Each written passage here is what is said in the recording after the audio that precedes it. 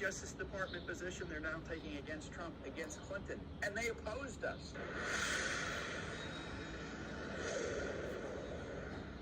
This is a week that will go down in infamy with the corrupt Biden Justice Department. Podium of microphones of all the networks that are waiting for someone to come and make a speech. I believe it will be someone from the courthouse that will come and advise people of what happens at the Hey, Fabian Garcia. He's free to travel. He did plead not Trying to get updates on the indictment of the President of the United States. I don't expect anybody from President Trump's team to come out and speak. Right, and so Billy up, I like that. that'll probably come tonight. We're going to be Hey, Andy. Hey, Toastones. Yes, he'll speak tonight in New Jersey. And to let everybody know. Cindy Lou Who. And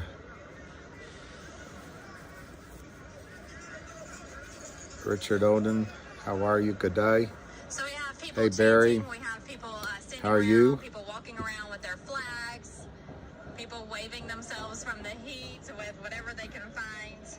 I'll keep this quieter. Something about her voice is a little We bit do have security around the engaging. courthouse, Um, the vicinity here for several blocks. Let's see how the stocks are trading. Snipers on the roof, helicopters in the sky. Snipers on the roof. It's 3:40. We want to thank all of our law enforcement as well for being out here today and protecting the president as well as us. Okay. As always. So And we are very I'll just go down my list as it comes up. Logic is 29 cents to 31 cents. 205,000 shares traded, which is pretty good volume. I continue to think that over the next week or so might be the last time to buy that stock prior to the distribution of data logic.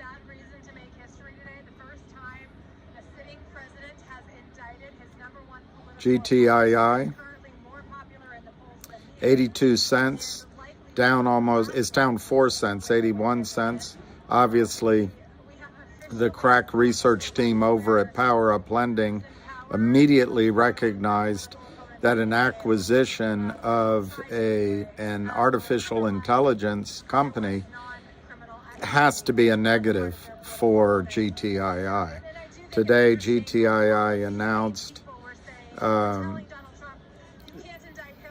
that the company has signed a non-binding and preliminary memorandum of understanding with AI Commerce Holdings LLC, a private company based in San Juan, Puerto Rico, to commence the mutual due diligence process with the objective of negotiating a definitive agreement for the purchase of AI Commerce Group. AI Group is the business of acquiring online brands and businesses which need additional resources and knowledge to get to the next level of sales and revenue. AI Group uses technology and artificial intelligence to improve efficiencies at all stages of the direct-to-retail business, which, by the way, is the key platform of Logic. It's not the same company, the same idea. AI Group uses technology and artificial intelligence to improve efficiencies at all stages of the direct-to-retail business. It provides brands and businesses with the technical help and expertise they need to reach their full potential. By collaborating with the entrepreneurs to bring the market products that not only serve consumers but also contribute to the betterment of society, AI Group uses the scale of its operations to negotiate superior deals with suppliers, thus providing cost savings it can pass on to consumers. Do you agree with that statement? Well, I guess you probably... So anyway, that was the news on GTII today. The crack research team over at Power Up Lending immediately recognized that this was an opportunity to sell the stock. It's down almost 5 cents at 81 cents. You've been watching what's going on. What have you seen? What brought you out here and what have you seen? Here is to support President Trump. Finger is down. a little bit at 140. Again, the crack research team over at Lind Partners recognizes that a company that has record revenues and growing businesses across 6 different platforms is a sell. I don't think anyone will chase you down. Do you think there is more support for President Trump or protesters? I don't know why this one's here, but we'll look at it. COSM is up 9 cents at 335, so it's up to about 14 cents pre-split. Do you think that is why you partially support President Trump? Vocals at 4, and its bid is 4.5 cents. The ask, well, it's not exactly 0.0445 to 0.048.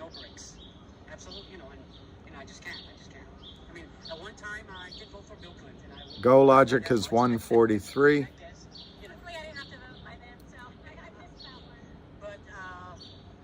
Kodak is 536, up 8 cents. So that's the score. The scores around the league. Especially in Florida, they're from Cuba, and it's the same thing. They've seen this happen. They don't want it to happen in the United States of America. Let me just see if It's so beautiful, but their government is so corrupt. I might turn this off. They're expected to be a update from the court on the indictment against the most corrupt president in the history of the United States. I don't know. This might be a bit crazy, but I think it was the Department of Defense. They were denying that China possibly has a spy base on Cuba. There's one. Backtrack and say that there's a possibility China has in fact. There's 2, 3. I can't get in. All right. They've all been there 90 miles away from us. Too close. I mean, you could almost throw a stone if they had to. I mean, and when the Mariel boat came, I remember 1980, people were freaking, oh, Mariel, 100,000 people. In the last 2 years, I think we've had more than 20 Okay, Mariels. I'm just looking to see if there's anything on Twitter that's interesting. Who they are, where they're going, what's going on. I mean, we have to have some type of, because there's an update that we should get. Let me look at Junk Savvy. This is historic.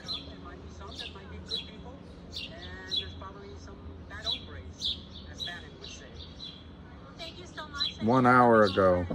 Stay safe getting to your phone. Live audio of oral arguments. All right, like I said. All right, that's what I wanted to find out. That's what I wanted to find out. That's basically the gist of it. You're not wrong, but I think the nomenclature that's used or the identities that were used were specifically done for his optics on behalf of FNGR, which is really on behalf of the brokers. It's like Gus said, don't look over here, look over here. Or don't look behind the curtain for the guy who's pulling all the levers. Look out here on the yellow brick road, or some crap like that. And that's exactly what it is. Pay no attention to that. Look at this. So, we'll continue with your questions, I guess. Thank you. We missed his update. I was looking for it. I just decided I'm not going to ask my question. Sorry, busy. Thanks, Mark. Appreciate it. Not a problem, JR. My hand went down accidentally. Can I just run something by, since he was just talking about the issuers? The quote he made at the end there was, I like that. Glorious. Jesus, I'm good. Evans, you have the mic. Babanova. Hey there. I'm going to keep it simple.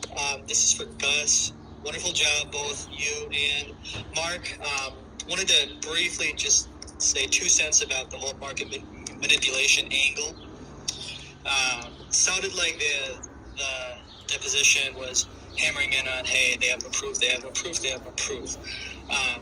I know that we kind of need the blue sheets to get the proof, but would we be able to just simply say, hey, on this date, here's the amount of shares out there, including shorts, and here's the the original amount of listed shorts. I feel like original amount of listed shares, excuse me. Like, I feel like that'd be a, keep it simple, answer to say, hey, here's our proof. We can't really provide anything else because we need the blue sheet data, but this proves market manipulation. That is all. Thank you. Yeah, that's a really good question. I think it's important to understand like the stage that we're at. And I know it's easy to just say, like, we need proof. We don't need proof at this stage. We just need to make allegations. I'm not a co-host, so I don't have to allege pay. that there is, well, for the petition, we just need to I don't fairly have to indicate that pay there's a cause of close action. And then attention. if we were to file a complaint, we just need to allege that certain things took place. So This is Mark Bazile, who's done a good job. We see those blue sheets, but if we make the allegations, Oh, it's kind of boring. we would be entitled to the proof in discovery, and then we'd be able to Maybe we'll hear some of try his and dispose thoughts of right now. the case, whether it be by summary judgment motion or end up going to trial. Hey, Barbara L. But yeah, that's 100% right. It's kind of If circular. I missed anybody, but I'm we sorry. I'll had look the quickly. allegations in place. We made sure that the petition fairly indicated. We met that. It's a very low standard.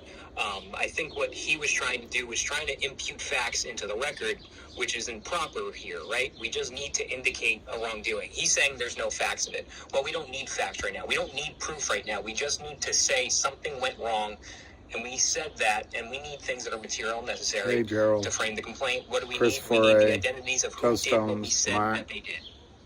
That makes sense. Pete the Greek, so maybe part Fabian. before the horse, they were trying to do almost. Right. David They were Munns. Yeah, exactly. That's probably why you had that thought, Andy, because Cindy he was Lou, making it Richard sound like it Odom, was a Barry summary judgment Tunch. hearing. He was making it sound that the judge had all this proof and all this evidence to consider to make a decision, when in reality she has Sharon. nothing to look at besides our papers. That's it. That's the only Andy thing she can look Brewer. at. She can't bring in facts outside the Andrew. record. She can only say that we didn't fairly indicate a claim, which I think she understands we definitely did. Thank you, I Lion, think for she your was a little hesitant admonition. as to what we need to frame the complaint, which is why I tried to emphasize to her, like, sure, we can get the identities, We are but that's live. like me getting into an accident, into a Thank hit-and-run you, accident, Lion. and then I asked the Thing. cops for the identity of Lion who hit Thing. me. But, like, sorry, we're not going to do You're that. free but we'll give again. you the information for every car on the road. Like, cool. What do you want me to do? Sue every car on the road until we figure it out? Yeah, GM, That's isn't not- that that's not something? gonna make 80 sense. cents So to that's why I 3, had and to now emphasize it's to her back that to 80 we cents. need more than just In the identity. We need retrospect, to know it's who like, did it.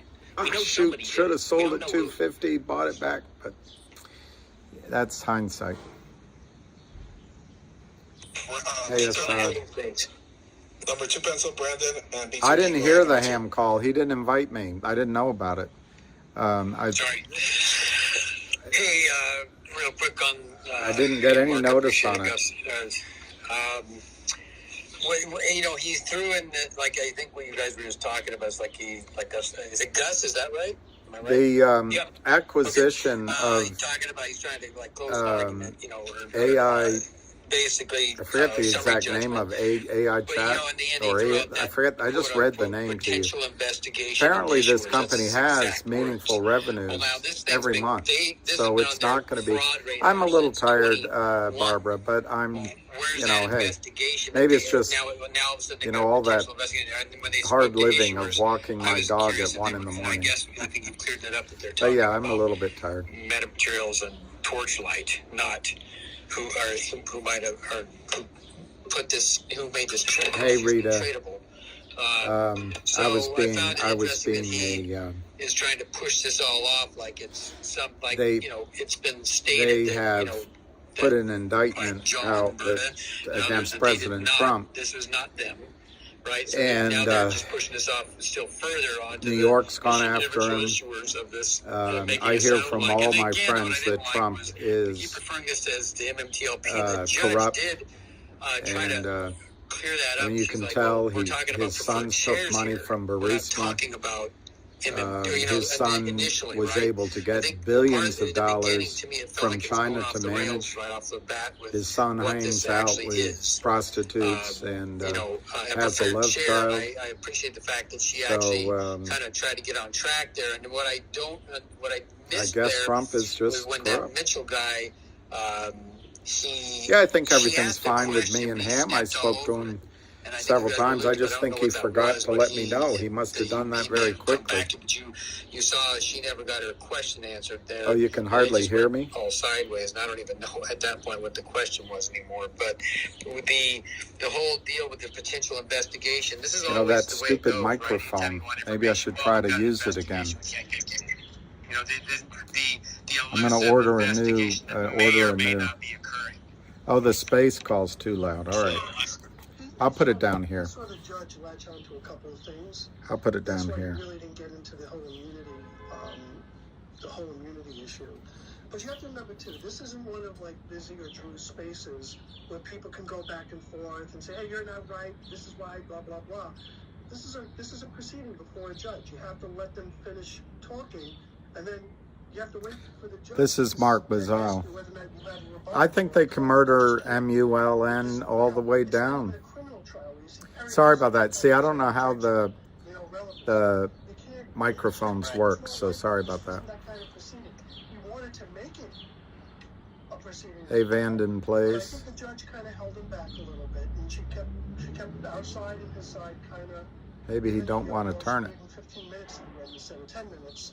It is what it is. So. Yeah. And there was no way to utilize your entire 10 minutes. You guys So, gave up some time. Lion, if I read something by accident, I promise to do my best not to react to it. There's nothing else to add at that point that would not make it seem like a summary judgment motion. It's like, that's what happens with summary judgment motions or motions to dismiss in court. Right. You have the movement goes first, then the opposition, and then the reply, right? So Mark is talking. She really didn't do that. She just said, Yeah, the notice on ham call was short. Maybe he put notice out there and I just didn't see it. All I can say is I found out about it 2 hours after it happened. I know a lot of you out there are looking at all of your due diligence and all your information. Why didn't they say... Sir Zinho, I don't say anything, but I'm always here. Thank you. Thank you, Sir Zinho, for always being there. Because... everything from diligence squad to Voltran's due diligence to Uncle what's his name? without an audience, I'd be truly talking to myself. No, thank you very much. I think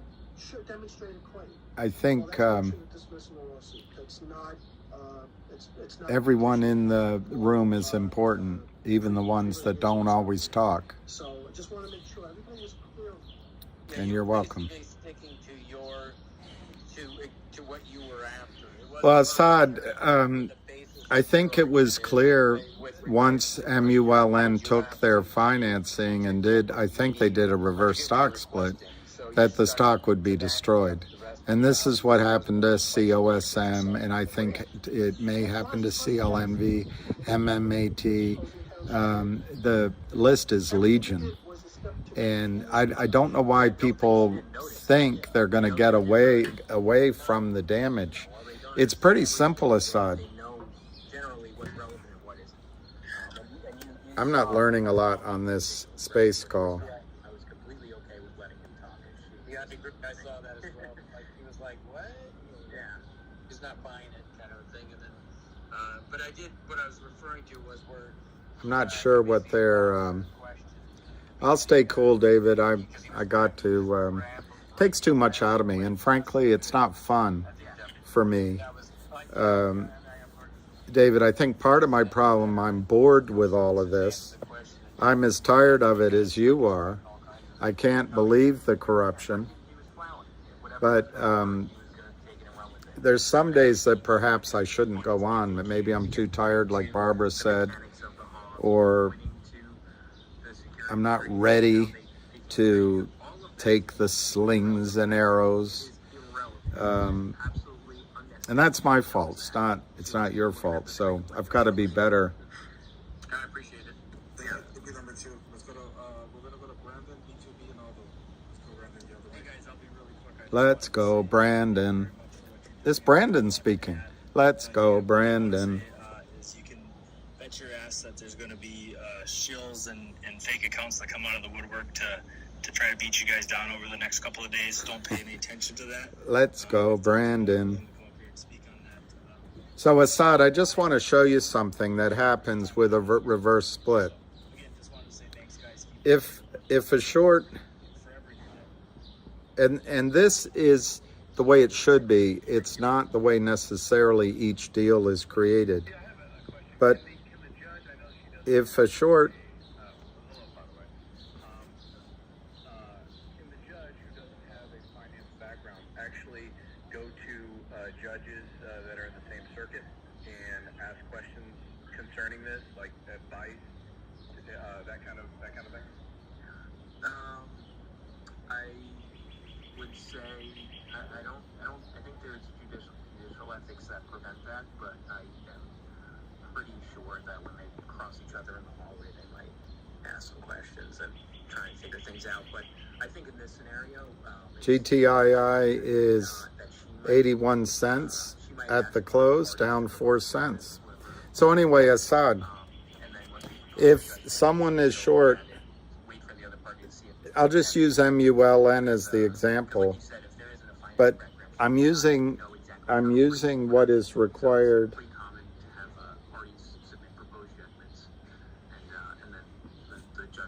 I'm using what's required from a normal account. There may be other deals, but normally you need to put up $2.50 per share to short. So if they short 10 million shares of Mullen, they have to have 25 million in their account. Well, if they do a reverse split, and I don't know what the reverse split was, let's say it's 50 for 1.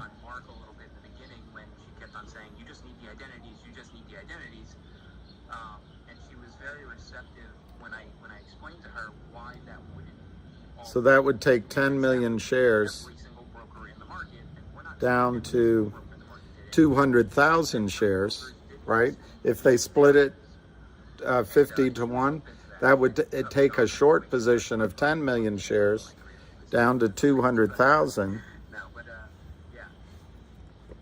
Thanks, guys. Sometimes less is more. I think it was good. Thank you, D2B. Aldo, I don't see you up here. Does anybody see Aldo?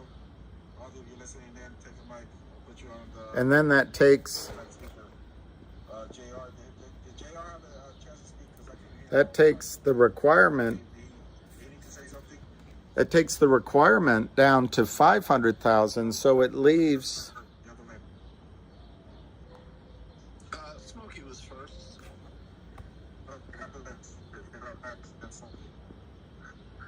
Okay. So... That gives them 24.5 million they can take out of the account. That's why reverse splits are so devastating. And then the stock is up higher again and they can start shorting it down.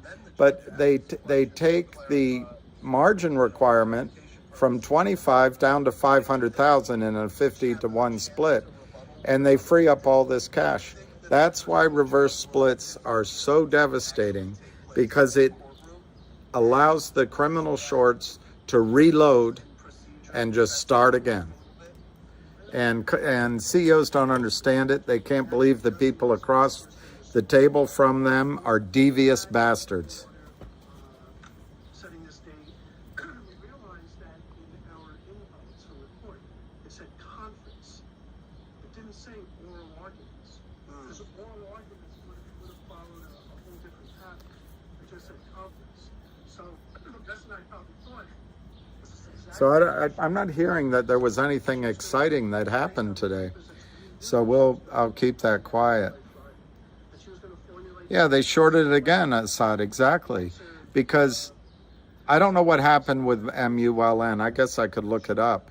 But they drove it down, they reverse split it, and all of a sudden they got all that meat on the table again. They can short it back down.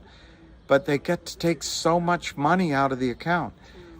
For example, let's say they shorted the stock and they needed $2.50 a share, and in my example it's 25 million. Maybe they didn't put up all that 25 million. Maybe part of it was from when they shorted it.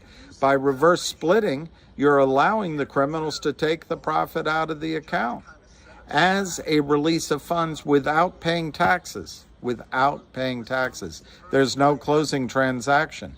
It is a beautiful strategy. I don't know why we support this as a country. We give incentives to the criminals to do this. We don't prosecute them. They destroy jobs and dreams. They destroy companies.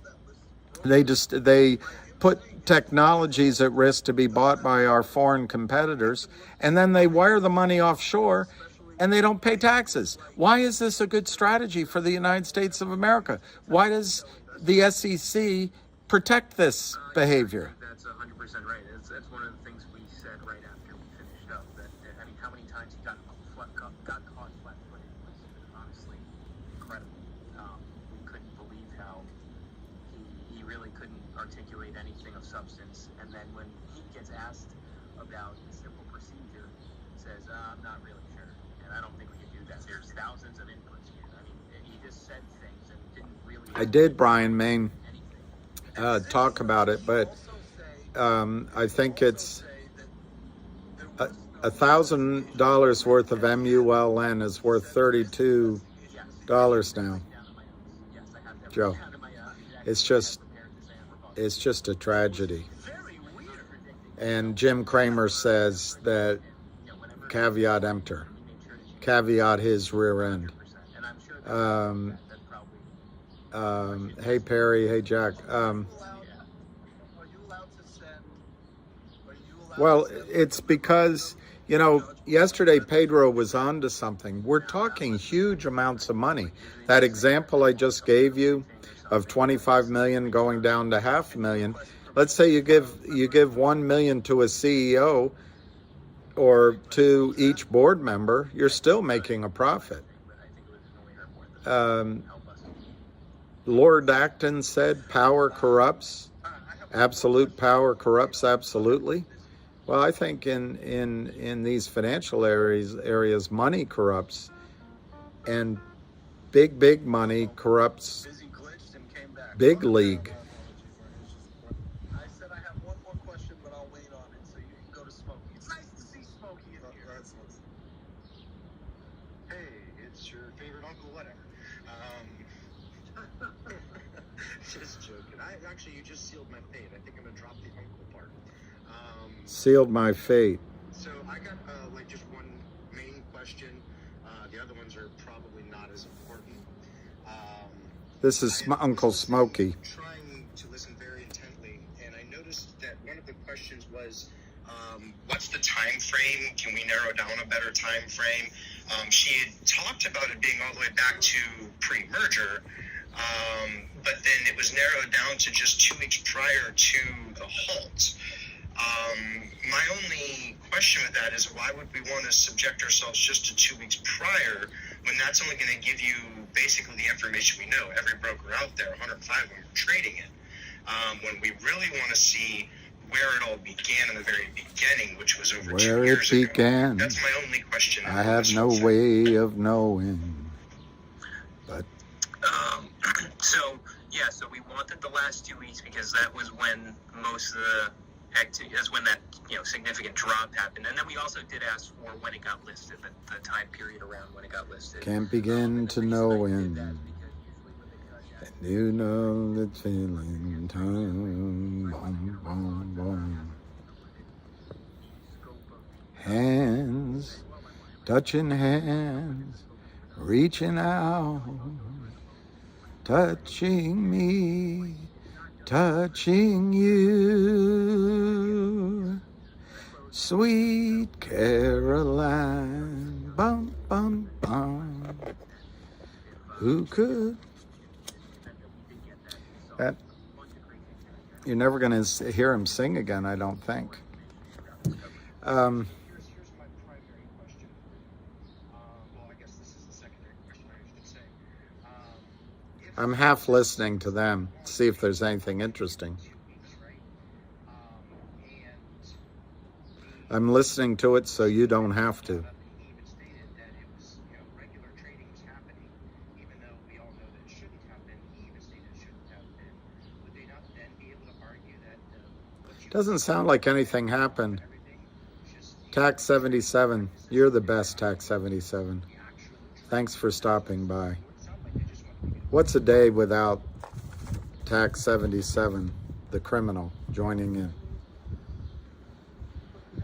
GTI looking solid again today. Red day after day. Well, thank you, Tech.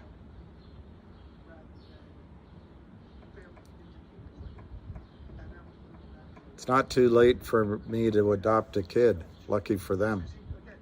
Yeah, that's a good point, Richard. There's a kid out there and his mother that I think about all the time. But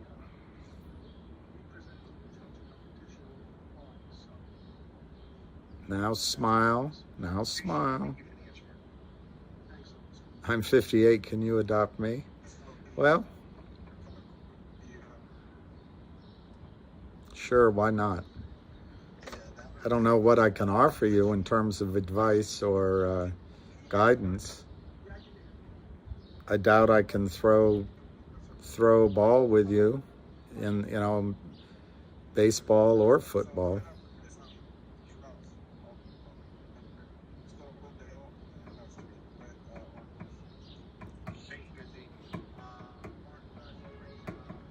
Where it began,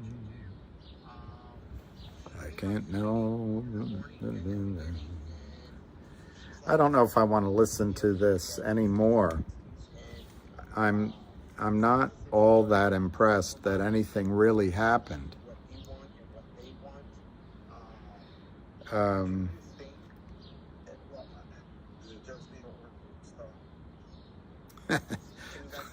Matt is saying I adopted all of you yesterday.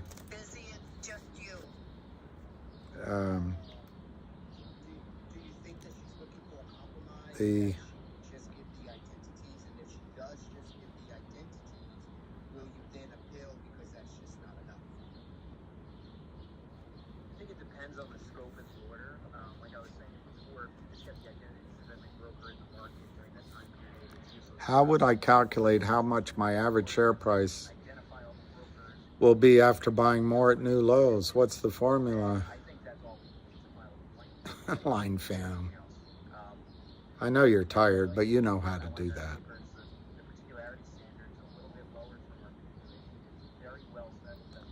I mean, basically, what you do, Line Phantom, add up all the money you spent on the stock and divide it by how many shares you have. Unless you sold some, you'll have to offset, pick one of the buys against the sales to lower that price, but that's how you do it. The other way you can do it is add up everything you paid, all the stock you bought minus the stock you sold, you get an average price.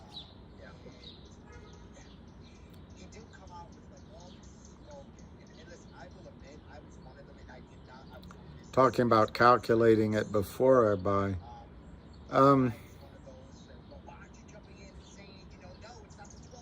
It's the same thing. You would have to, I don't know how many buys you've done. Your statement will have the average price that you paid.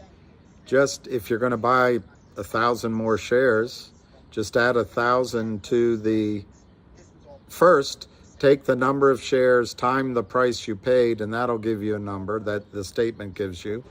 And then add 1,000 shares to the amount of shares, the cost, add that cost to the number you just calculated. That'll give you new total shares, new total cost, divide it out. I'm a little shocked at that question, because if you can't do that,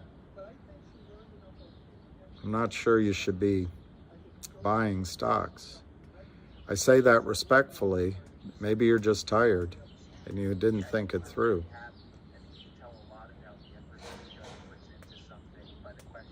So, okay, sorry, then it confuses other people too.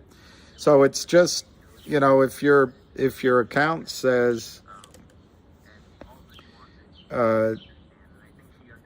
3,000 shares, and your cost basis was, it says you have 3,000 shares and the cost basis is 250. You multiply that out, so you paid 7,500. And if you're gonna, let's say, buy 3,000 shares more, 3,000 shares more, I mean, this is easy because it's the same amount, but at 80 cents,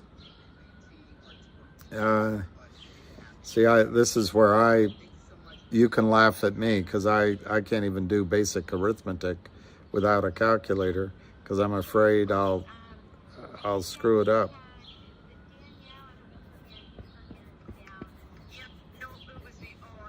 So it becomes, you just multiply it across, becomes 2,500, 400, so it's 9,900. You add the 3, and the 3 is 6,000. And you do it.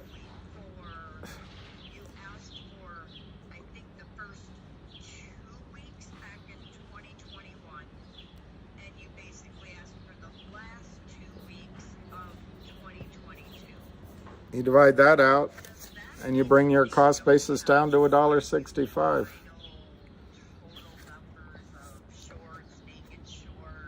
Hey, Tony Sarah. Okay, Sarah.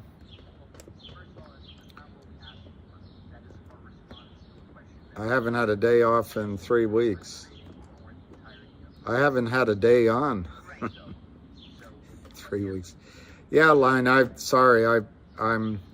I didn't think that through because it is confusing, and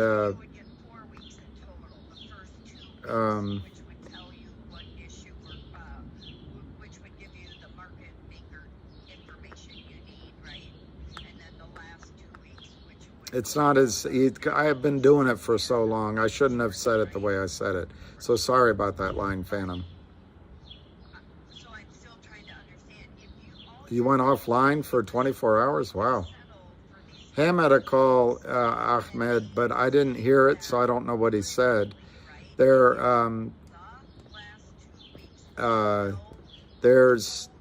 an acquisition. Here, I'll show you.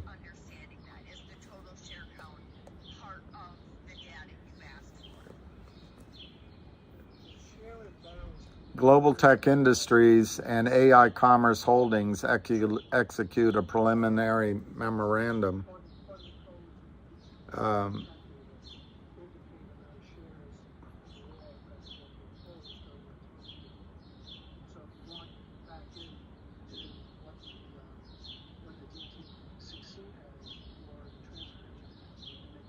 I'll try to find...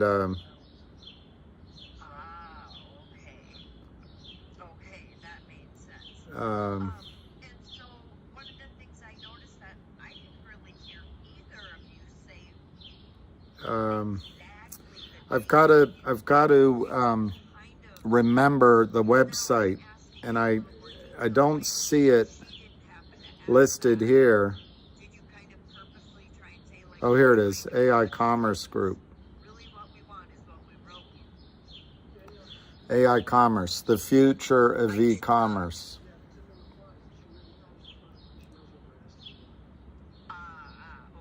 Okay, I understand. Okay, my last comment, and I think other people have said this, but he seemed to really hold on to this T+2, and that's why the future of e-commerce.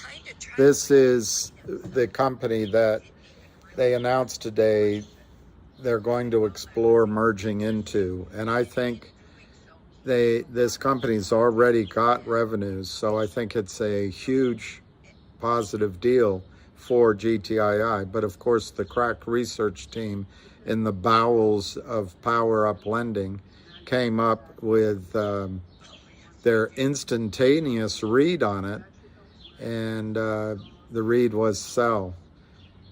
They could have announced they were merging with Exxon, and the read would be sell. They're just playing with house money. They're just playing with fraud, They're just selling stock that doesn't exist. They're just, it's being allowed by the goober Gary Gensler and his team.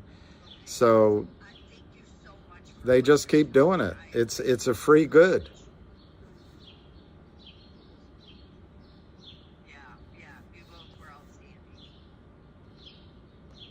Outstanding in your field.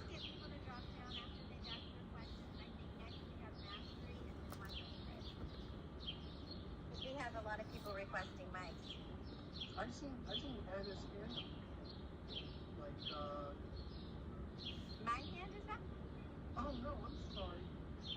No, my phone is upside down, so it doesn't Steph. It looks like Steph's hand's been up for like since last week. Oh, okay. I'm just going off what Busy sent me the list of because he had to walk away for a minute. So I was going off the list to see what he sent me. Sorry. I'll take it's a little late, but I'll wind it down at 4:30. I don't hear anything interesting. Mark, for everything you're doing. Great job. So Mark's dropping down. Okay, so if it was Steph and then Matt. Or maybe Mark's just... Like maybe drop down to the 100. Go ahead, Steph. Okay, so this is very quick. Thanks for hosting this case, and I recognize there's a lot of people here. I just wanted to say thank you, Mark and team. I really appreciate it. I know that you put up a lot of work. Yeah, Mark's done a good job. So again, just quickly saying thank you, and after that, I'm just dropping down. Thanks, Anna. He's a ground man? Lineman is a ground man? Yeah, AI's in Puerto Rico. So Jack, the two negatives in the press release that they can't help is that 3 of the last 4 or 5 or 6 announcements have been with LLCs out of Puerto Rico, and none have come to fruition in a meaningful way yet. So that is just a muscle memory that a lot of people have. I don't think it condemns this deal at all. In fact, there's no ipso facto there, period. As far as I know, this is a different group out of Puerto Rico than any of the others. So I think therefore I am. I think that that negative should be put aside. The second negative is that it says it's entering into a memorandum of understanding, and everyone goes, oh no, it's another one, it's not definitive. Well, you got to understand something. The company, once they have and they begin negotiations, they have to announce it. Otherwise, they're going to jail. And if they're going to talk to anybody, it has to be announced to everybody. It's regulation FD. The criminals do not have to announce when they go on a campaign to sell millions of shares that don't exist. Gary Gensler, I know you can have a drink, Will from Saratoga, doesn't care at all. Just crush it. He doesn't care. He's out there trying to get the definition of exchange changed so he can go add to his burden to oversee cryptocurrency. If I were in cryptocurrency, I'd run away immediately. The job the SEC's done with this is it's egregious.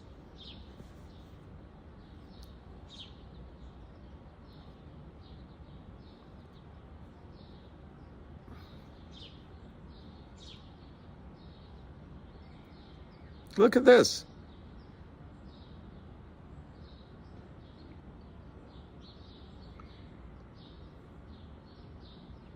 My phone's so slow. This we talked about last week. The SEC commissioner recently announced it dismissed 42 of its enforcement cases linked to inappropriately circulated legal materials. 42 cases came after the SEC conducted a year-long investigations in the matter. 42. So they announced they got one. How is he going to handle crypto?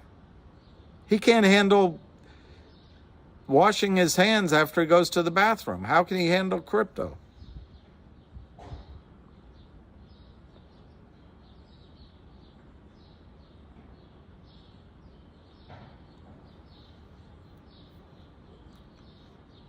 Let me see.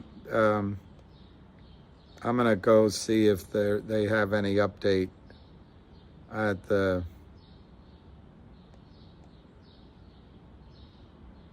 Oh, I wanted to listen to this about Novak Djokovic. The Joker.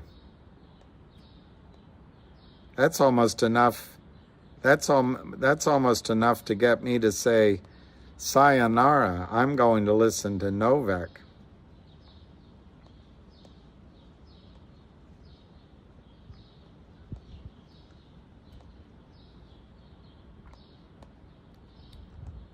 Wow.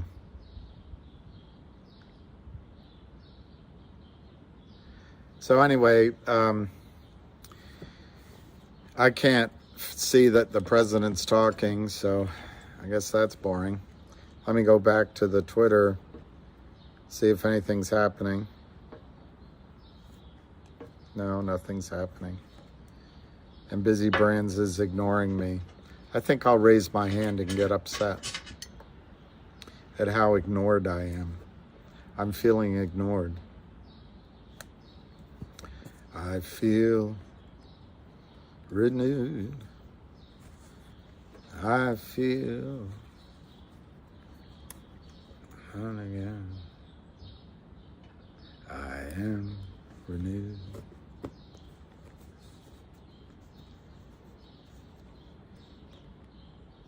Young punk. Hey, he got Kim Kardashian. Yeah, I know. But who didn't?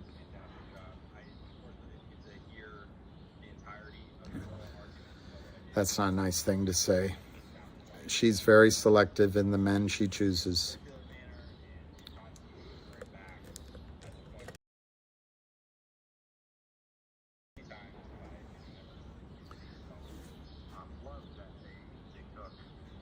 And that's now in transcript form on the record as their source of truth, because that has been dismantled, and they had to amend it literally the next business day. There's a lot of listeners here, and there's a lot of people that don't have a chance to talk.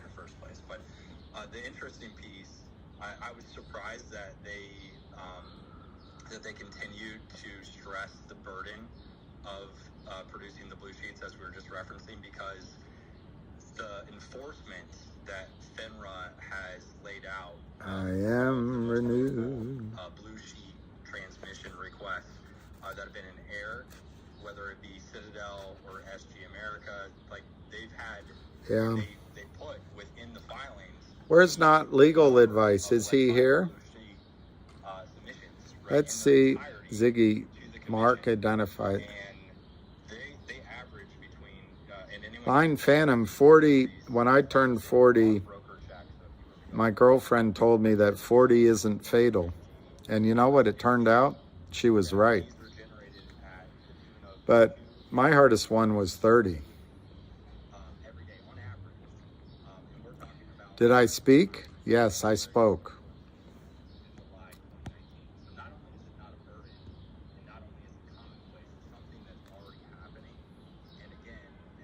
All right, not legal advice. I did not hear it, but based on what I was told, the judge focused on the issue. I did. But outcome, I wonder what your issue was.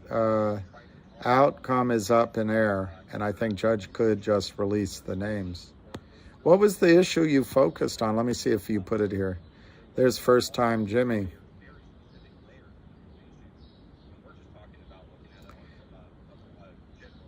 Spani was taken aback by her initial approach.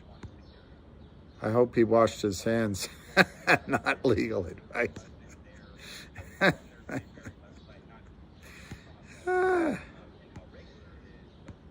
Hey, not legal advice. Any Alpine news? No. The only look, the news today on GTII was fantastic. I wish I could remember the website. Let me see if I can.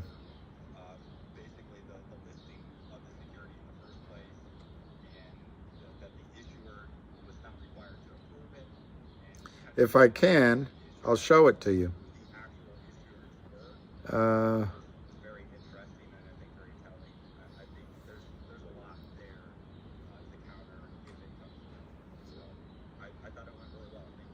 I think this is it.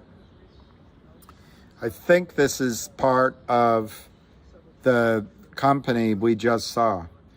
I'm going to show it to you, but I give you the blanket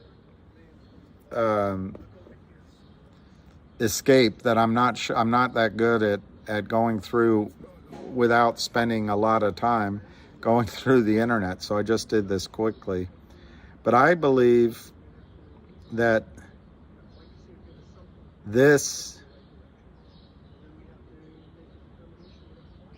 I think this is what they are currently proposing to buy.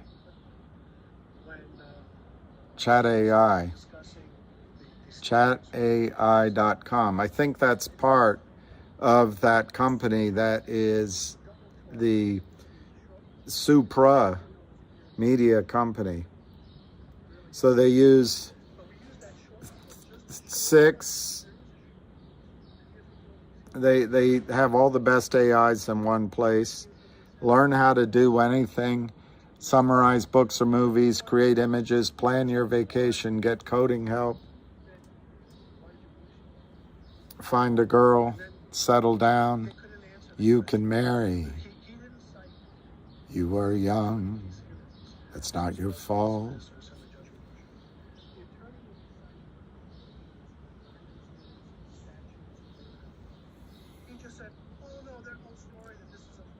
I am old, but I'm happy.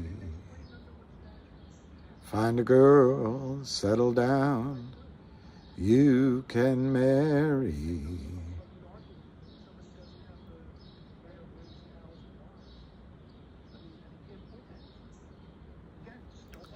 But they charge $7 a month. So there is revenue. And so I think today's news on GTII was exceptional. But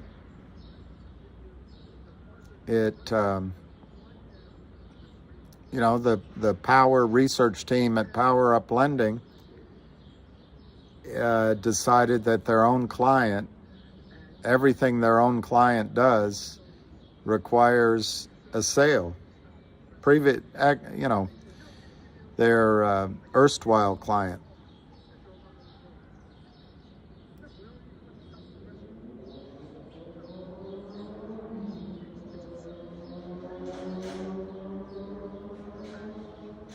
I don't hear anything here that's very interesting. Maybe what we should do is just have not legal advice tell us what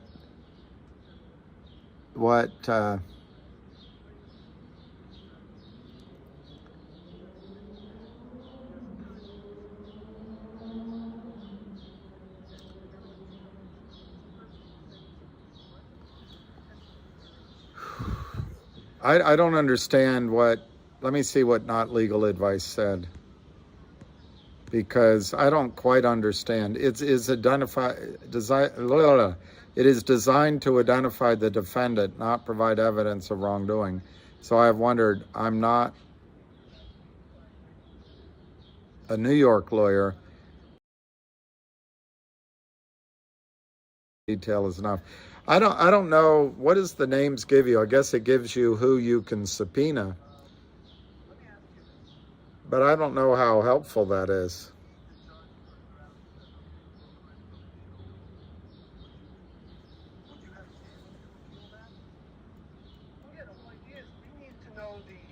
The specifics.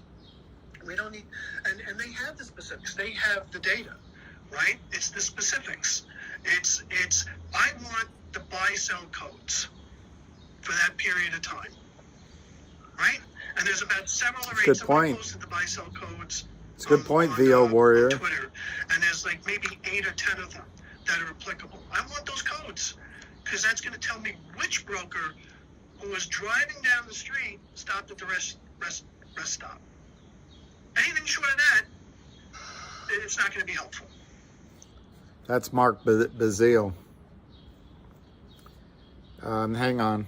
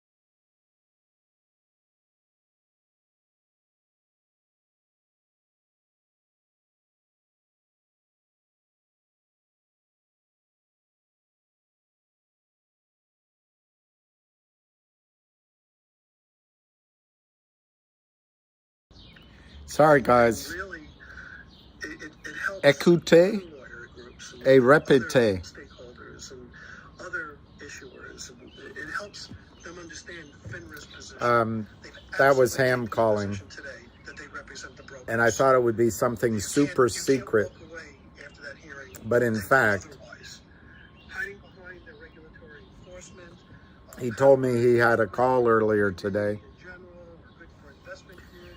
So that was helpful. They couldn't even specify the fraud when the judge You asked. can't hear me? They just said, oh, something went on.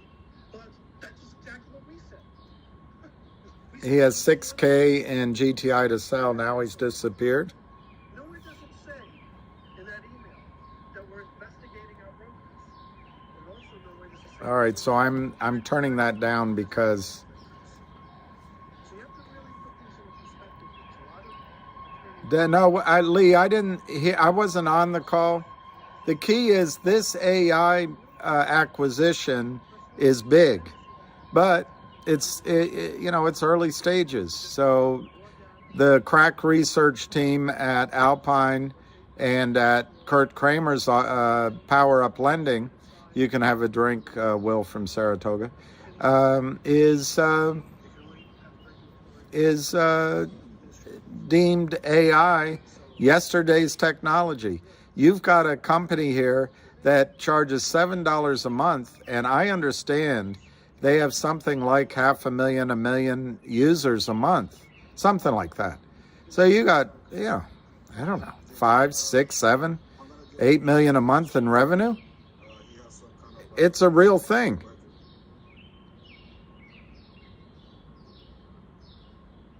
So I'm looking here. Busy hasn't invited me to speak, which is just fine.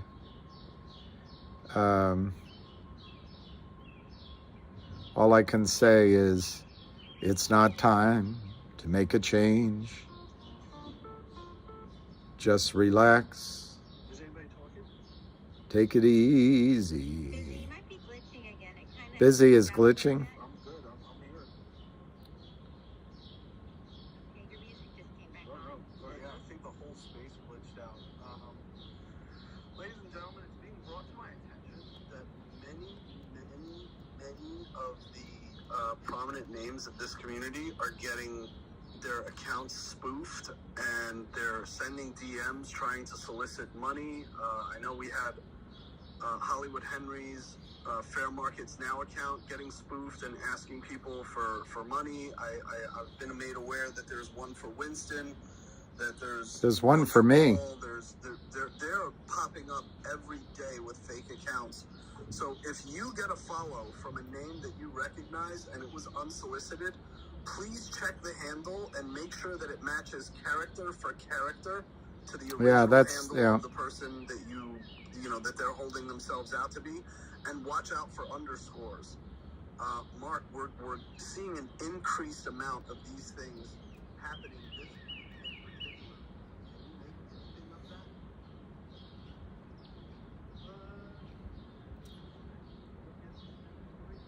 I'm thinking GTII will squeeze in the fall to winter of 2023. Well, apropos nothing, that might be a good time frame. There's no real ham update other than he says, look, there's nothing, we know the story of GTI. There's nothing more to tell, nothing more to do, basically. But no, he didn't.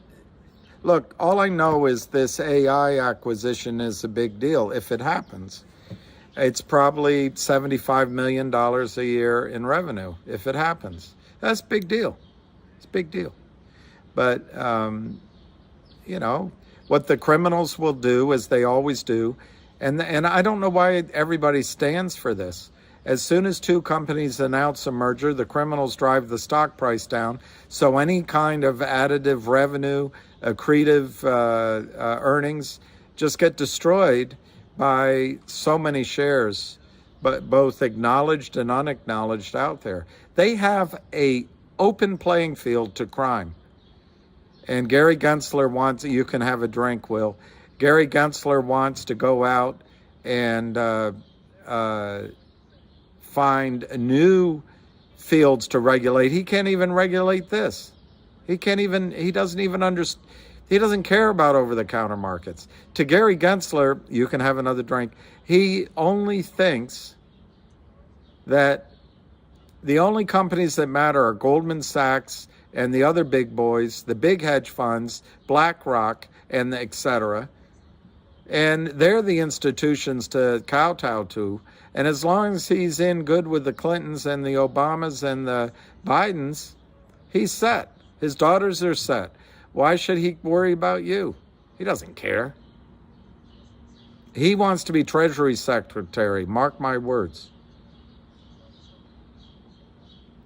GTII peaks at, I have no idea where it's going to peak. GTII peaks at. It'll peak when the buying of shares that don't exist is met with more selling of people that want to get out. That'll be the peak.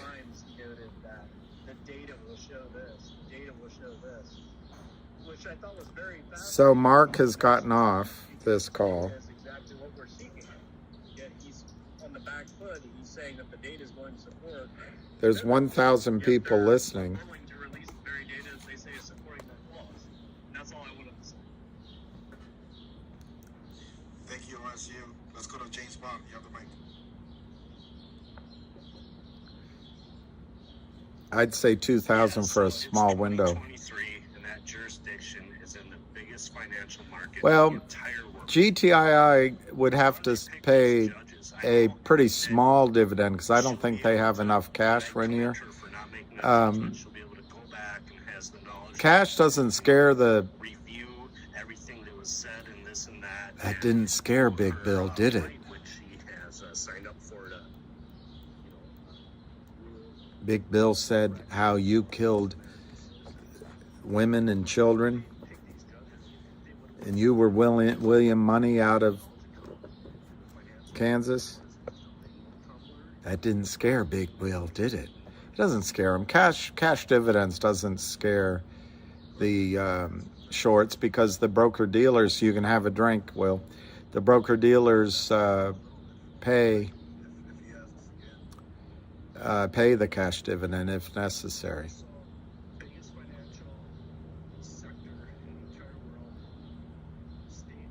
So Mark left this call.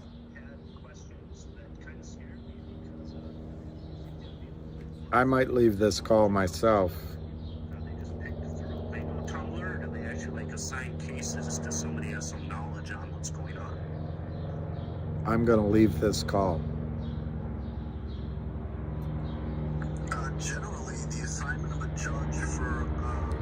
Here's True Diligence. He's pretty good. It could be... I mean, there's random assignment, there's department, there's presiding judge calendar, and the individual judge's preference. If the judge didn't feel that she had a level of expertise that would be enough to rule on the merits of what's being... All right, I'm leaving it. I left it.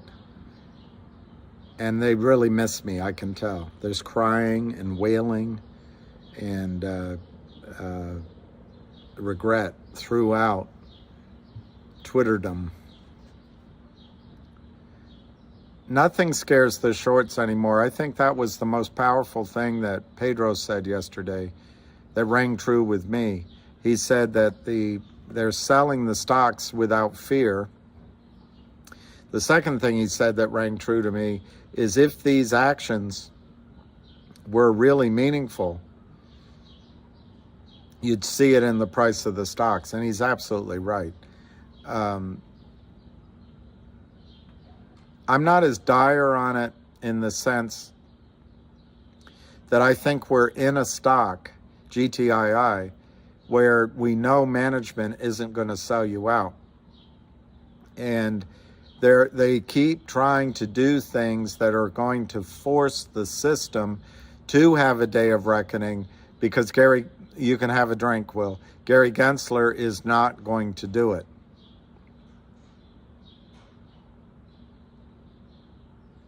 Yeah, I think, Rainier, you can expect the what do you call it? The distribution of the restricted stock dividend, which happened, what, 3 weeks ago? I think that will start to have an impact. My understanding in talking to one person yesterday, and I've made the mistake a couple of times of quoting what people tell me without finding it on my own, but I'll go ahead and say it again, to take that chance again. I understand that to borrow real shares of GTII right now, they're paying 87%. That's a tick up. That's a meaningful amount. So that might be because of those restricted shares. And I meant to ask Cam again, but maybe some of us should be asking for delivery of our restricted shares just to cause more pressure on the system. Yes, there was whining, crying, and gnashing of teeth when I left the room, Northwest Saskash. Hey, Gary, how am I? I'm all right. Yeah, I'm all right. Apparently I'm looking tired, according to Barbara, and I think she recognizes that. I'm a little worn out by all this. I'm bored by it. I hate being trapped by these idiots. In life, you'd walk so far away from a conversation with Kurt and Seth Kramer, you'd be on the other side of the room. But here we are, stuck with them. Stuck in the middle with you.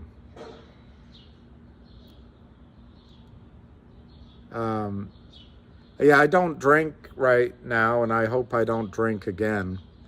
Every now and then, I think about it, but mostly I don't have any urge to drink anymore. I had my fill. And my stepmother told me, Billy, you age out of things, and maybe drinking is one of the things I aged out of. But come August, it'll be 4 years since I had my last drink. Bless me, Father, for I have sinned. It has been decades since my last confession. Keep it short, son. Keep it short.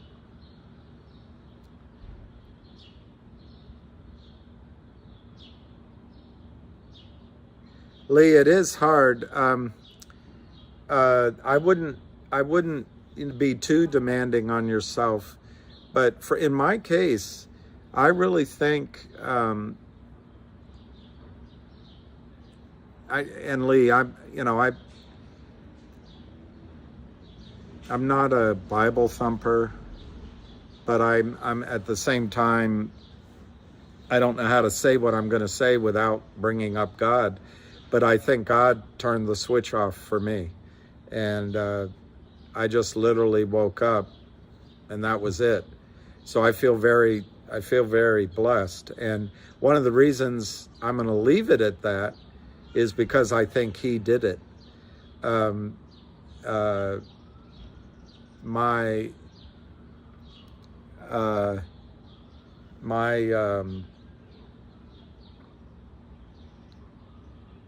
My concern is if I had another drink, I don't know.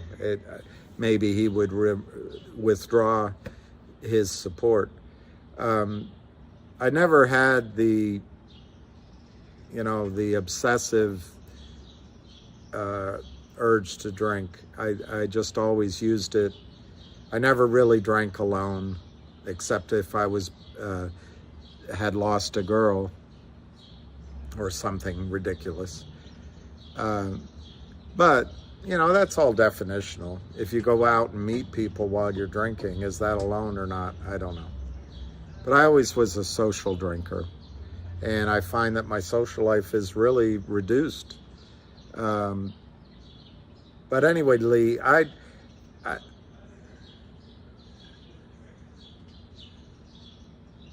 I've helped maybe 3 people in my life with alcoholism, maybe 4, maybe 5, you never know. And the only thing I know that helps is prayer. It's prayer, asking for God's help. It's just my opinion. But that I believe in it strongly. Whether you pray for someone else or you are the person that prays, I just think it's God's intervention that helps somebody stop drinking. And in my case, I think he did. And it wasn't like I was particularly asking for it. It wasn't like I was expecting it. But all of a sudden, I realized I was saying no to drinks. And I haven't had a reason to go back. It's awkward if I hang out with people, my friends that always drank. We always drank together. But I just have sparkling water or you know, maybe a cup of tea. Or I get up and leave. Anyway, Lee, I don't know how you can abstain. It does take willpower. And the harder thing is, what do you do with that time? I don't go to meetings, but maybe I should, just to find like-minded people.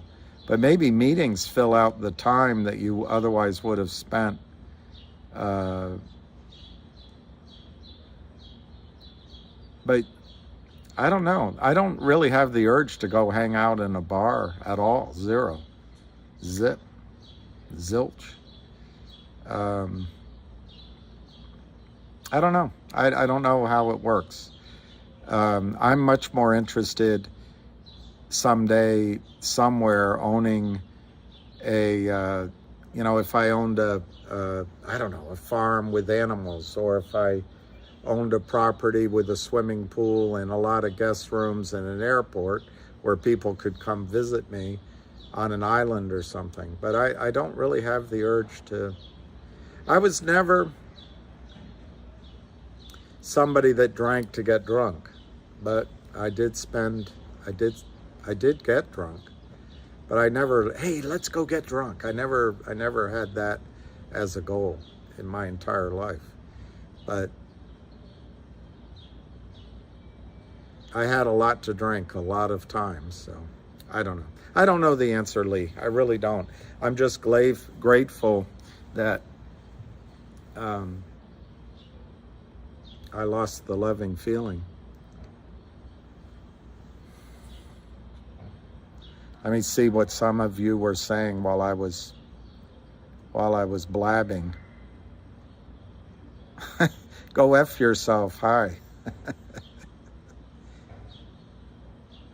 When the short squeeze finishes, you'll have to sip whiskey. Well, that is, who sang that song? Keb Mo did a song about whiskey. Let me see the lyric.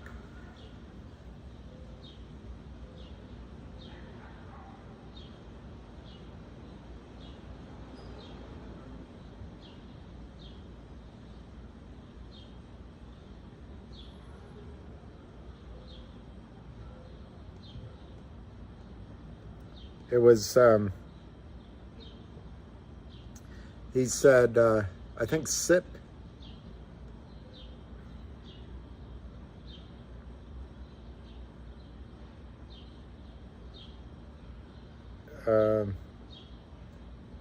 Sip. God, I can't remember. It's so weird. My brain is weird. I used to remember everything, and now I can't remember a simple thing.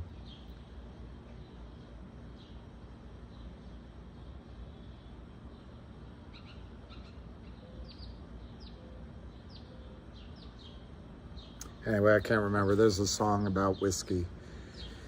And maybe you're right. If it goes, we'll have a sip of whiskey. But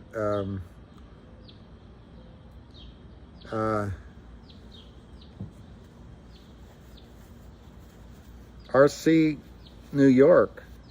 Your dad had a gun to his head and was either going to pull the trigger or quit drinking.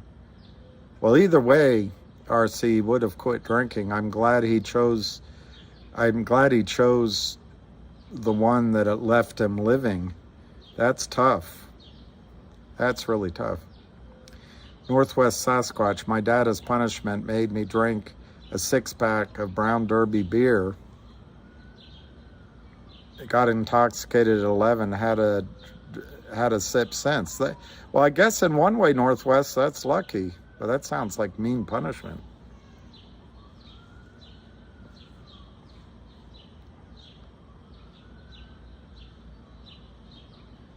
You would most likely be pleasantly surprised if you all AA. Yeah, I know, RC New York, that's amazing story. That is an amazing story. Woody Cardis, I'm abstaining from drinking and feel it is one sacrifice I can give to God that he knows I really enjoyed, for only God can make a truly great glass of wine. That's a good one, and he'll have one waiting for you.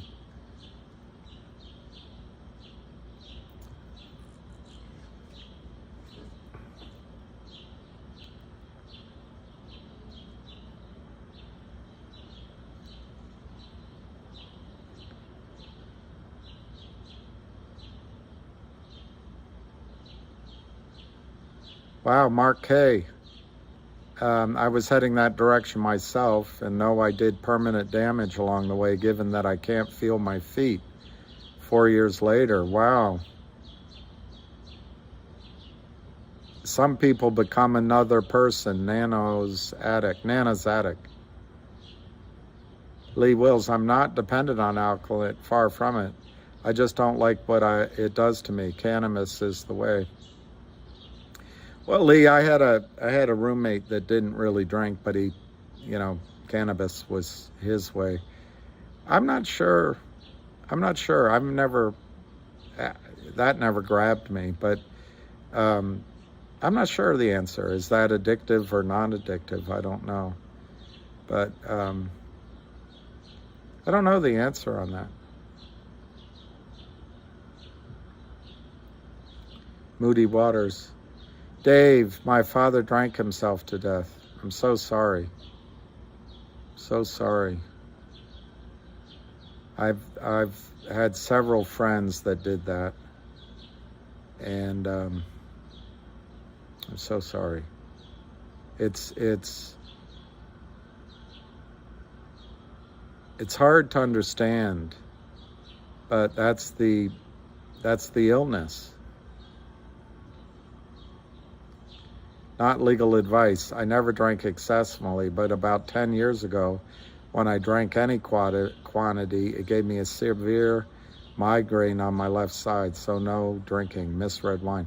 I miss red wine. Actually, that's the song. It wasn't whiskey. It was Drink the Wine. That was the name of the song. Drink the Wine. I'll look it up. I miss red wine. I miss every now and then. I miss that idea of grabbing a beer. And I miss asking a girl out and getting comfortably numb. But hey, I did it.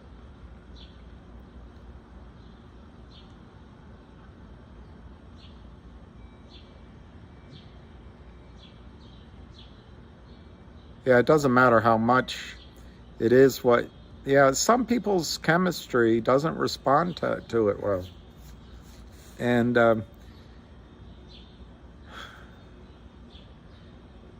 you also can develop tolerance, which is not good. Oh my God, AC, your brother drank himself to death. I found him. I'm so sorry, AC. Pills are really hard to stop. You know what else is hard to stop? Negative thinking, worry, anxiety, anger. It's almost as if we all have things to deal with, but that's so tough, AC. Man.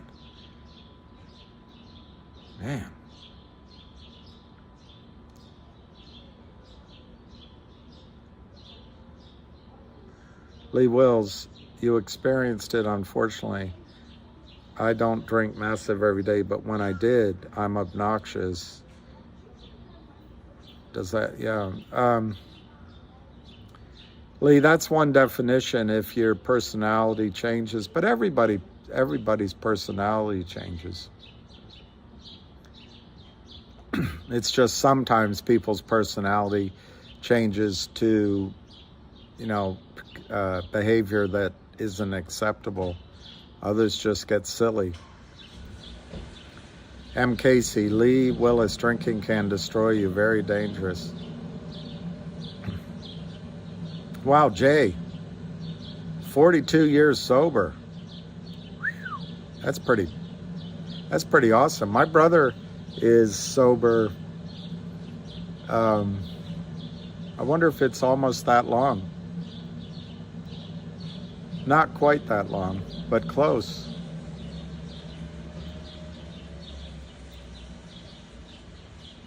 Wine and cheese. Stop it, Lion. Does wine count? Of course it does. You seem a strong person, so that's good. My drinking turns into abuse very quickly. Alcohol isn't a good thing. Yeah, Lee, Patsy. I fall to pieces. Then a stranger came along and everything went wrong.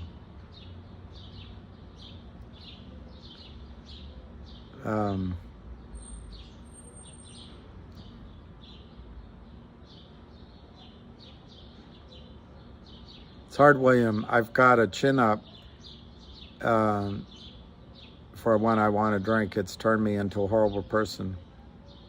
Well, I don't, you know, I read a book written by a woman called, I think it's called Recovery. And it's a big, thick book. I read it with interest. But she, unfortunately, she overshared a little bit about her sexual, not much, but enough that it made me, it's not fair. I mean, she's telling her story, but anyway,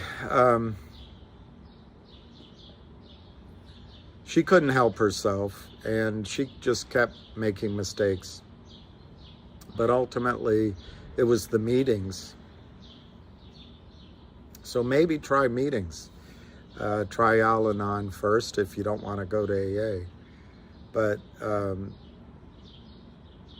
one thing I remember from that book, and I'm trying to remember where else I heard it, because it was the story of Bill, you know, the founder of AA. His story is fascinating, and it might have been in that book. But what he found is the power of another alcohol, and I'm not saying you're alcoholically, I'm not saying that, but another, in his case, another alcoholic talking to him, he heard the message from another alcoholic, which he had never heard from anyone else. So I think sometimes it might be that. The problem with drinking is, like a lot of things, it's like a gremlin in your head that doesn't want to see the sunlight, and it's like a little devil or something. And so it always comes and gives you a reason to have another drink, or gives you a reason, oh, I didn't do anything wrong, oh, I'm not that bad, oh, I don't drink as much as someone else, or whatever it is.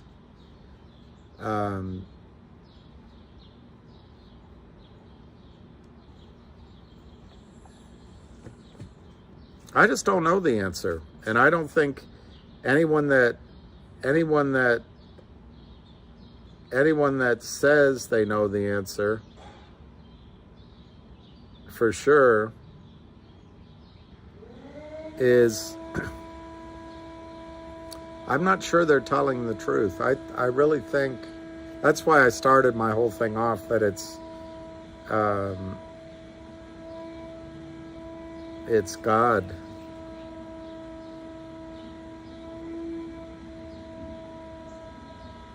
So the song I was thinking of,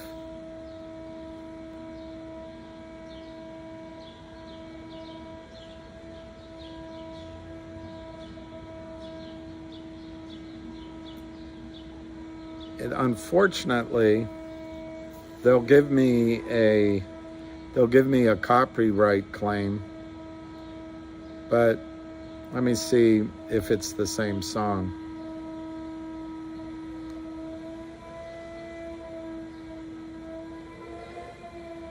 It's not Keb Mo. It might be this guy.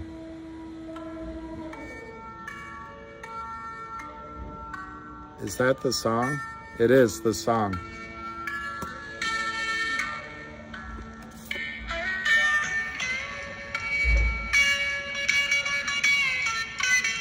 It's Rick Danko.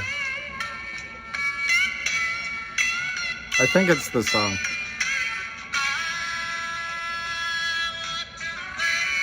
That's it. That's the song.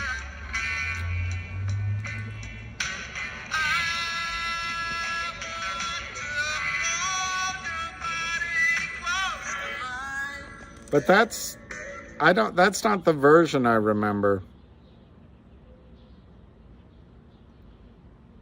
Sip the wine. But that's the guy.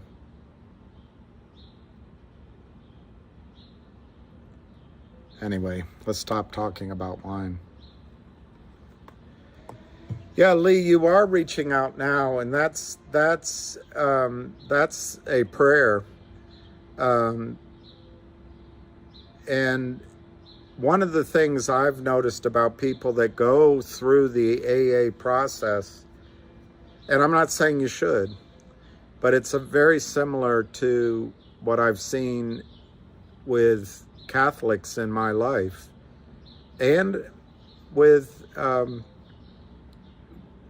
other faiths that I've met.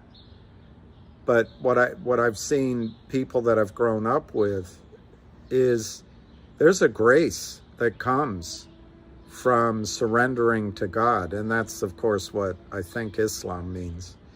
But there's a grace that comes from it. It's something that I envy, and there's a happiness that comes.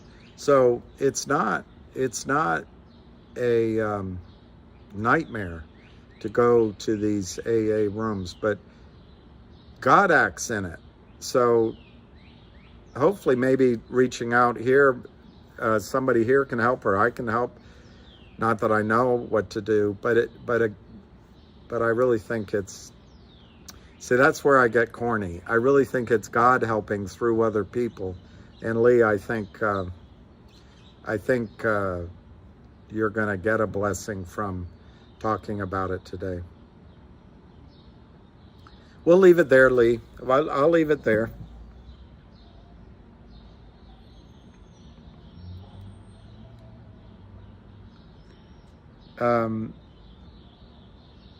Who said it? I don't have a drinking problem, except when I don't have a drink. Was that George Jones? But we'll leave it. We'll leave it. We can talk about something else. We can talk about... All right, so MKC, the judge has reserved her decision. I am hoping Manavas...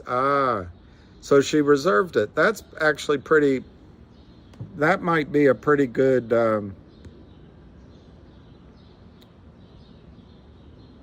Wow, Elton John concert? Is he still singing?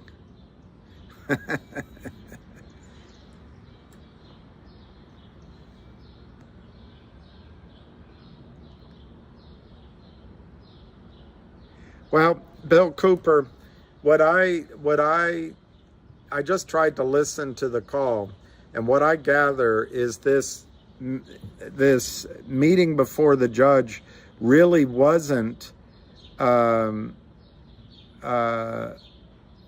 Fritz, flappy ears. I think I need a special microphone. Right now, there is no special microphone. I'm ordering a new, what do you call it, cord. I'll get it tomorrow or the next day.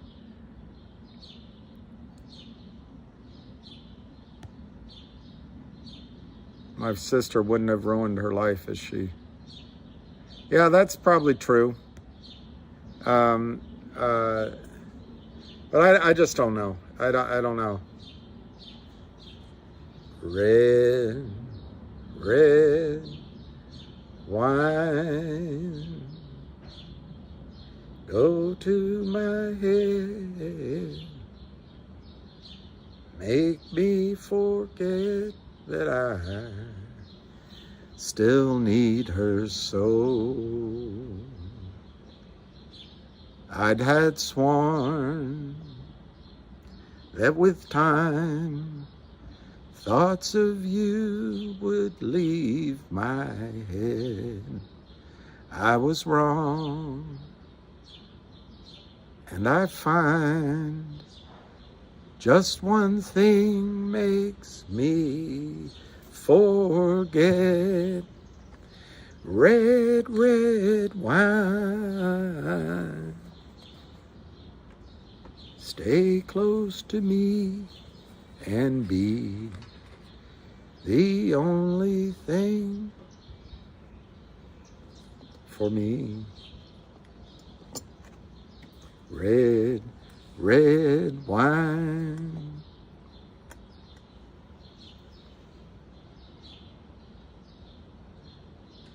You can't get copyright infringement when you don't know the words. That's true enough. Dave.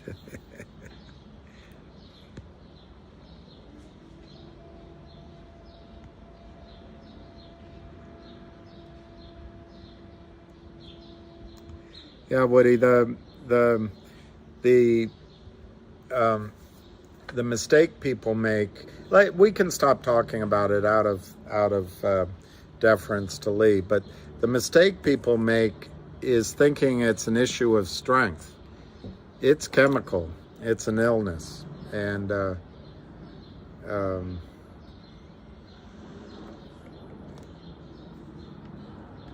I've seen it affect a lot of people. And I've got to admit in my life that I didn't get away scot-free. Have I blacklisted you? No, I haven't blacklisted you, Lou. I haven't. Well, you're right. Neil Diamond wrote that. That was a Neil Diamond song. Red, red wine, go to my head, make me forget that I still need her so. I'd had sworn that with time thoughts of you would leave my head. I was wrong, and now I find just one thing makes me forget. Red, red wine. Yeah, it's a Neil Diamond song. It's a Neil Diamond song.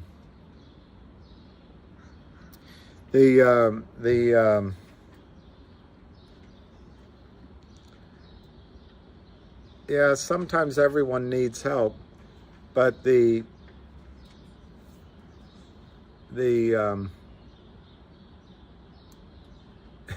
just do my hit songs. Why me, Lord? What did I ever do to deserve even one of the pleasures I've known? Tell me, Lord, can you show me a way kind of down back to you. And the day that you shone, Lord God, Lord bless me, Jesus. I've wasted it, so help me, Jesus. I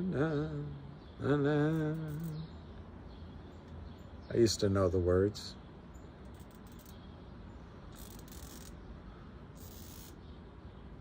I know 40, whatever it is, WD-40 did red wine make me feel so fine.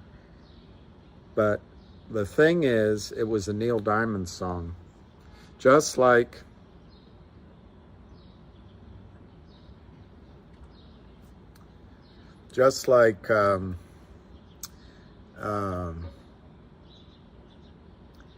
I thought love was more or less a given thing. It seemed the more I gave, the less I got. Love was out to get me. At least that's the way it seemed.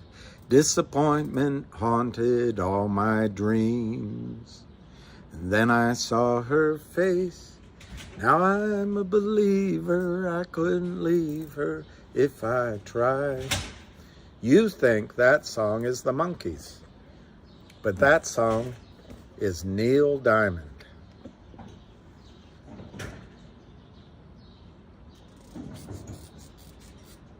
Lee, you'll you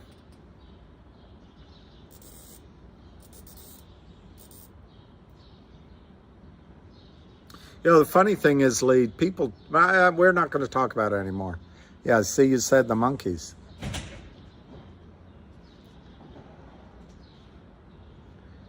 Oh, gospel. I don't know a lot of gospel songs, but when you listen to Elvis, you sing gospel, you can't help but think that God has forgiven him for any sins he ever did.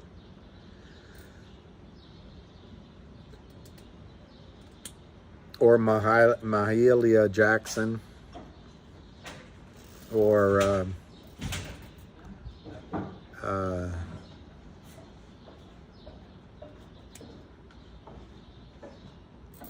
I told you that before.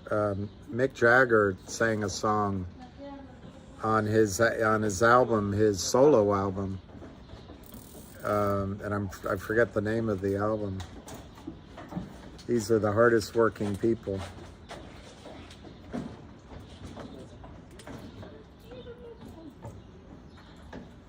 Hi. Hola.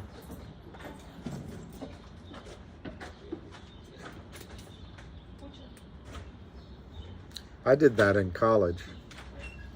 It's hard work. It's nothing like the end of the day. Bye. Anyway, Mick Jagger had this line, and I can't imagine that Mick Jagger could write these words. He said, "Have you ever felt the pain he felt upon the cross? Have you ever faced that hour when everything seemed lost?" That's Mick Jagger writing those words.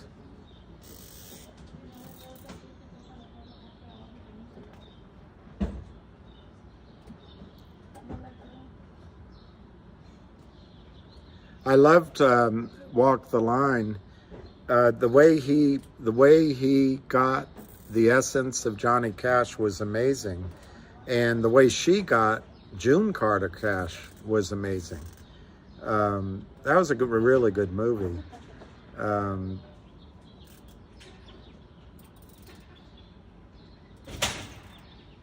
Johnny Cash also was a believer.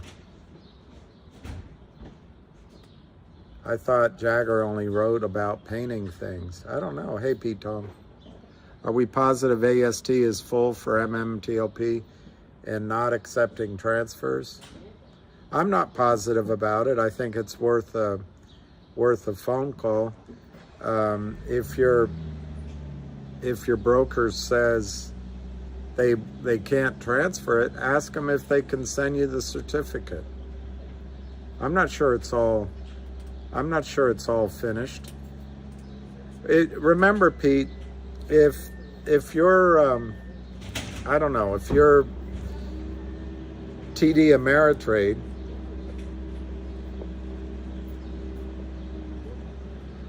the DTC might have you down for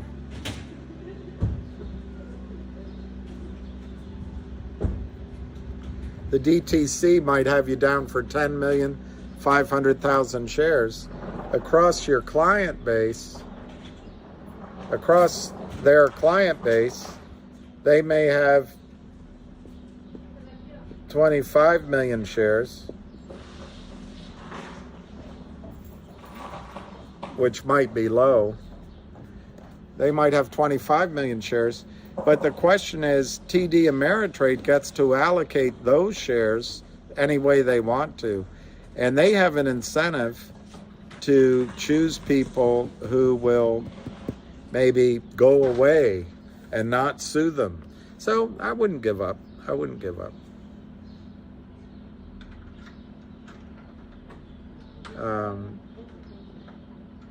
I don't think AST's full. And I don't think brokerage firms, it's a lot like an airplane that they've oversold the seats, or a hotel that's sold out. I mean, I went into Denver once for a week or 5 days, and I had paid up in advance, and the hotel was sold out, and it turns out the whole city is sold out pretty much. And I said, wait a minute, I paid, a month ago. Well, they gave me a suite. They gave me the honeymoon suite at the top. And there's always some leeway. Yeah, M. Casey, I think there are miracles. I do think there are miracles. Vinman,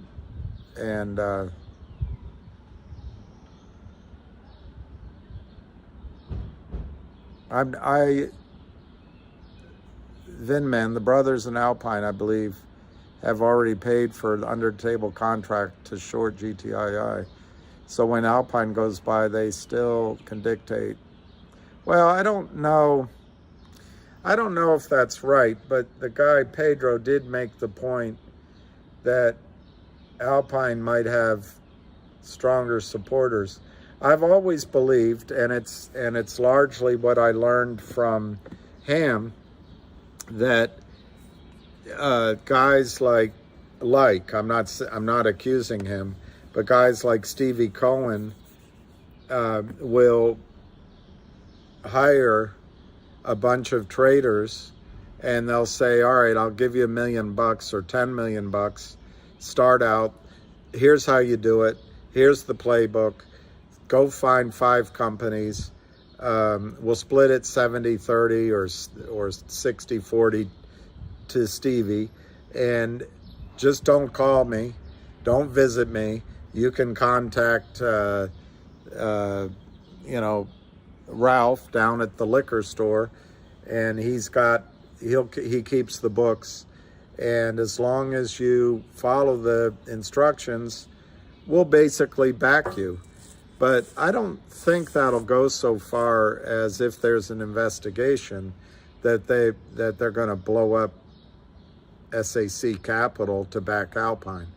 I think the flip side of those arrangements is, by the arm's length, they'll burn those guys. I wouldn't want to be in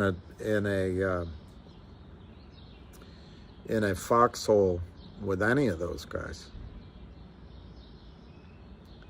No, it's fine, Lee. I don't feel that that's not a good vibe. I think it's an excellent vibe. I think it's an excellent vibe, Lee. And you said you didn't want to talk about it, so I'm trying to honor that. I'm willing to talk about it more, but I really mean what I say in terms of what I think. I've only ever seen people stop drinking when God intervenes. And God, I think, comes through other people, comes through prayer. It's a miracle. I think it's a miracle in each and every case. And the joy and happiness that eventually comes, it's amazing. So I'm not pushing you out. I'm more than glad. Let me say it again. I'm more than glad that you brought it up and people are talking about it and we're talking about it. I have absolutely no problem. This live, my arms are open, and maybe it's the only way I could help. But I would think if today there's a melting of, I don't know, a melting of your heart, or a melting of the barriers to, I don't know, I don't have the vocabulary, but the barriers that to allow the graces that can come in, then I'm as pleased as I can be. So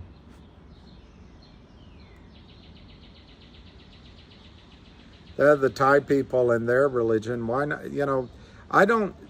I'm a Catholic, and we're taught that the only way to heaven and God is not only through the Christian faith, through the Son, but also through the Catholic faith. And I guess I believe that for myself, but I just can't accept that God may have his own way of coming to all of his creation. And the Thai religion may be right for you, and for obviously for them. I don't know what it is. Is it Buddhism? I don't know.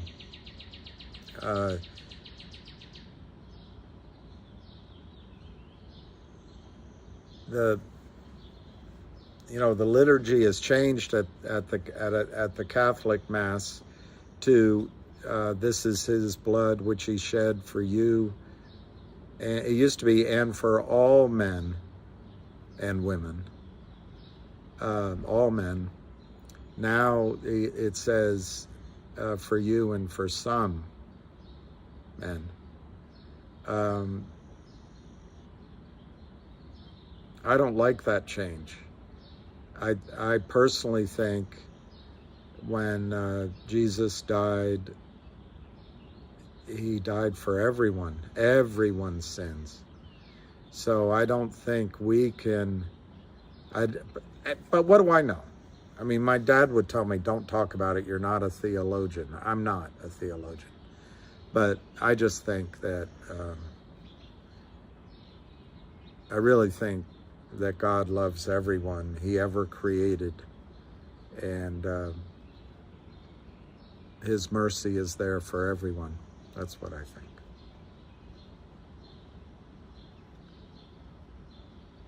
Did you see the Jack Imhoff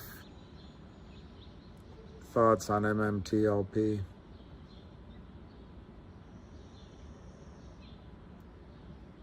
Oh, I see how it's very funny, MFN. You're one of the cleverest guys out there. I'm looking for Amanda Hug and Kiss. Remember that one with Bart Simpson and Mo?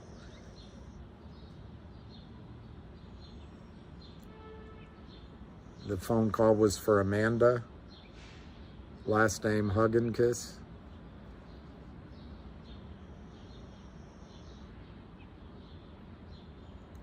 Wow. Wow. David, a friend who was an alcoholic told me a story that one time he had a conversation with Satan, who was sitting on his couch, and Satan was trying to convince him to kill himself. He no longer drinks. Wow.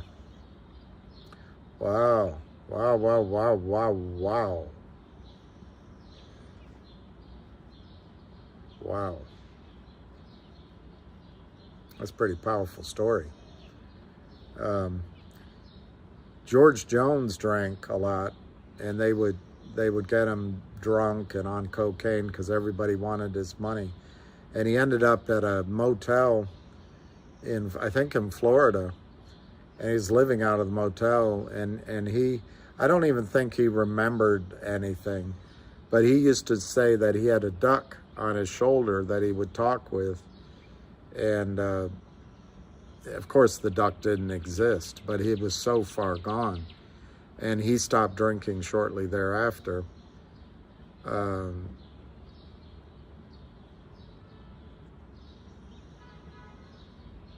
The thing about drinking at the end of the day, it's the end of the day, anybody that drinks, anybody, gives up something. It's like anything in life. You know, the actor who did, the British actor that's in The River Runs Through It, Anthony Hopkins. He's an alcoholic. He talks about it, but he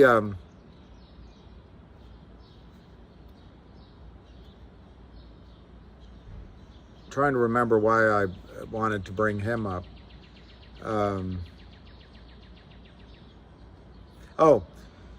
He admits that he enjoyed every minute of drinking that he did, but he stopped, and now he just loves not drinking. Peter O'Toole, Richard Burton, the actor, I always forget his name, the actor that played the slave owner in Gladiator. Those three guys were just legendary drinkers. Mickey Mantle, but they all lost something by their drinking. But they had fun, and they had the fun, but at some point, Winston Churchill always drank, and he said that he's gotten more out of alcohol than alcohol took out of him. But yet, if you read Lord Moran's diaries about Winston Churchill, his doctor, Winston Churchill died with depression and hopelessness. It is a depressant.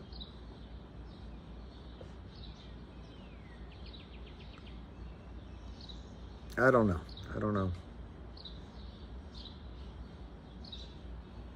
Hot.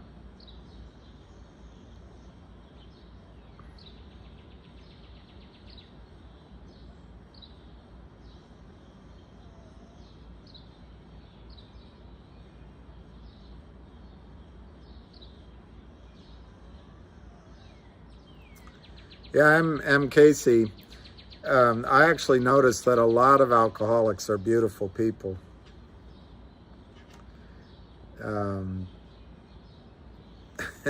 It's funny you say that. I noticed so many of them are really, really good people. Really. So. Yeah, Peter O'Toole. You know, the other guy was that drank was Richard Harris. MacArthur's Park is melting in the rain, and I don't think that I can make it. It took so long to bake it, and I'll never have that recipe again. Oh no, oh no. Anyway, he quit drinking, and then at the end of his life, he started again. And the doctor said, you can't do it, but he started again, and they took him out of the pub, and he was on his back And I think he put his thumb up or his finger up, and that was it. That's all she wrote. I drink Scotch whiskey all night long and die behind the wheel. And da-da-da-da-da-da-da. They call me Deacon Blues.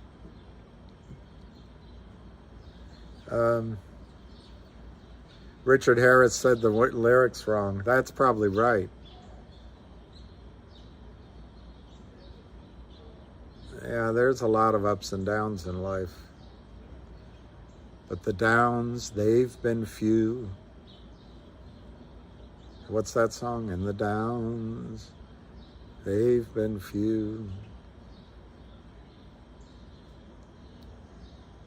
I can't remember the rest of that song. And the downs, they've been few.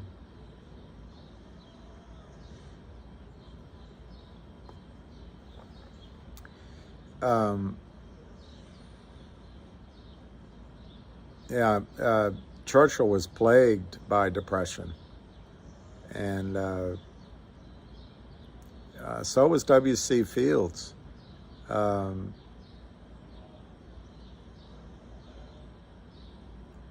And W.C. Fields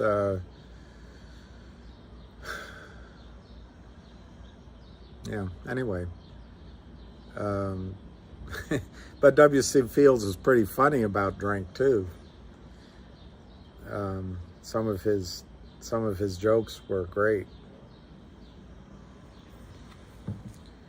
And the downs, they've been few.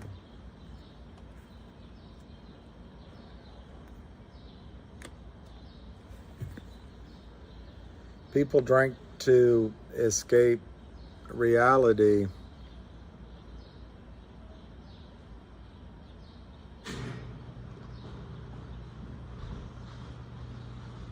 You're the best thing that ever happened to me. Yeah, maybe that's the song. You're the best thing that ever happened to me. That could be the song.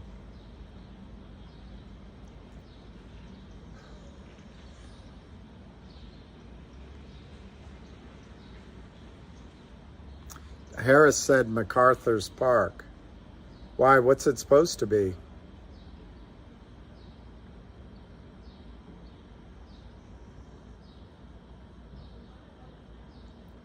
The drunk says they lie when they're sober.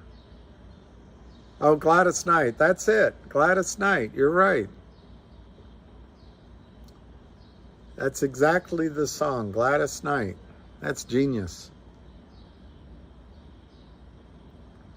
The downs, they've been few. And the downs, yeah, Gladys Knight and the Pips. You guys are too young to It's supposed to be MacArthur Park, not MacArthur's Park. Let me see.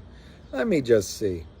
MacArthur's Park is melting in the rain.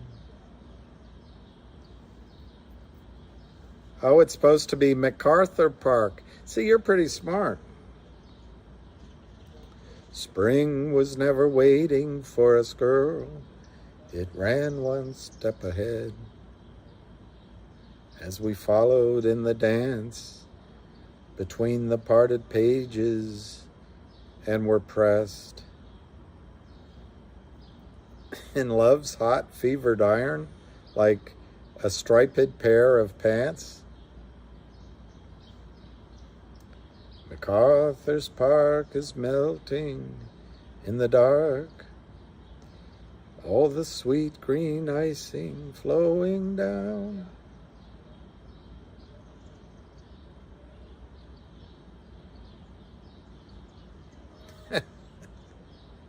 He made a hit out of that song.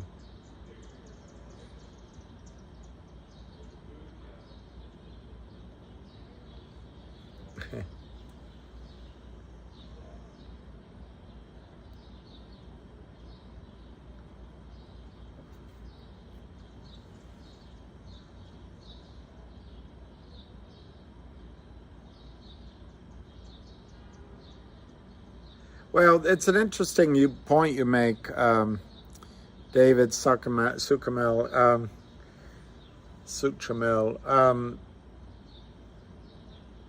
And it takes it to a whole nother level and that's the temperance idea, and some of the churches don't allow drinking at all. It's an interesting thoughts.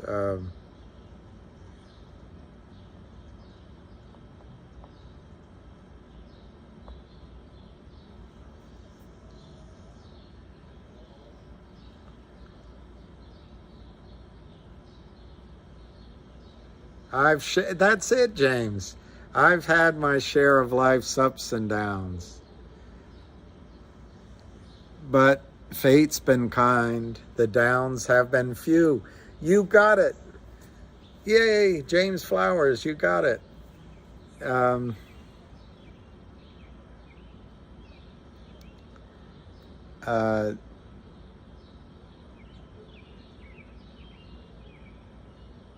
MKC. That's great, MKC. I was suicidal for years, just 5'9", but would fight men who are much larger. Very fortunate to be alive. 5'9's pretty good. What's my thought on GTI news today? I think it's fantastic. I think it's fantastic news. Unfortunately, science rules. It's got two for an impatient audience, but that's fine. I'm not judging that. It's just that the criminals can just keep selling and selling and selling, and they make it look like bad news and bad news and bad news, and there's method to their madness. They want to get the stock price down, so any deal that was contemplated on a per share basis isn't very good. The whole thing comes down to enforcement of the rules. And the people that run the SEC, FINRA, and the OTC markets do not enforce the rules,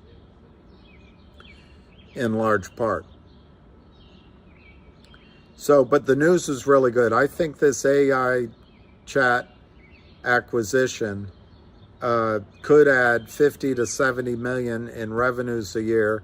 It's going to take some time to organize the deal. It's going to take time to close it. That's just a fact. Meanwhile, the criminals still try to drive down the stock price. But if they get it done, you're talking about adding real revenue, growing revenue to the books at GTII. I think it's a fantastic deal.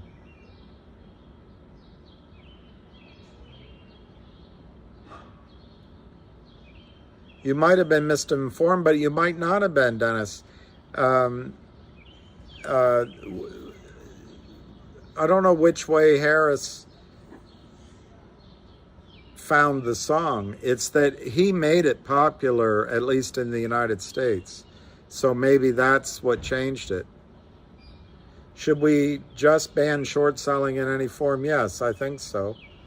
But, you know, there is legal short selling.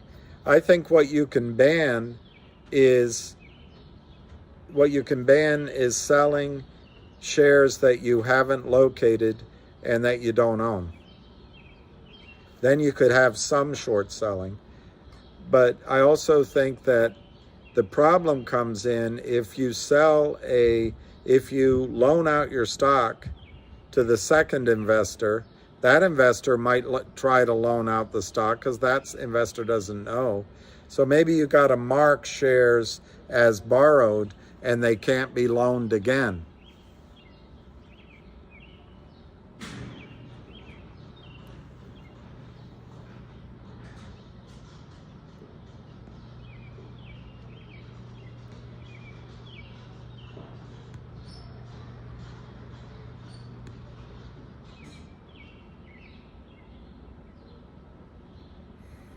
I've had my share of life's ups and downs, but fate's been kind. The downs have been few. I think the news was great today. Yeah, Donna Summer did it as well, but there was somebody that sang it before, and he was a songwriter and a famous one. Let me see if I can look it up.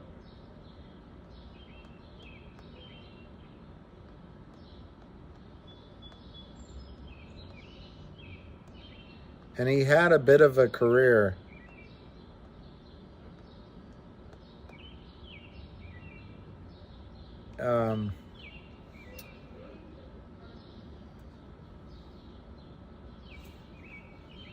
Oh, it was written by Jimmy Webb. That's amazing.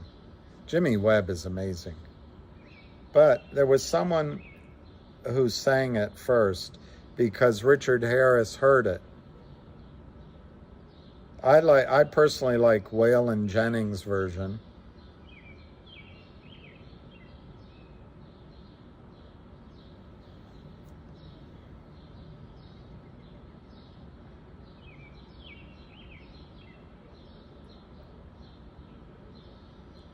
Jimmy Webb.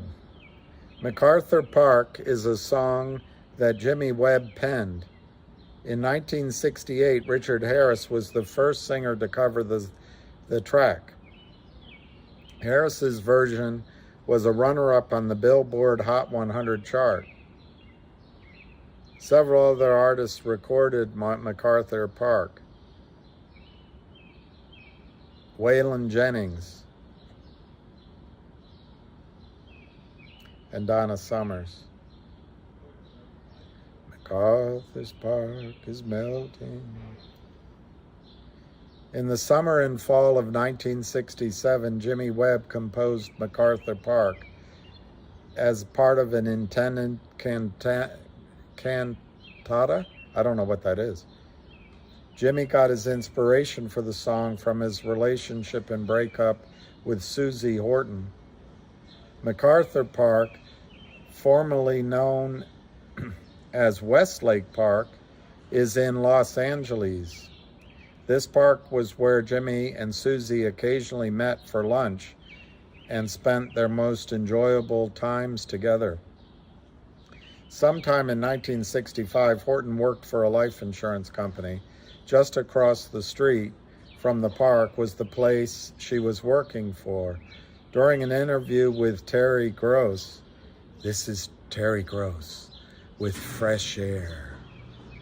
Terry asked what was going through Webb's mind when he wrote the lyrics. Webb replied that its meaning was symbolic, no kidding, a sign of an ending love affair. After Susie Horton married another man, Webb and Horton remained friends. Apart from that, Jimmy Webb's separation was also the primary influence for By the Time I Get to Phoenix, I'll Be Rising. That song was best sung by Isaac Hayes.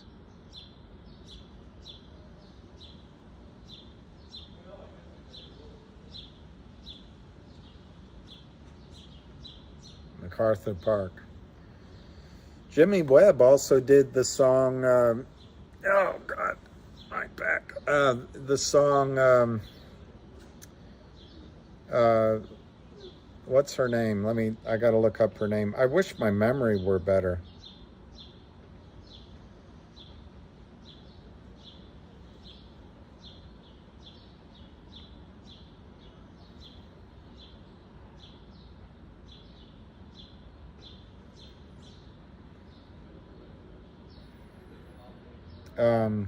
Okay, that's it.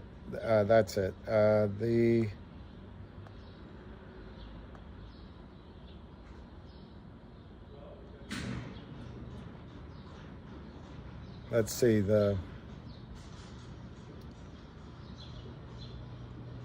that's it.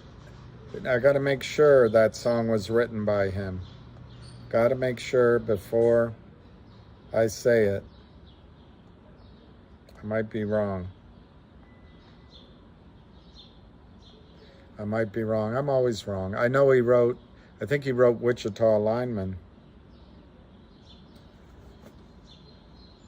No, he didn't. He didn't write that song. Glad I didn't say it. Midnight Train to Georgia is great. I'd rather live in his world than live without him in mine. Who? Did you ever see the Gladys Knight and the Pips show up? I think it was on Carol Burnett's show.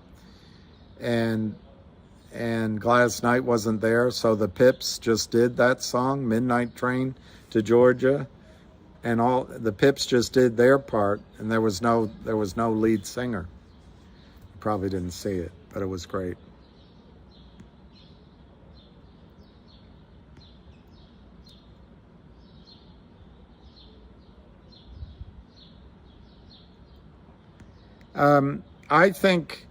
I think it would just be great if they just banned shorting.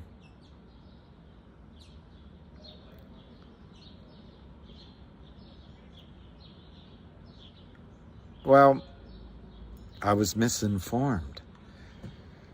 So Rick, why did you come to Casablanca? I came for the waters. But Rick, there's no waters here. I was misinformed.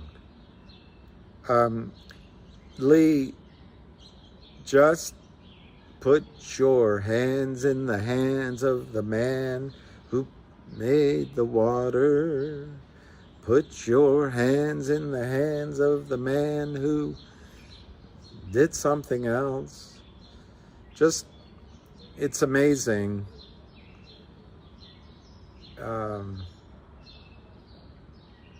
You'd be amazed. If you go to a meeting, someone at that meeting, through the grace of God, will come to you. Someone. You'd be amazed. The Midnight Special. There's so many great songs. Where do you think songs come from? Put your hand in the hand of the man.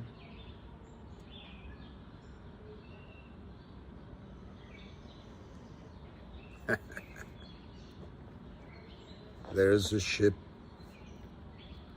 lies rigged and waiting in the harbor. Tomorrow for old England she sails, far away from your land of endless sunshine, to my land of rainy skies and gales. And I shall be aboard that ship tomorrow, though my heart is full of tears at this farewell. For you are beautiful, and I have loved you dearly, more dearly than the spoken word can tell. For you are beautiful, and I have loved you dearly, more dearly than the spoken word can tell. I've heard there's a wicked war a-blazing, and the taste of war I know so very well. Even now I see the foreign flag a-raising, their guns on fire as we sail into hell. I have no fear of death, it brings no sorrow, but how bitter will be this last farewell. For you are beautiful, and I have loved you dearly, more dearly than the spoken word can tell. For you are beautiful, and I have loved you dearly, more dearly than the spoken word can tell. Though death and darkness gather all about me, my ship be torn apart upon the seas, I shall smell again the fragrance of these islands and the heaving waves that brought me once to thee. And should I return home safe again to England, I shall watch the English mist roll through the dale, for you are beautiful.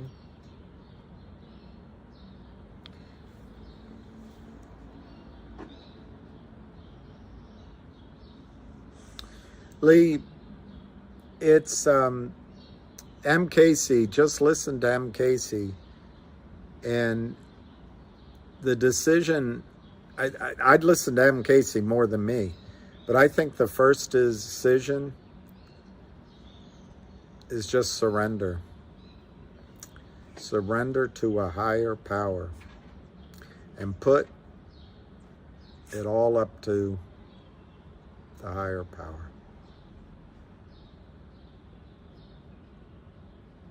All right, AC. And, it's interesting. Yeah, Roger Whittaker. It's interesting. It's interesting. Maybe that's what we should be doing with these short sellers. Yeah, it's interesting. Just thought of that. Maybe that's what we should be doing. Putting it up to God. Maybe that's what we should be doing.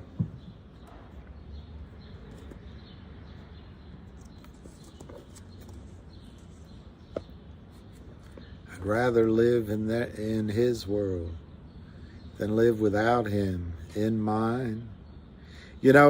James Flowers, my college roommate, told me, he's a great guy, but he told me once that what if you substituted, instead of all these love songs, you sang them to God instead of to the girl. And maybe that's one of those songs. I'd rather live in his world than without him in mine. Could be.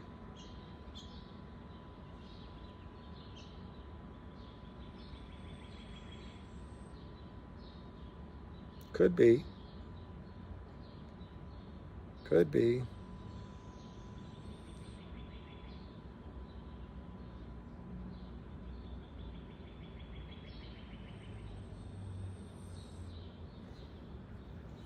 All right, so I'm trying to look at what time it is. 6:05. I don't know if we're doing much good any further. So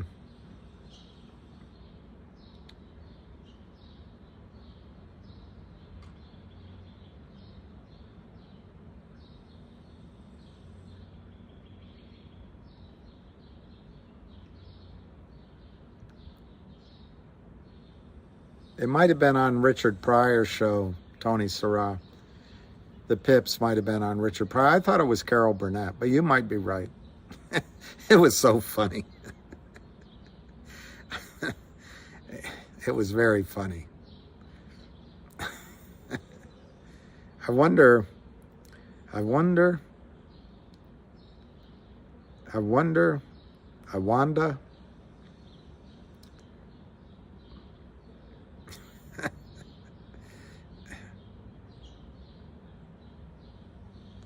Let's see.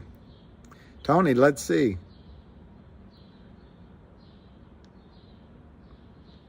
Let's us see. The Richard Pryor Show is You're right. You're right. You're right.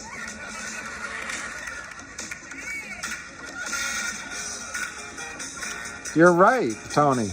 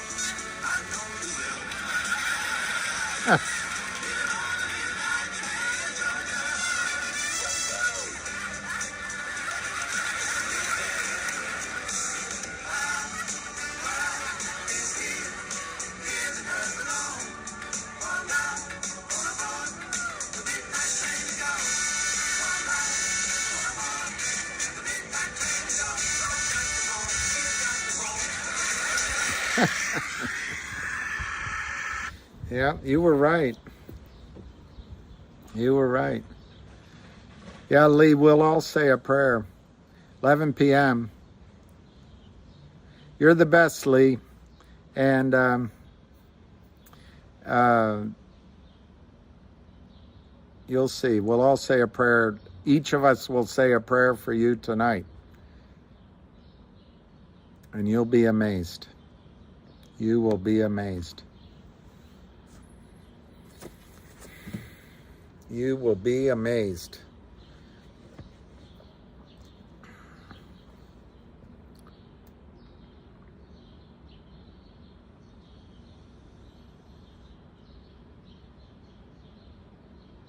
So I don't know, it's 6:09.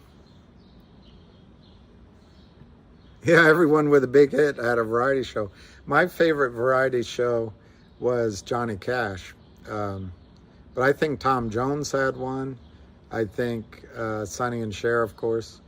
I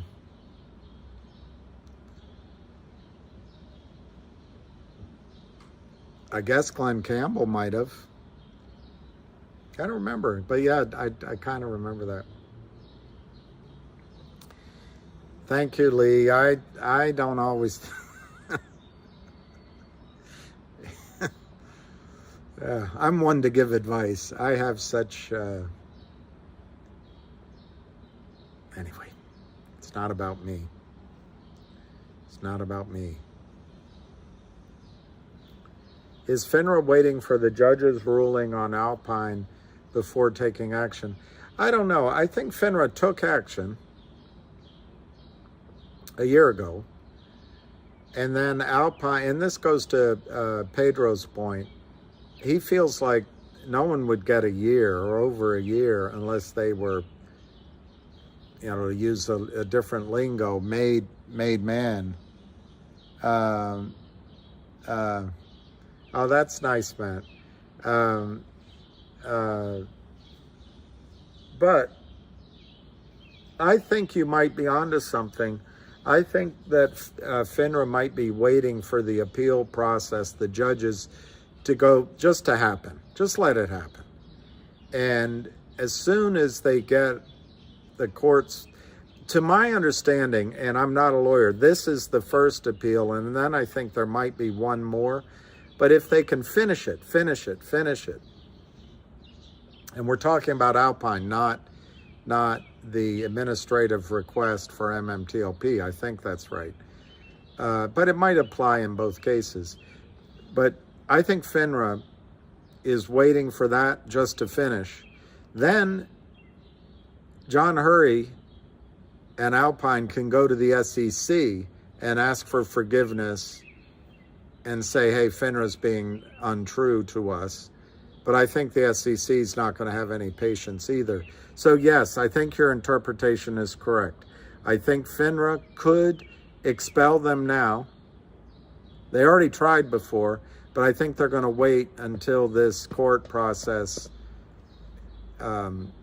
expires. And I don't think we have to wait very long.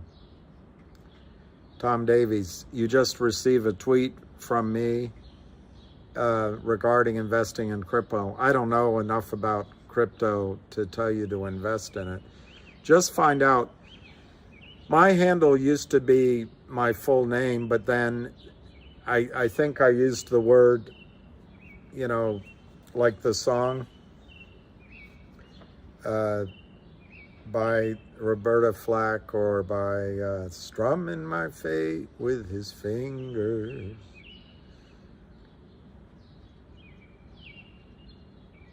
Filling my heart with his song, killing me softly with his song, killing me softly with his song. Anyway, I think I used that word in a tweet regarding how companies were getting KILLED. Anyway, they blocked me for a while, and they came back. When I went back to get signed back on, they gave me a handle with the letter 1 at the end of the number 1 at the end of my name. But just make sure, I'm not soliciting Twitter, by Twitter, any crypto. I don't even know how to do it.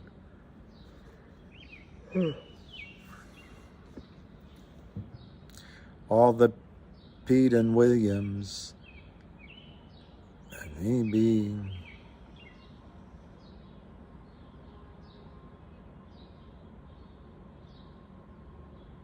Dustin Wright, are you not recognizing GTI pattern as saying they're going to acquire a company and don't, plus 70 million they spent last quarter? I'm sorry, but they are not the company people thought they were.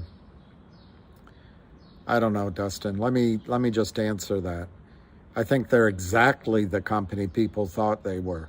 They're a piece of shite company whose asset is probably 300 million shares short by one trap short power up lending and one shady prime broker, Alpine. So they haven't changed. They are a management team that are trying anything they can do to catch out and cause reckoning. That's what they are, and we all know that. In terms of the 70 million they spent last quarter, Dustin Wright, did you read the press release? Did you pull up the financials? They spent? They don't have 70 million to spend. They gave 19 million shares to a Jewish charity. They gave, that's just how I remembered it. It doesn't matter that it's Jewish. To a charity. And they gave 750,000 shares or dollars of shares to an IR firm. I don't know who that is. And they gave a lot of stock to insiders. Well, you can argue with that, but they've been here for 2-3 years. They haven't sold out shareholders, and they are selling 1% of their stock every month. Are they enriching themselves? I don't think so. They could have taken the deal from the short seller and sold 20 million shares at $2.50 or $2 and taken in $40 million just like COSM did. And they could have just stopped all this pain to the shorts, and we'd all be here saying, wow, what happened? And now they're going to acquire a company and they don't. Well, let me tell you something, Dustin. Right?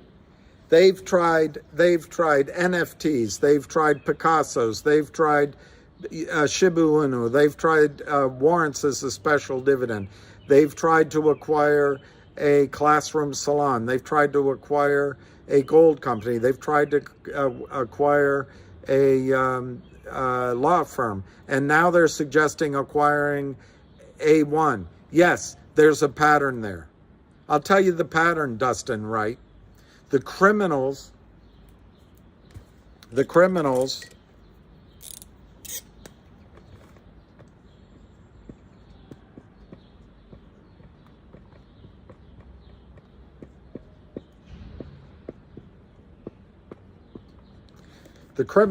in my opinion,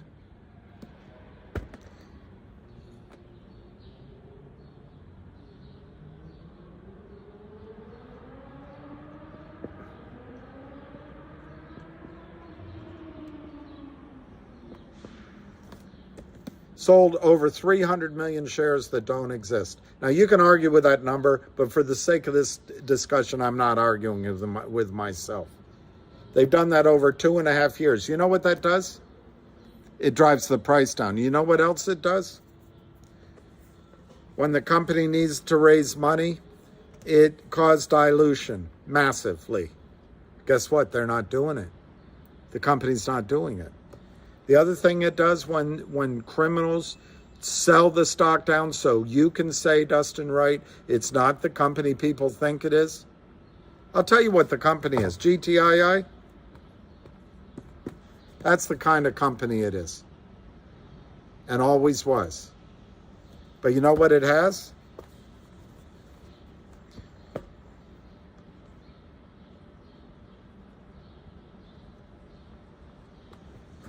Checks the boxes. They have management on the side of shareholders. Management that doesn't sell out to the criminals. Management that is not taking the phone call and bailing out the criminals. What else do they have?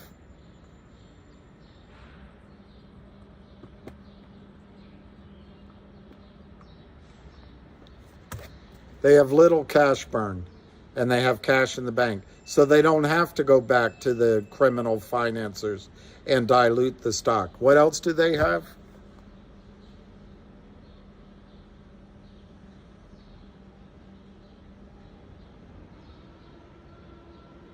I don't know what word to use. But they have a willingness to use trap after trap after trap after trap after trap after trap after trap after trap to try to get the system to reconcile all of the failed delivers with the real shares. That goes back to management. That goes back to having staying power.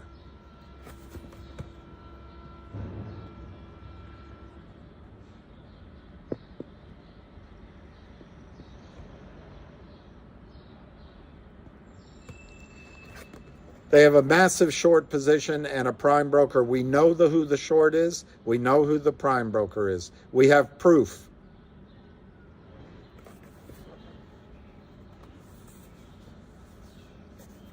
But Dustin Wright, thank you for sharing your thoughts that none of us know that this company isn't what we thought it was. So Dustin Wright, my suggestion to you, Dustin Wright,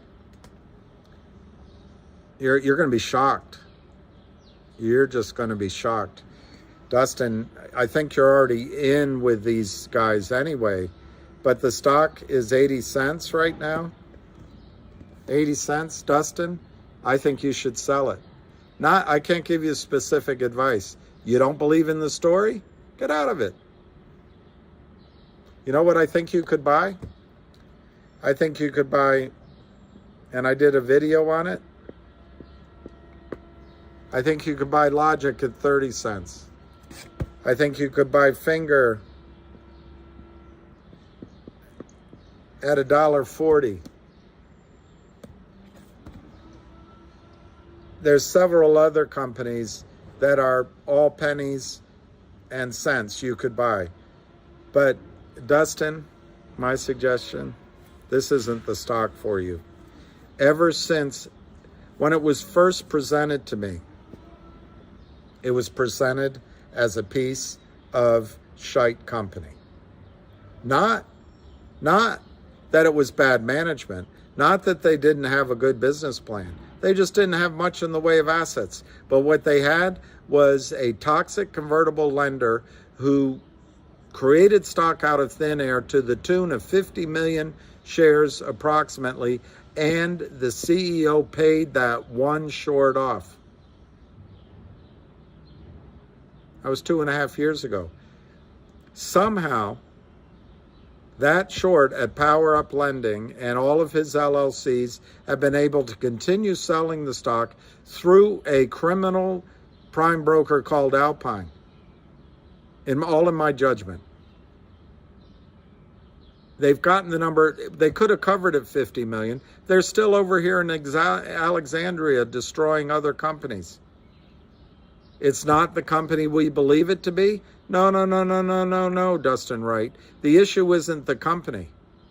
We know exactly who our enemy is, and our enemy is what we think they are. Turns out Kurt and Seth Kramer and Charlie Mayo are exactly the lenders we thought they were. And the prime broker is exactly the shady prime broker we thought it was. Exactly. Alpine's going down. It's going down. Well, where's that short position going to go? It's not disappearing. I suppose they could do all sorts of moving it around and trying to hide it, but no one's going to protect Kurt and Seth Kramer. Just two boys outside of New York trying to make a living. I'm glad you're trying to protect them, Dustin. I'm glad you are. Go to it. But Dustin, we all know this stock is not Netflix. It's not Yahoo. It's not Facebook. It's not Apple. It's not Tesla. We know that. But AMC was on the verge of bankruptcy. GME was too. With the biggest asset that GTII has is a massive, illegal short position that, in my judgment, is going to be bought in soon. Could I be wrong? Absolutely. I could be wrong. I don't have a crystal ball. But Dustin, my suggestion to you, legally get out of the stock, and there's other plays you can go into. Sorry, this is the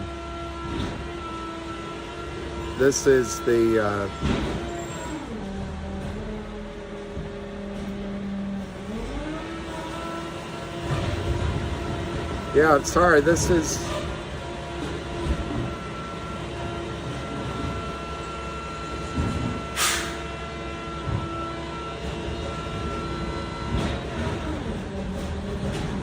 I like Aston Martins. I like Aston Martins. Sorry for the noise. I'd get mad at them, but they're working very hard.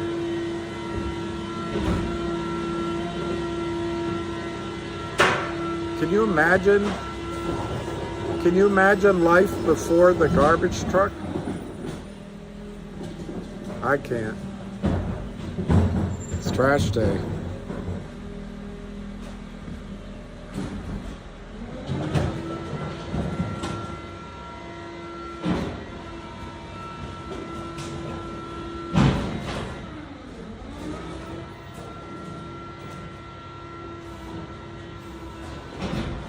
Yeah, I know, Lee. That's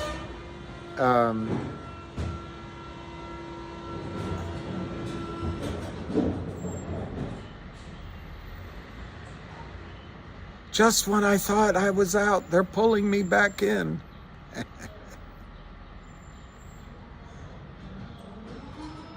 All the Toms and Williams that be come to me. Can't you see all the Tom and Williams who be? I can't remember that song either.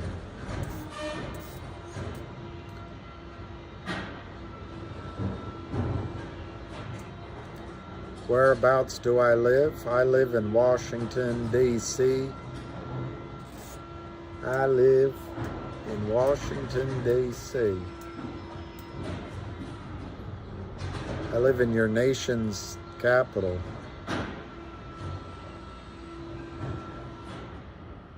Man, that truck has a certain odoriferous trail.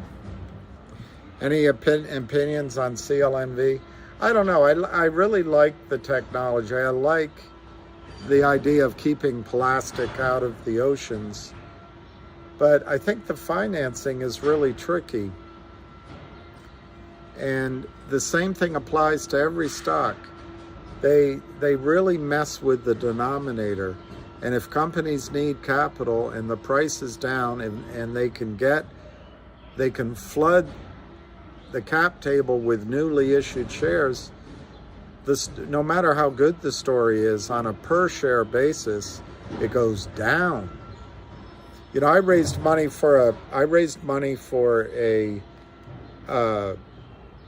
medical company, and I got to remember, we were promised, for the money I raised, I was promised 400,000 shares of this rapid diagnostic company here in New Jersey. I was promised 400,000, and the stock, and I worked for 2 or 3 years on this project, no cash. I think the stock opened trading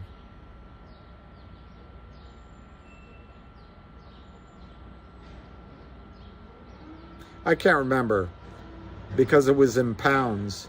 I think it opened trading in the UK at $3 or $4, maybe 1 or 2 pounds. But anyway, I got 400,000 shares of it. To settle, the guy called up, and my friends that I was working with didn't care and didn't believe. So I settled for 150,000 free to trade shares into the offering, 150,000. It opened for trading with I think KB Peel Hunt was the broker in London, I believe. So I remember driving in a summer, and about maybe less than a year later, I got a phone call while I was driving with a convertible top out on my mobile, and the guy said, "Is that Mr. Farron? Is that Mr. Farron?" I said, "Yes." He says, "I have an offer for you for your entire position," and I think it was at 85p, 85p for my 150,000 shares, which would have given me like 100,000 pounds, which would have translated into $165,000. Well, being young and believing in the story, and also thinking, well, you know, if somebody's willing to give me that out of the blue, it must be worth more. So I turned it down like an idiot. Here, a decade later, you know what I have? And I have it sitting somewhere in a file.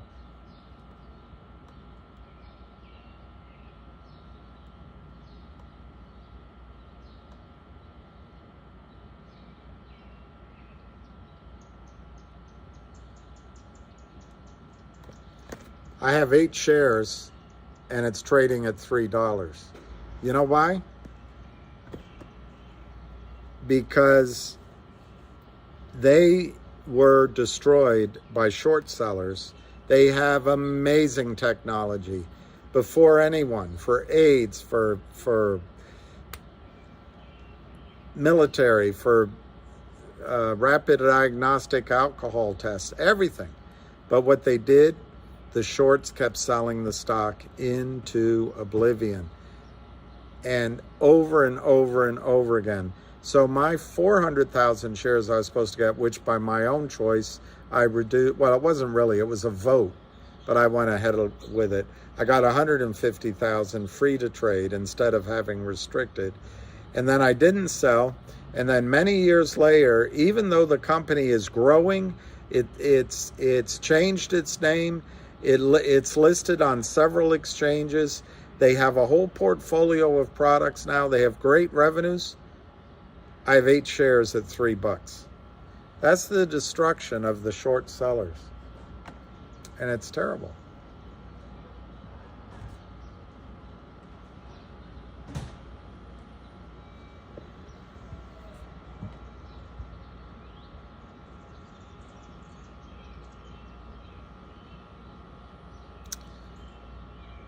Oh, Barbara.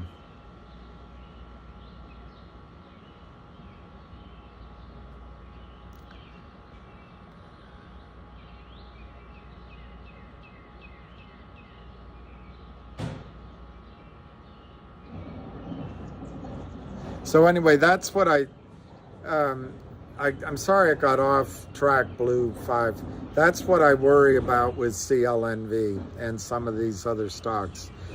Even with success, even with great things happening, that the per share value will go down. And that's what I worry about.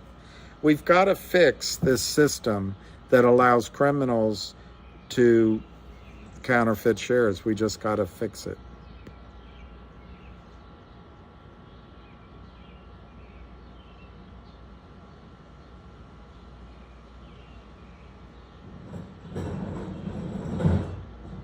Well, Lee Wills, one thing I want to tell you is drink water. Sound like you're a bit younger, but if you don't start drinking a lot of water, particularly, anyway, just drink water. Drink water. What is this Paul T's tweet on the possible scenario? I don't know if I follow Paul T. What is the scenario, Skydog? I ask knowingly, anticipating a bot answer back.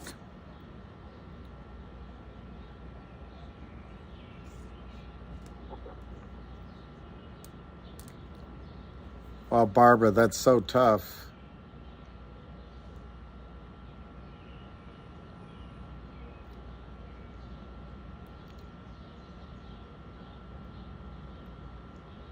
Oh my gosh, Barbara, that's so tough.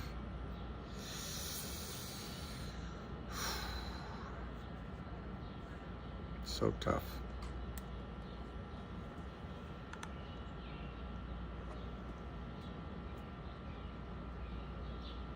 Skydog, $501 per share.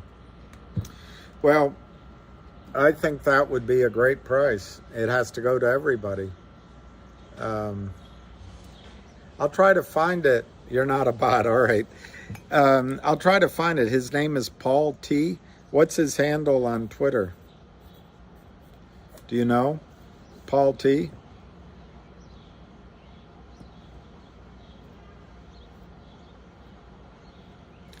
Lee Wills, don't say that I need to get a grip and I will. Because if you're counting on your own willpower, that's a big step, getting through the door to a meeting or asking somebody for help. But I know I'm right. You have to ask for God's grace, even if it's just kneeling up in the middle of the night. At Paulus Gradus. Okay.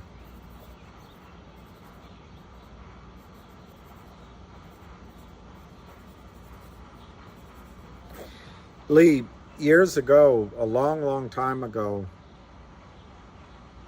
almost 30 years ago, I was going through difficulty. My dad always asks if I read Job because I've just had these things in my life. And I just couldn't handle everything.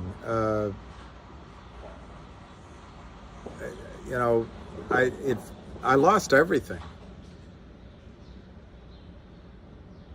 Friends, money, girlfriend,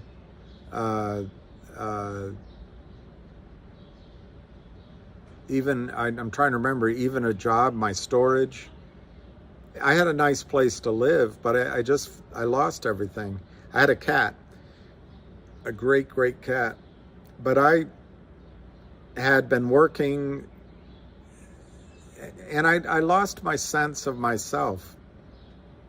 And and I lost my car. I had a Mercedes that got, anyway, it just seemed like everything happened all at once. And I lost my income. I made, back then I made so much money, and overnight I lost it. So it was really difficult. And there were no cell phones back then. There was no internet. The computers were just sort of coming online, but you know, you would get that ding, ding, ding, ding, ding, ding, and there was no real, you know, I would read, but I couldn't read. I would listen to my radio. And I don't know how. I would listen sometimes to this woman, Joyce Meyer, who's changed, but back then, I think she came on TV. I think it was on TV I would see her. But anyway, Lee, I'm telling you what I had to do one night. No, I didn't have to do it, but I kneeled in my bed, all alone, kneeled in my bed, and I said, I gave up to God, and I didn't even know what I was doing, but I gave him everything. I gave him everything I had. All of my losses, all of my belongings, all of my screw-ups, I just gave it to God. And I prayed. I said the Our Father and a Hail Mary. And I've got to admit to you that when I was saying the Hail Mary, I wasn't sure I was saying it correctly. And even maybe the Our Father, but I did it. And the next day, I was able to sleep. The next day, I went out on my little open area with my cat, and I was growing tomatoes. There was a bird there, and the sun was beautiful. And I said a prayer of thanks just for my cat, the sun, the tomatoes. And ever since that day, I always try to say thank you for something each day. But I swear that prayer changed my life. And I don't know how it did, but it did. So anyway, I'm just really strongly recommending that you don't leave it down solely to your willpower. Ask for help above.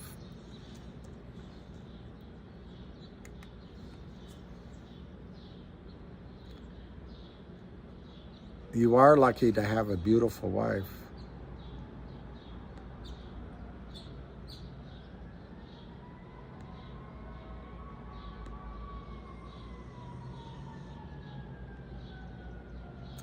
Paulus Gradus.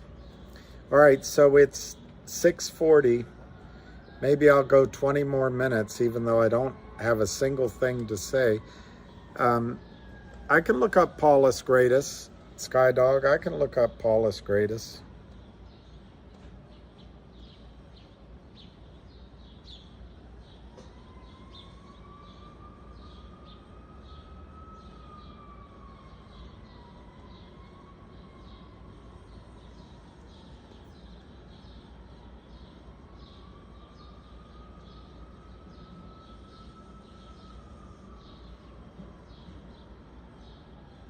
I don't know how to find it though.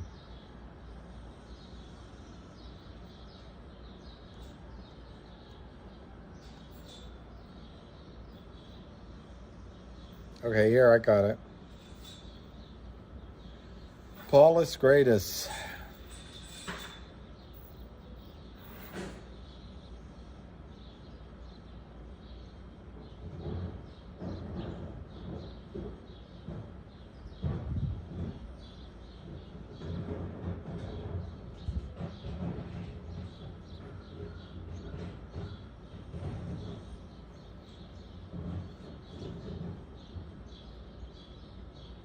Drew Diligence said, I've been informed that the AI team that Bazile Esquire referenced in his space call is now surveilling all MMTLP parody accounts. That's pretty good. Ah, here's your scenario. All right, I'll study that. I'm not going to do it now because it looks complicated, Skydog, but I will study it. Lee Willis, I know you're listening. Just do it if you feel like it. When I got up and kneeled, I felt like an idiot. But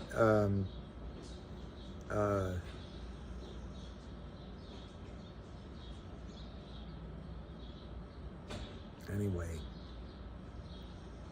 I know it seems so little, but it's so big too. Yeah, dinner time. I'd like to eat myself. I don't think getting rid of Gary Gensler, unless they put Gabir Grawal in, I don't think that's necessarily the problem. Although it'd go a long way, because you know he's not going to do anything. But if Goldman Sachs gets another front for Goldman Sachs in there, I don't think it's going to change the problem. You need someone with the courage of Elliot Ness.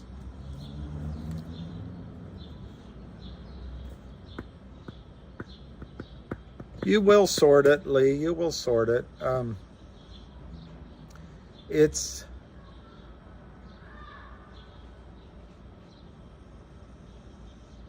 hard to let go. I'm not good at it. Spend your life doing it. And it's hard to forgive yourself. I'm not good at that. Spend your life doing that.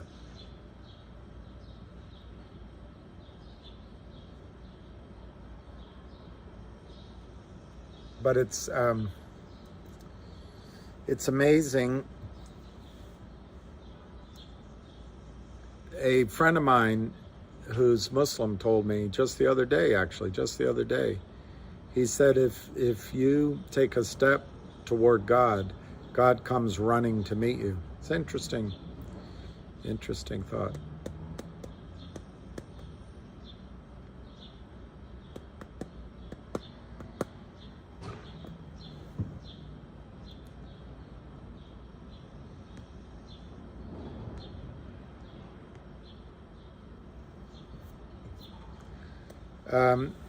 Well, let me look at it.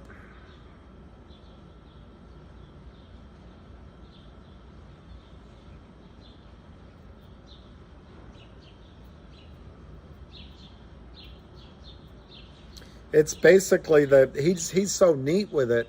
It's basically what I put a video out on and I've talked about over and over as the solution. But I think the further we get into lawyerdom, the less likely this kind of situation happens. Maybe I won't read it so I can put out my video without it seeming like I'm copying his ideas, because it looks like his ideas are the same that I put out. It's not ownership of the idea that matters. I just don't want him to think I copied him.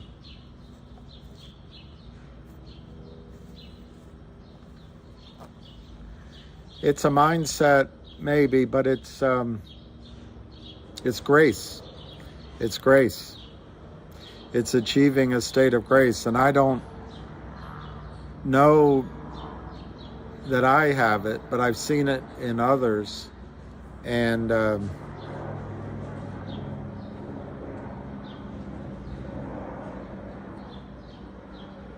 it's also that we have pride, and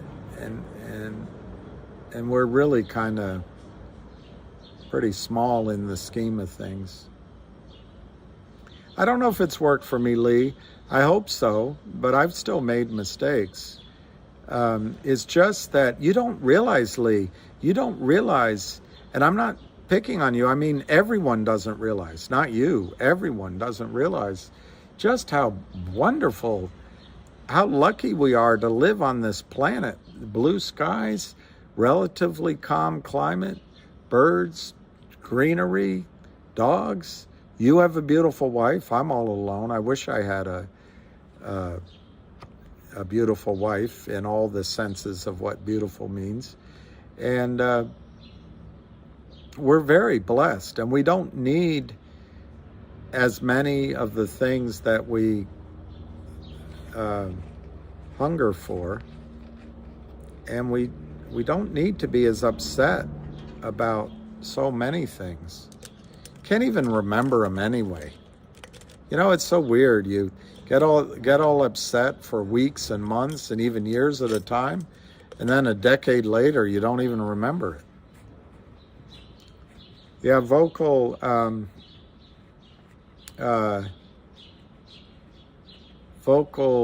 closed down.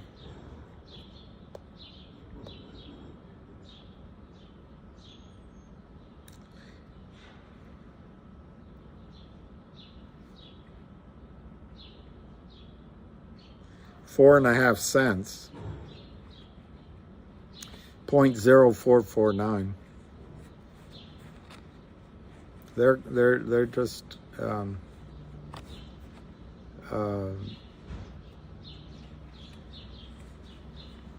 it's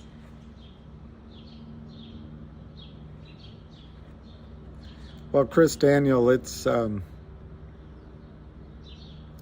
one of my arrogances is that I think God comes to you too, because sometimes you just run out of energy and hope, but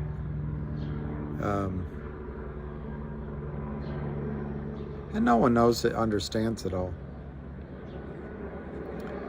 Wow, Tony, James 4:8, draw close to God and he will draw close to you.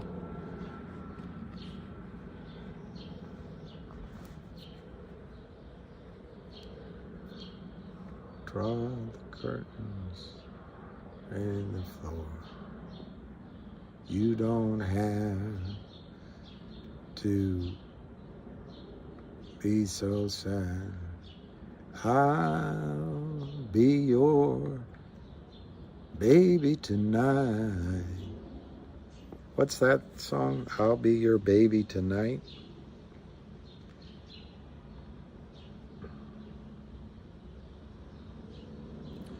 Is that Rita Coolidge?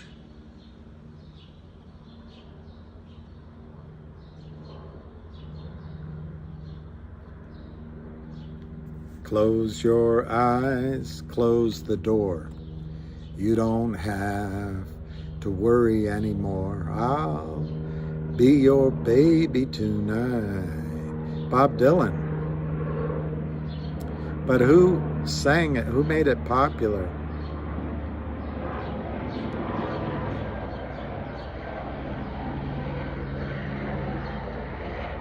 I'll be your baby tonight. Close your eyes, close the door. I swear it was Rita Coolidge. My mother blessed GTII last week. It will squeeze, lots of laugh. She has enough God in her for a congress. I love that. That's what, there are some people that are that way. Because there ain't no but Rod Stewart. That's the one. I know he was on a space call yesterday. Yeah, Lee, that's it. And you know what I'm amazed with is some of the people who have talked to you tonight. Yeah, I hold, look, look, GTII could pull a vocal. It could collapse. I just don't think so. But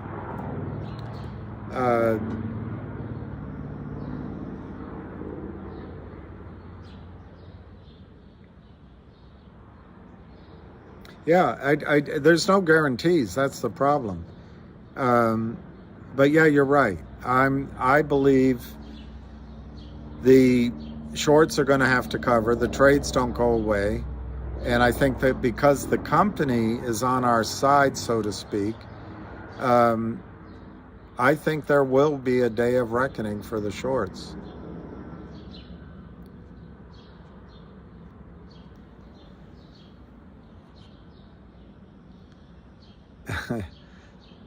When you go down to the lake, jump in, enjoy it. I think it is Rita Coolidge.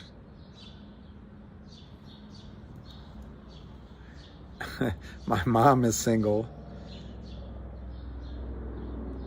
All right, she'll watch Lucky. All right. That's great. I hope Lucky makes it all that way. I hope Lucky makes it all that way. Well, there are no guarantees.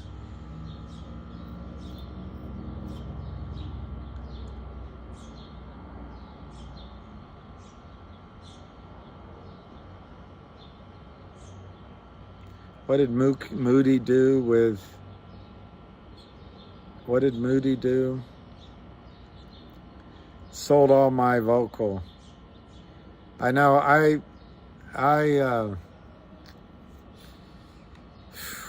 that was a bloodbath.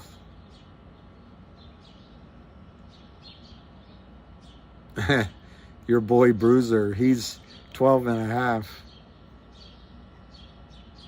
Well, Lee,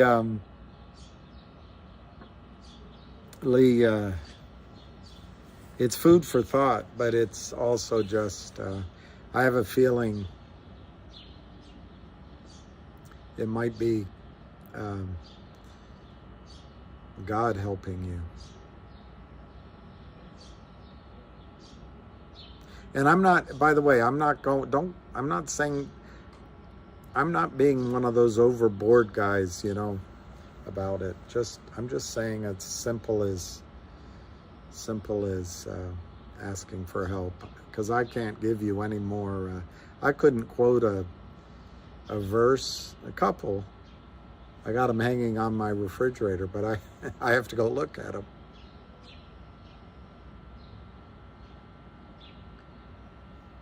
Well, Skydog, the problem is with both companies, actually, there's more stock issued in both cases. I don't think GTII is going to be receptive to that merger again with Vocal. I think he's a hardworking guy. He's very intelligent, I think. He went to SUNY Albany, and I think he has integrity too. It's the decision making. Hey, Donna Miles.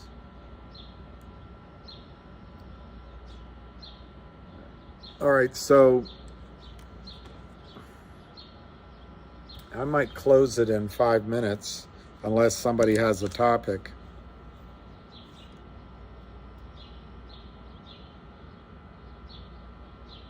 Wow, that you had a massive heart attack?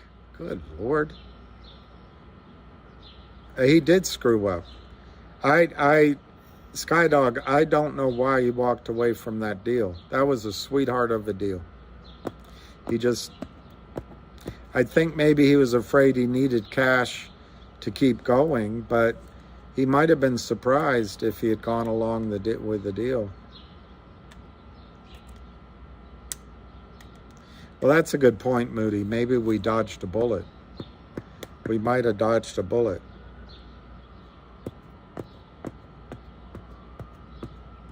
Well, Chris, I don't know about the passion.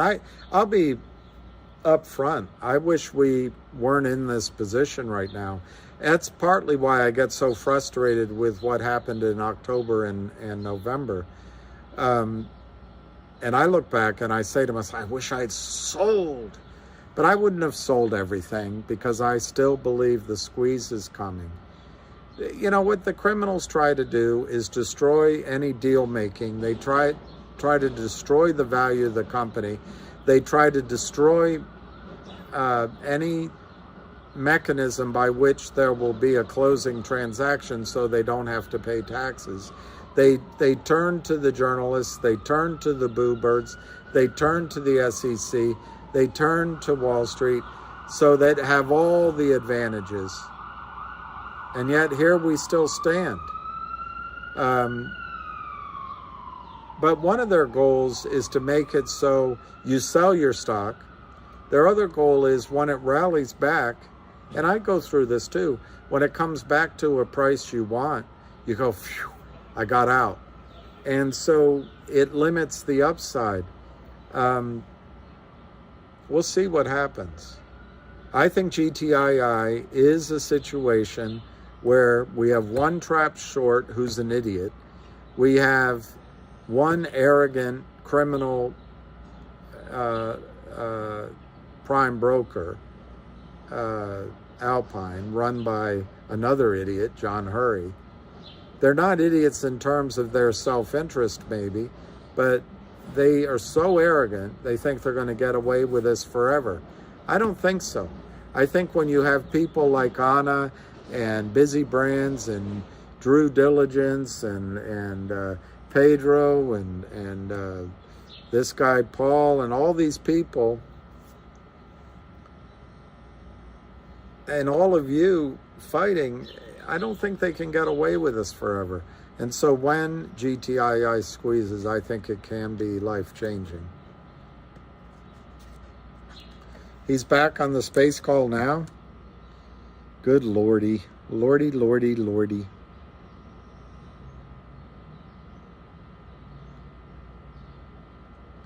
I don't see it. Maybe I'm not invited. It may be I'm not invited.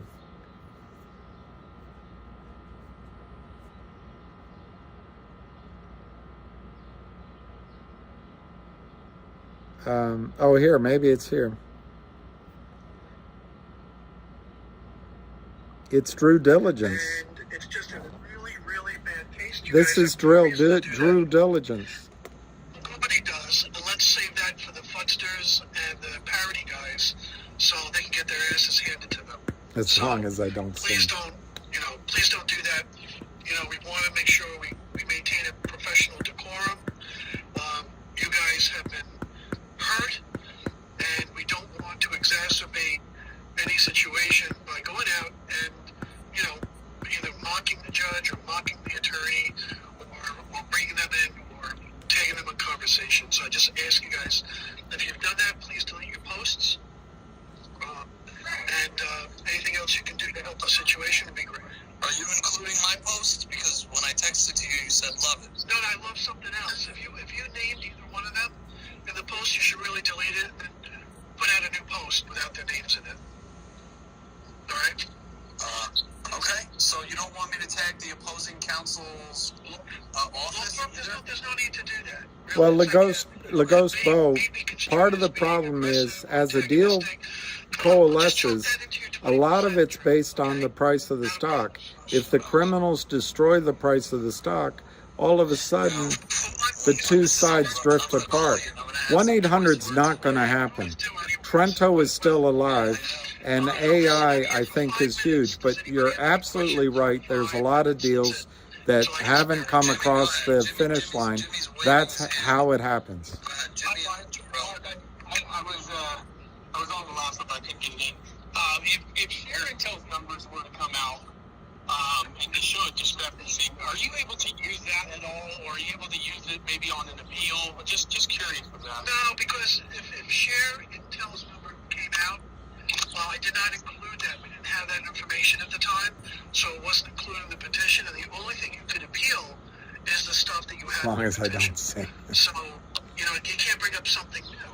But that doesn't mean that somebody else can't bring a similar proceeding in another state based on new information or additional information. So, yeah, I mean, it's, this is, the way I look at it is this is a very fluid situation. This is going to continue to gain momentum. It's going to either continue to garner scrutiny or garner support or whatever. But, I think we made a big dent today as far as progress is concerned. We got a judge to listen. We got Finner to come out and state their position on the record. It may not be exactly the fine points that, Drew, Busy, and Junk talk about, or the due diligence that the due diligence team or Voltron or whoever come up with, but we've just made a dent in it. And this is a series of dents that are going to be made until there's some sort of resolution for you guys. That's how I see it. So, thank you very much, man. I really do appreciate everything. Thank you, Mark. We're going to go to Jor-El and then Michael. Folks, if you had commented or quote tweeted a tweet that mentions the judge's name, that mentions the other lawyer's name, you need to go and delete that also. It will keep the problematic tweet alive if your comment remains in Twitter. Thanks, Jarella. You know, I gave you a shout out the other day on a space call. I said you're part of the leadership team that really has moved the ball down the field for the MMTLP community, so thank you. Thank you very much. Michael. Hey, Mark. I have a question. If you were going to step back and you weren't involved in the case, but you were listening to the arguments, I know there's a lot of bias in this. Would you think that the other side they seemed desperate and they're trying to get off course? So if you were the judge, you would see that? Or do you think that if you were in their shoes, you would have done the same thing and it was a legitimate, sound strategy? Well, it's a strategy. It's legitimate because I don't think it really offended the decorum of the court. But at the same token, I don't know if you heard me earlier in Busy Space, but it's like, you know, don't look over here. Look over here to the right. It's like there's nothing to see over here. And, you know, quite frankly, that doesn't go too far with judges, whether you're state or federal court judges. I think it was the only strategy they can come up with. It was the only litigation tactic they can come up with. And they wanted everybody to go down that rabbit hole. So if you remember how fast he was speaking, how much crap they were covering in a very short period of time, it's like, what do you grab onto to rebut? And this guy's being pretty good. Everything. Now you're in the rabbit hole with them, and that's exactly what they wanted. So we just kind of let them talk, let them say their piece. I saw the judge taking notes and making facial expressions and stuff, and I thought it was good. I wouldn't read anything negative into this, because we really didn't have a great expectation on a high level of success. I'm going to see if I have some food to eat. What we're trying to do is we're trying to increase the definition or expand it so the judges understand it's just not identity, but we need information to frame a complaint. And that means that we need data that's material and necessary. That's exactly what all the case law says. But that kind of got lost in FINRA's rampage on, you know, you don't have standing, you don't have a claim, you don't have this, you don't have that. And believe me, if this was a motion for summary judgment, we would have probably filed a 35-page brief with probably 3,000 pages of exhibits. So that's it. All right, so whose kid just hit the home run? You know, that was Michael. Yeah, no, that was actually. It's funny that you heard that. That was my son getting hit with the ball. Oh. and getting on first base, limping to first base. So that was the applause. So sorry. I know how he feels about it. The first two kids limping to first base. That's why I got it. Cheers. It felt like he was getting ball the first 2 minutes of the conference today, so I know how he feels. So. Mark, were you here when I had mentioned the appeal paradox thought? What would happen if the judge says, I want to see the blue sheets to make a determination, or that's her ruling on this? Would that make it more difficult? I don't have any food. For to appeal because it's something that's being requested in-house and not a finalized decision? Well, let me tell you something. I kind of like where you're going with that because I haven't really thought about it. But in our reply, we gave the judge an alternative. Let's review this in camera in your chambers. So us, FINRA, and the judge could look at it and we can inspect it. That's like one of the lower alternatives we gave the court.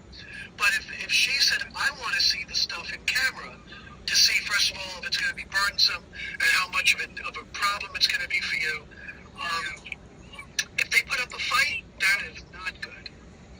If the judge says, I want to see it, that is not going to look good to anybody, including the SEC.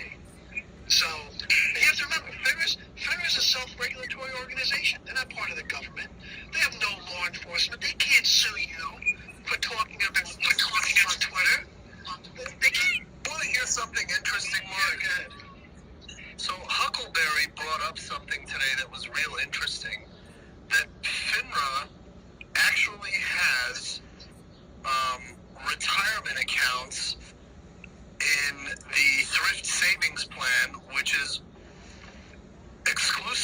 reserved for government entities and employees.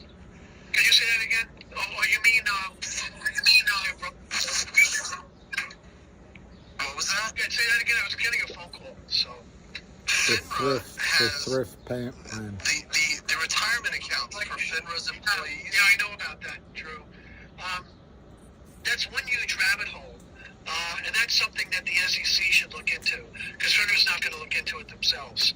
And if those brokerage firms that FINRA has their employee retirement accounts in, if they're actively shorting the stock, well, you saw, miraculously, the SEC just sued Savvy and another guy for naked short selling. How do you look at that? So, it's people don't want to talk about naked short selling. Naked short selling is an imaginary problem, though. Right. So, hashtag Puff the Magic Dragon.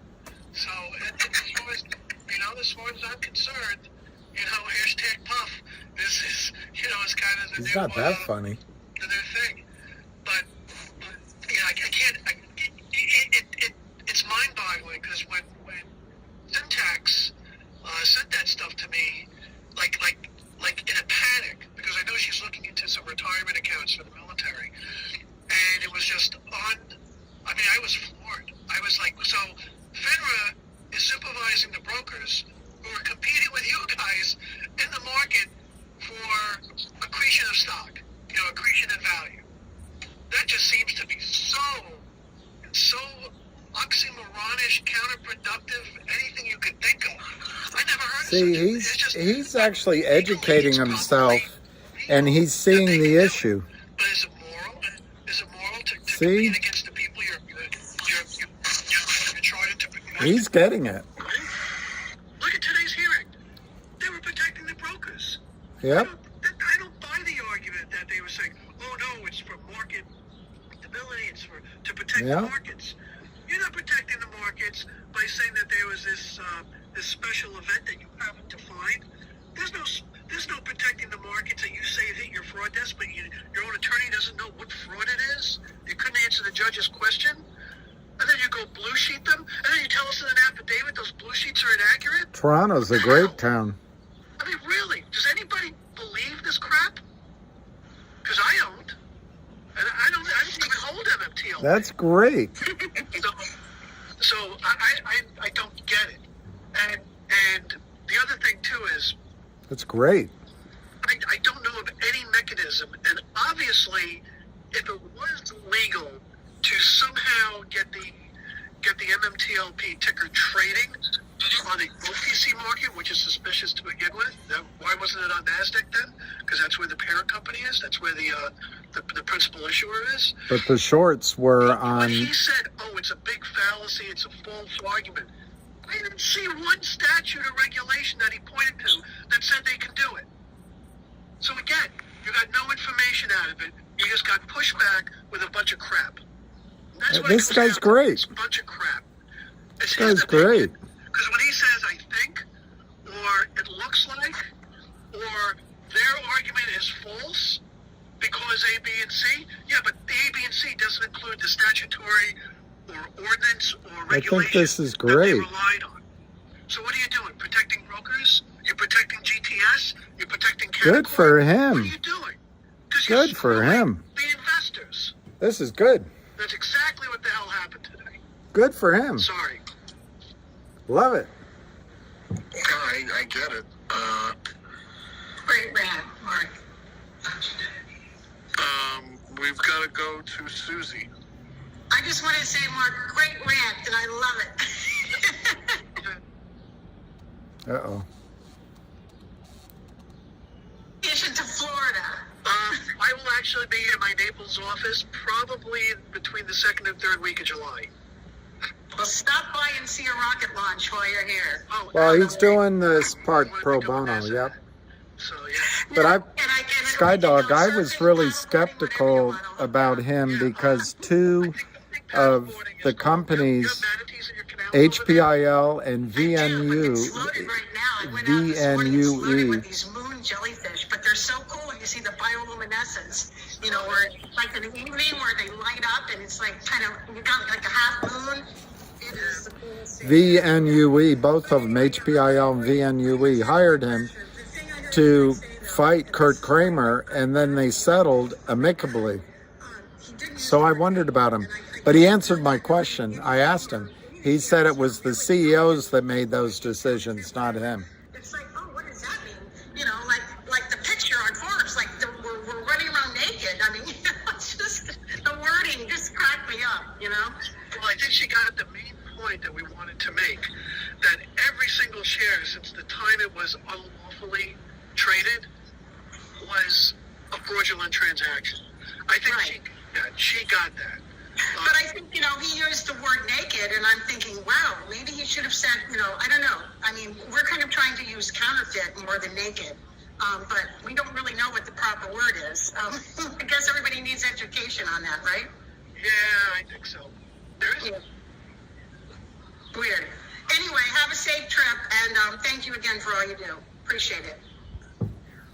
Okay, so I've... Oh, he didn't talk like this in front of the judge? Even though I thought I had Mark's clearance, I reposted the new tweet in the nest. So there it is. Sorry, guys. That was my wife. I had to take her. That's fine. We hardly missed you. We've got Winston and then Laura. Hey, Mark. First off, thanks for all you do. Great job today.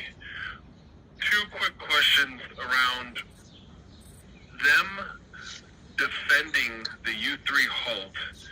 The verbiage that they used in the corporate action mentioned trading on the 9th and the 12th. Yep.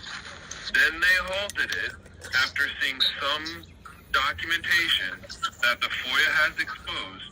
Is there any way that that FOIA'd information that they saw that led them to take action with this unprecedented U3 halt, is there any way to get access to that as a midpoint in not the full 2 weeks, but let me see what you saw on the 5th and 6th.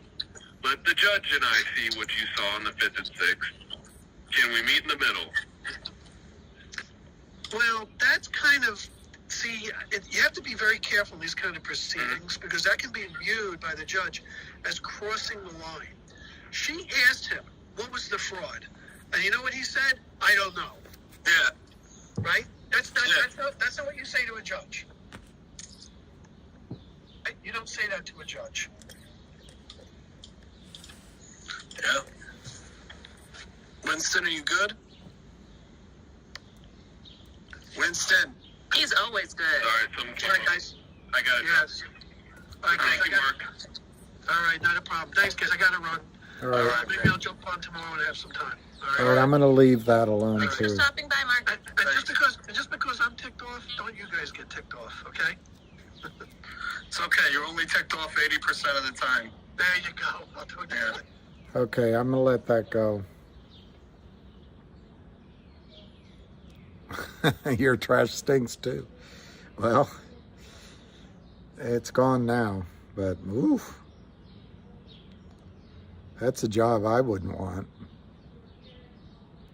So it's 7:16. I might close this up pretty quickly, even though my dog is asleep.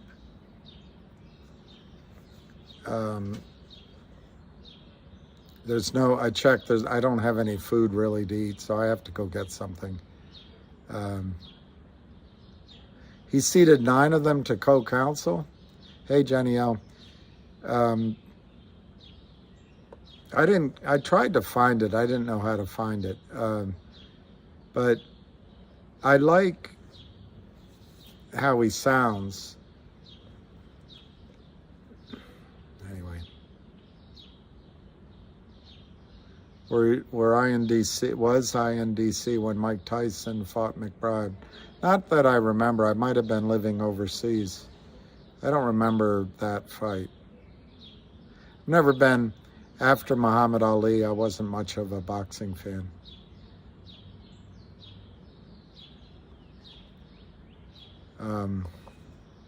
Jenny, I'm actually thinking of calling it quits shortly because I'm hungry. Hey, Gary Maydale.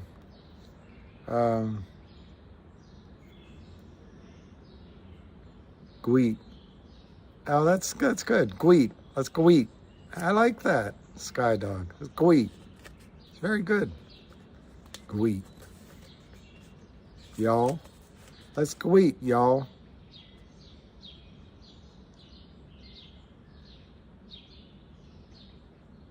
Well, 22 daisies, be careful of that, because that's exactly what they might do is, they might not give you they may unwind all the trades. What I think's happened is the system is set up so that every time there's a corporate event, everything's electronic now. So a naked position, a short position, counterfeit shares, you can't tell. It's all an electronic entry, and we're all happy with it. Well, look, these criminals were shorting Torchlight, and they did such bad damage to Torchlight that Torchlight had to merge into MMAT. Well, they didn't have to, but it was a solution. And MMAT was a private company. They wanted Torchlight's trading, and that was a move that John made that gave hope to the shareholders. Well, there was this stub sitting there of this distribution of the Oro Grande asset. Well, the system normally would carry that over. The fraud in the first instance would be carried over into the new instance, but they couldn't do it. And so I think that the shorts were getting pressure to buy in shares so they could cover the issuance of this basically stub private Oro Grande entity. Well, what they did instead was fraudulently make it trade. And then that allowed the system to carry all the shorts, so the shorts didn't have to deliver the Oro Grande as a result of their shorting Torchlight. And then they shorted MMAT like they do, and they shorted MMTLP, and they were able to kick the can down the road. Well, now comes the accidental strategy. We're going to put MMTLP into a private company. The can's sitting there in the middle of the road with concrete in it, and when they kick it, they stub their toe now.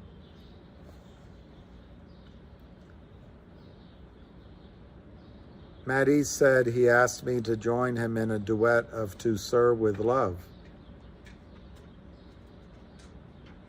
And then when you come back, you say, what'd you eat? What'd you eat? What'd you eat? What'd you eat? I don't know what I ate.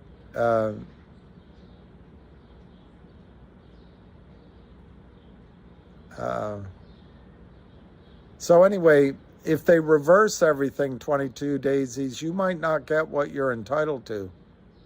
Mike Tyson gave up in the 6th round.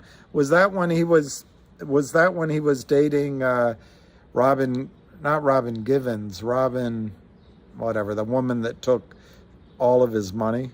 Or she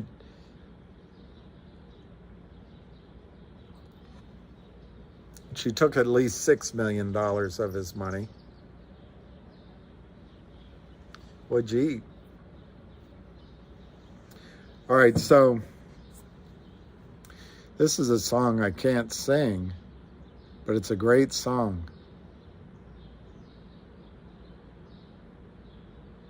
I guess I can just give you the lyrics.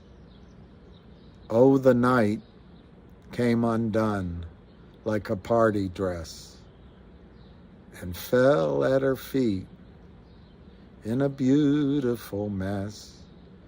The smoke and the whiskey came home in her curls, and they crept through the dreams of the barroom girls. Well, she tosses and turns because the sun is unkind, and the heat of the day is coming through the blinds. But leave all the blue skies for the rest of the world, because the neon will shine for the barroom girls. Oh, the barroom girls go by your side like the ponies who pass on a carousel ride. That's how she says it. And all of the colors go around in a swirl when you dance in the arms of the barroom girls. Now she rolls to her feet when she can't sleep no more, and looks at her clothes lying out on the floor. Last night's spangles and yesterday's pearls are the bright morning stars of the barroom girls. Last night's spangles and yesterday's pearls are the bright morning stars of the barroom girls. All right, Locomotion Mind. Hey, Red Hook Texan, how are you? I'm getting ready to. What'd you eat? Go Jeet? Somebody just told me that. I'm getting ready to. Do you know who it is, Anamasi? Be pretty surprised if you do. I saw her. Did you eat? Well, good you eat.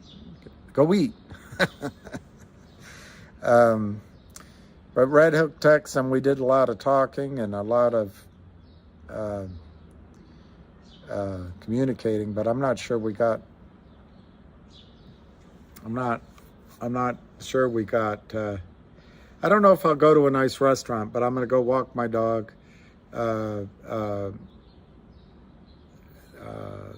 Tomorrow I'm going to go to Capitol Hill. I don't think I'm going to have a full day on Capitol Hill. And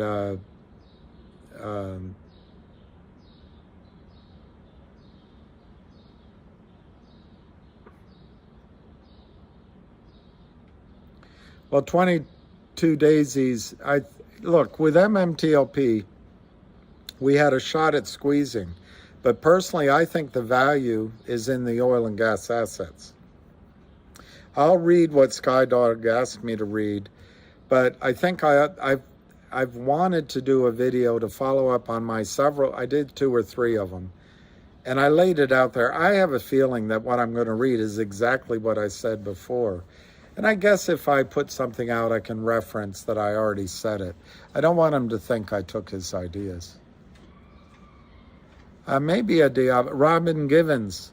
Isn't Robin Givens the sidekick to that DJ?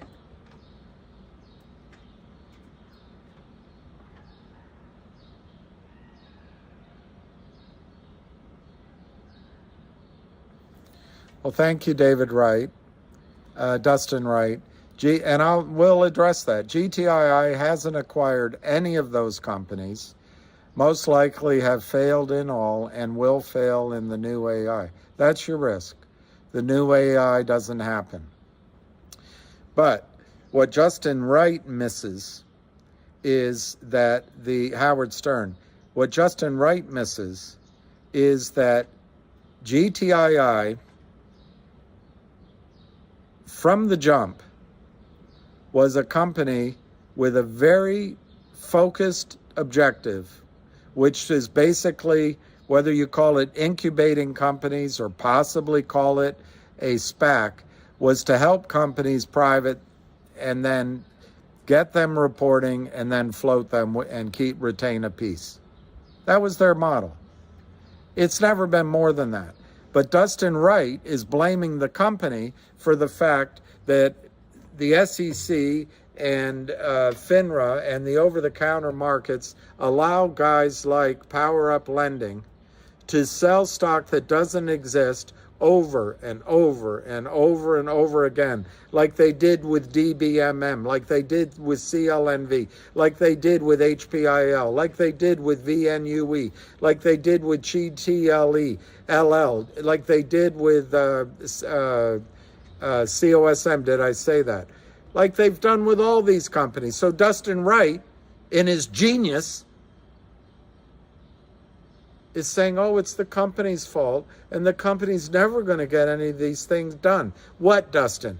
Would you rather the company did nothing? Did nothing. Now, Dustin, what your friends, the shorts, do? They also drive the price down. So when Jeremy Frommer of Vocal first agrees a deal with GTII, the stock's trading at a high price. Well, as the stock goes down, Jeremy Frommer says, oh, wait a minute, I got to renegotiate. And the company says, well, no, I don't. Well, you can blame the CEOs, but it's your friends, Dustin, who were shorting the stock that doesn't exist that are changing the price. And the problem is in the system, Dustin, the CEOs have to pre-announce a deal. They can't say, you know what, let's not announce this AI deal until we get it closed.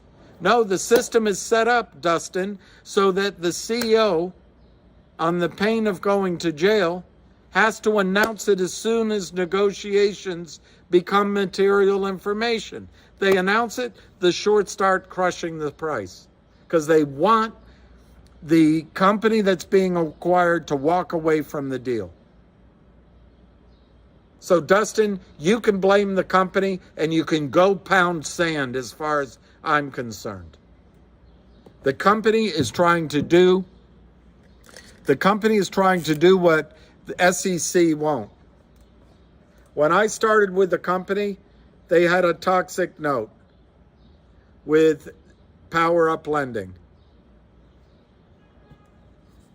They had no deals in the hopper, none. They did the Bronx Eye Care. They did another health care. They did a gold deal. Those all got done. They were all too small for you, Dustin. Too small for Dustin.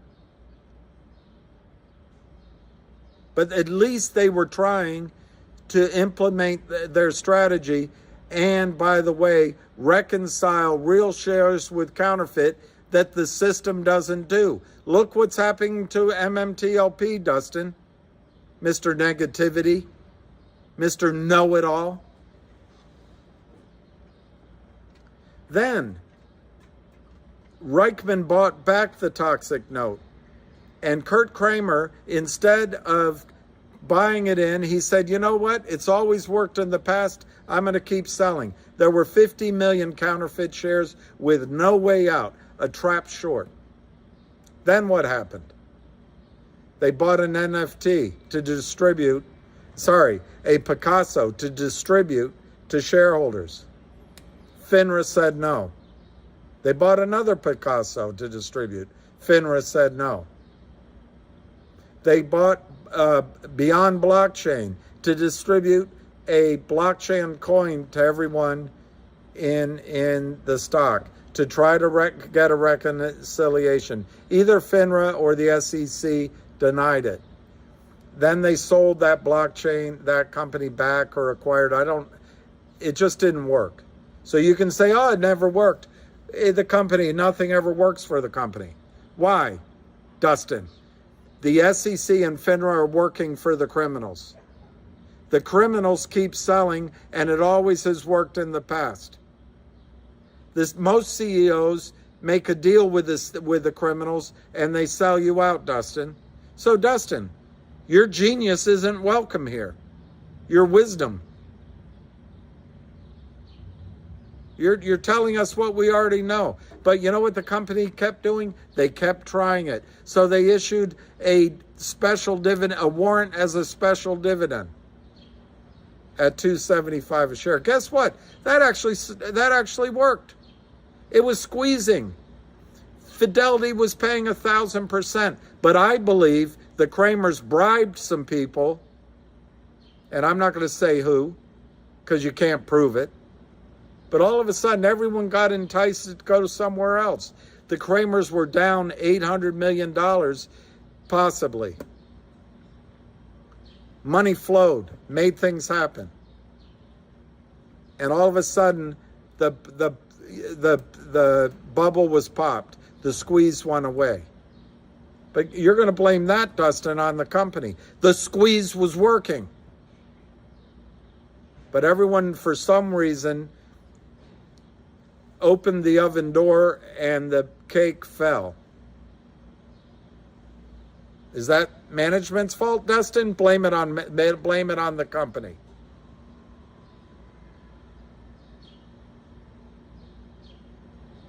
But they did that. And it also raised money, by the way. It raised $3 million for the company. So the company doesn't have to go back to the toxic lenders. So it worked in that sense.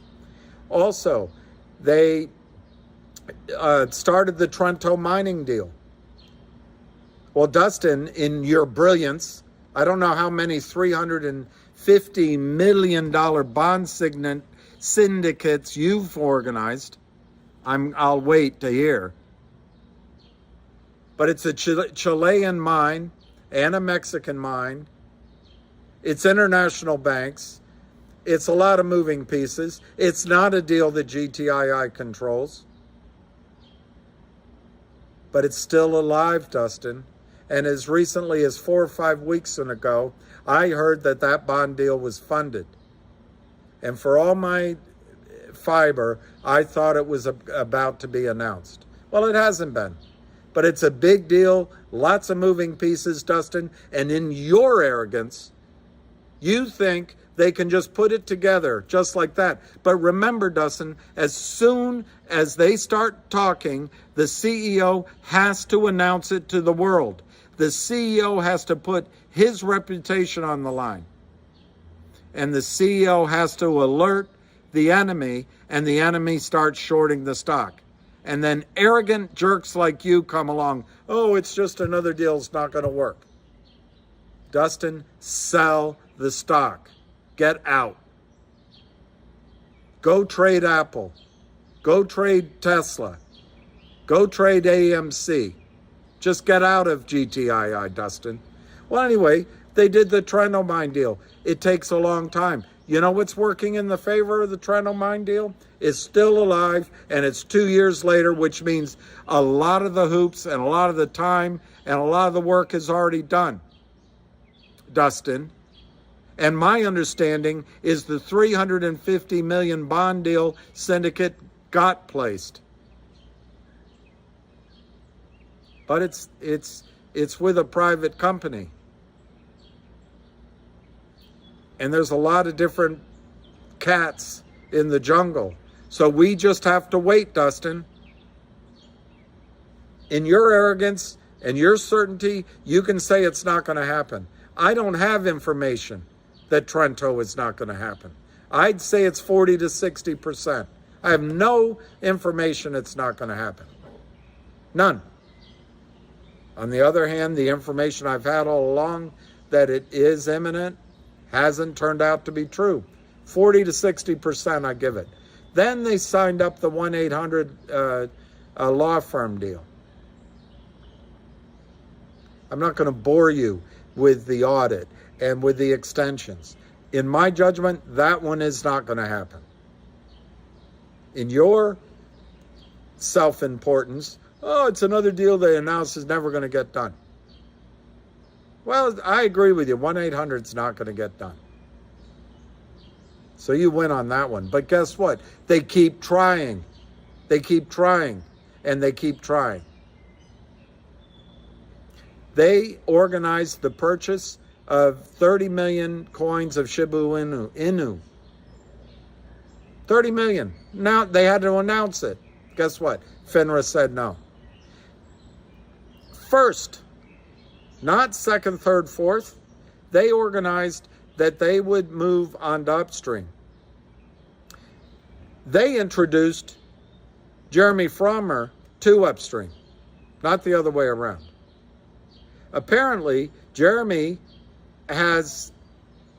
well, I'm not going to say it. But that guy at Upstream, who's a one-man band, has now, because of the introductions that Ham has made, so many companies he's trying to bring on board, he's getting negative feedback about GTII from somewhere, so that has stalled. But GTII still is trying to do a dividend on Upstream. One of the dividends GTII was going to do was a distribution of a valuable asset from 1-800 law firm. That's gone by the wayside. Oh, they just do it, doesn't work, this one's not going to work, nothing's going to work. Get out of the stock, Dustin. They keep trying. Why do they have to try? Because the SEC doesn't enforce the rules, and the Power Up Lending guys and the Alpine guys break the law. The company's trying to take it in their own hands. Well, then they hired Wes Christian first. None of the rest. Wes Christian first because of Ham. They hire Wes Christian first. Now everyone starts hiring. Wes Christian hires Mark Bazile. These calls that everybody's on, that started with Ham. Dustin. Even MMTLP crossing over into GTII, I will take a minor catalytic role in that. But the team working together, that's everyone except you, Dustin. When do you haul your ass down to Congress?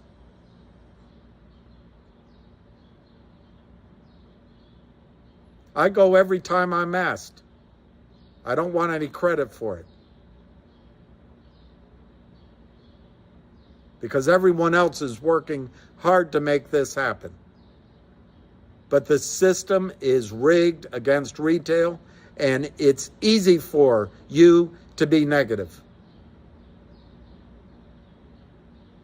So they hired Wes Christian, paid for Wes Christian, and now they're going to do a distribution of lawsuit proceeds on Upstream as a special special dividend.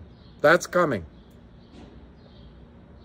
Wes Christian, I understand, is having success going after market makers for spoofing. Let's see.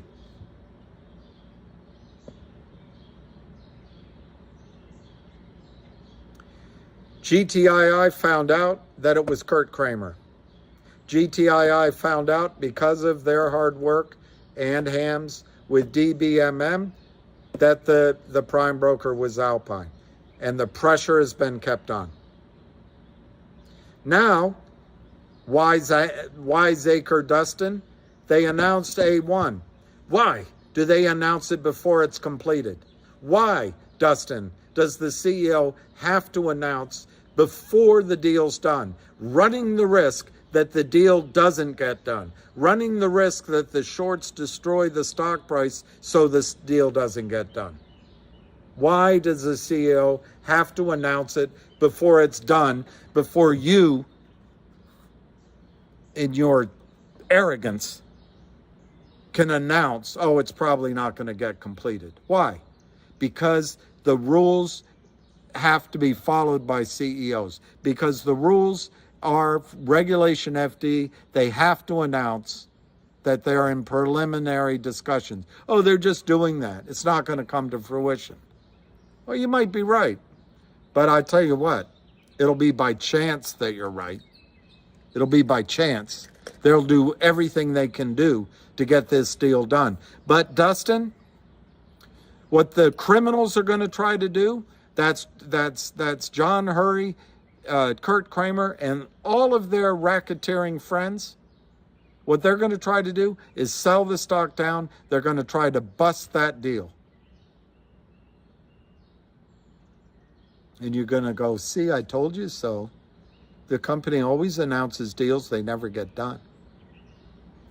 You should take your sashaying ass and go up to Great Clam, New York, and see if you can have dinner with the Kramers, or go out to Utah and have dinner with John Hurry. GTII is doing everything it can do to catch out one trap short and to force a buy-in of shares. Will they be successful? I have no idea. All I know is they're trying. All I know is the setup is the best of any short squeeze out there because management isn't going to sell you out. Yes, there's more shares now than there originally were, but guess what? There's more shares short. Is it going to work? I have no idea. And I'm, frankly, Dustin, I'm worn out by it. And I give you credit. You're such a genius. You're a bloody genius, Dustin. A bloody genius. You called it, man. They did 1-800. They did Trento. They did the NFTs. They even did the online properties in the metasphere. They do all these things. Nothing works. You got it, Dustin. You're a bloody genius.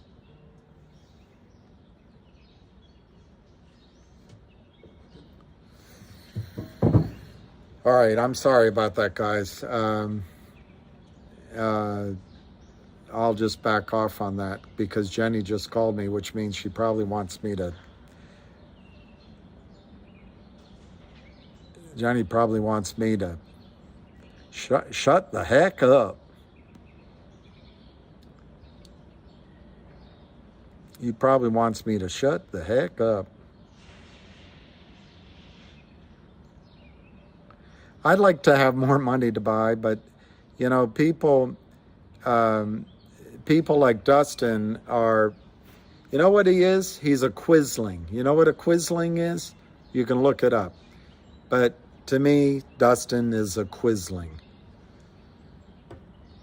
And I don't have much tuck for quislings. I really don't. Deep breath. Breathe deep the gathering doom.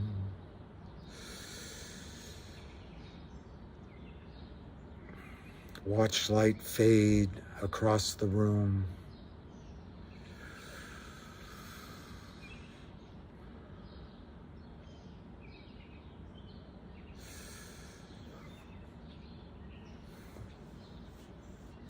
What's a quisling? Look up a quisling. Quisling is, the simplest word is a weasel, but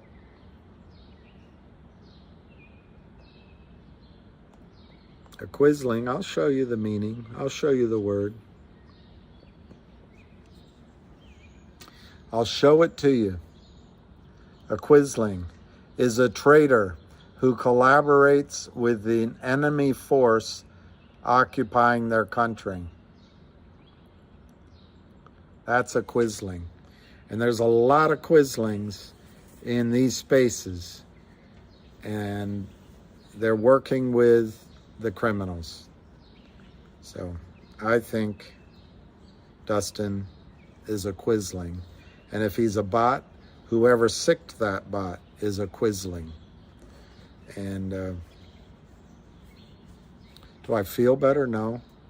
You got me nervous, Jenny. You're saying blood pressure.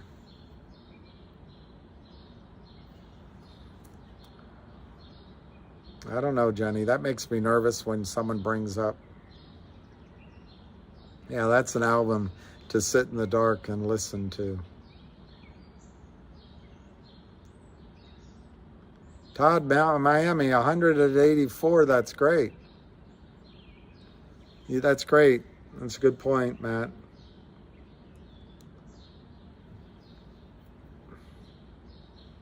What was the verse?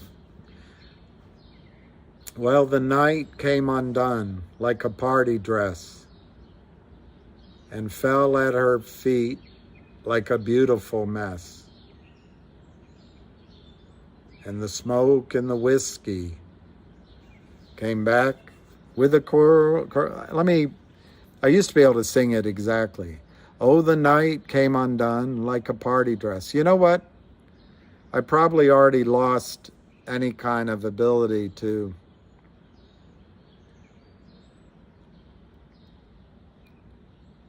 it's great. It's one of my favorites.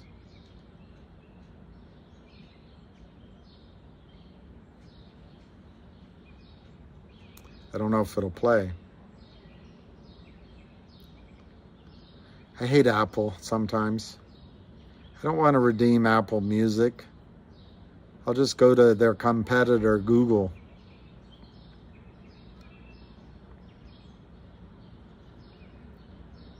This is for you, Sam.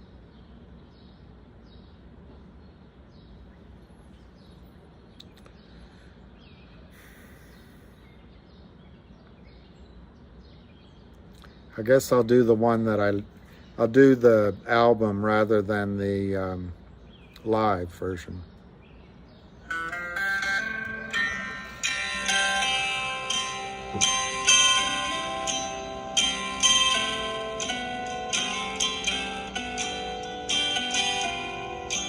I like Flaherty.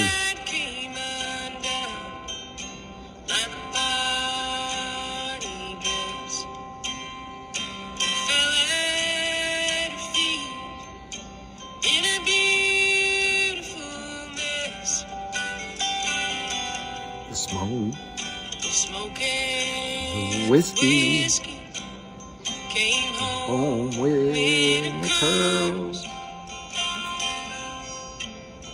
And it crept through the dreams of the barroom girls.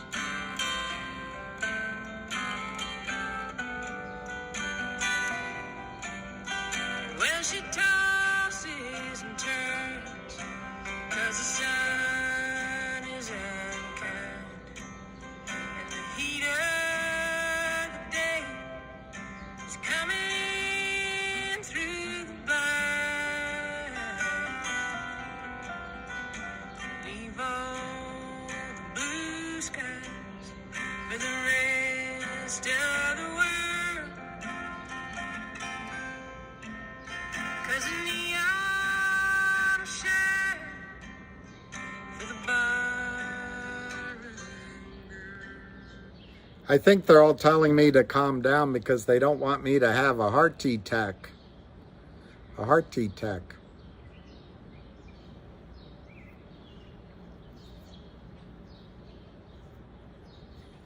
Well, I really think the GTII situation has hurt a lot of people. And yes, the sort of pedantic, oh, it doesn't have anything, every deal doesn't work. Yeah, that has some power.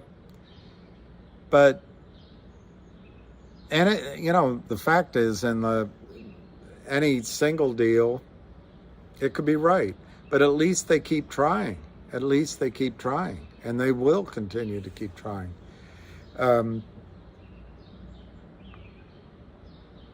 As long as the system doesn't enforce the rules, we're just patsies. And they're just stripping us of our money. And the thing is, you get these quislings coming in, collaborators with the criminals coming in, and I don't know what they're thinking about. It doesn't make them stronger. It doesn't make them special. They're only going to get breadcrumbs, and as soon as the tide turns, the two boys in New Jersey are probably going to go to a country like Venezuela or Korea or Israel, North Korea, where they or is it the Mauritius Islands, where they can't be brought home. John Hurry, I understand, has already made all of his escape plans. So they're not going to support the Dustins of the world and the little Quislings, like all the little shorts. They're not. They're going to be turned on. So I don't know what these little weasels are looking for. They're not going to get much. But I guess it makes them feel good that they're helping criminals. I can't imagine why anyone would do that. For the money? Yeah. What's money? What's money?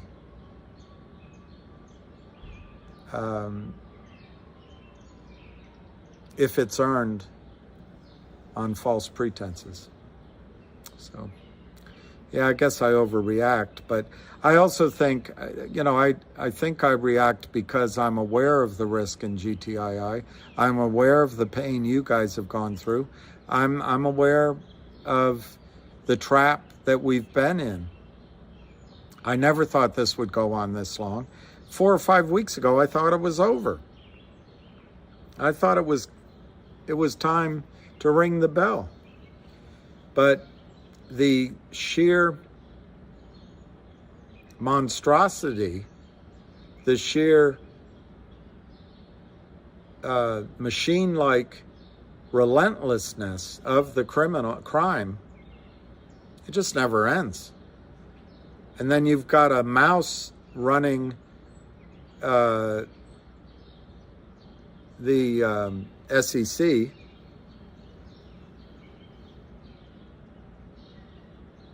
He doesn't do anything. And you got FINRA that's hapless. And you've got the OTC markets, which is it's just the epitome of corruption. None of them are there to help. There's barely any congressmen or senators, women or men, that understand what's going on. There starts to be some people happening. I talked to Anna earlier. I should have written it down. Because of you, because of her hard work, because of Busy Brands, because of Junk Savvy, because of all these people, there's something like 4.7 billion with a B, billion with a B, impressions going out to Congress and the government and the journalists. That's massive. And for a quisling like Dustin or the rest of them, suck-ups to the criminals, to come in and make you doubt yourselves, to come in and get jerks like Jim Cramer to say it's your fault, and you're blaming it on the regulators. This is wrong. This is wrong.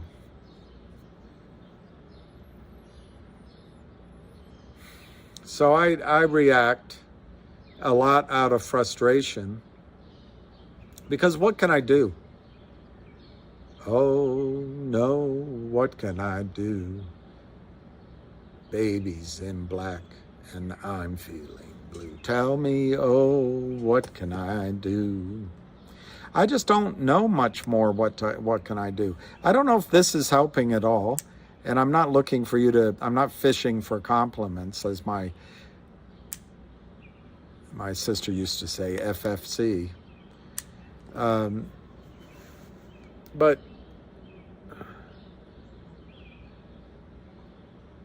all we can do is keep trying, keep the pressure up. And all GTII can do is keep trying to make some corporate event finally,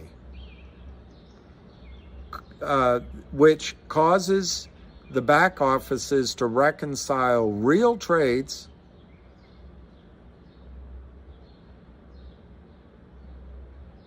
and make a reckoning with the counterfeit shares. The problem is the system is all electronic, so they can kick it down the road. They don't know what they're talking about. Journalists are on the side of Goldman Sachs. The regulators are on the side of Goldman Sachs. And when I say Goldman Sachs, I mean the whole bloody industry. And the people that do good, most of them want to keep their head down so they can pay their mortgage, put their daughters in college and university. They want to be able to retire. The journalism is all captured. And even the very fiber of the American dream, the American ideal, has been corroded into the things you see of money and excess of all kinds. And so greed and money is rewarded for its own sake.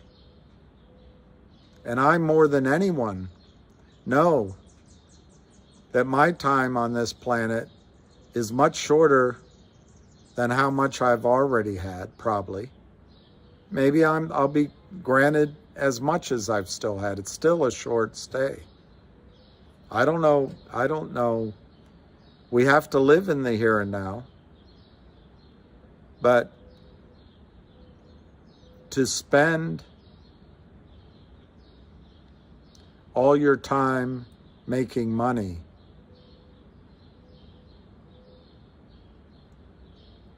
and spend all your love making time.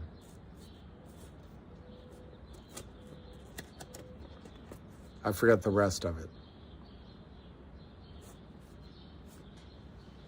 I'm getting a compliment. Kitteridge, Kit Carew. I need to average down in these prices? Maybe. Look, averaging down normally is a fool's errand, but I don't think the price discovery here makes any sense. The odds are stacked against us, but the rewards are great. Once more unto the breach. And if it breaches with enough power, who knows how far the fountain can go.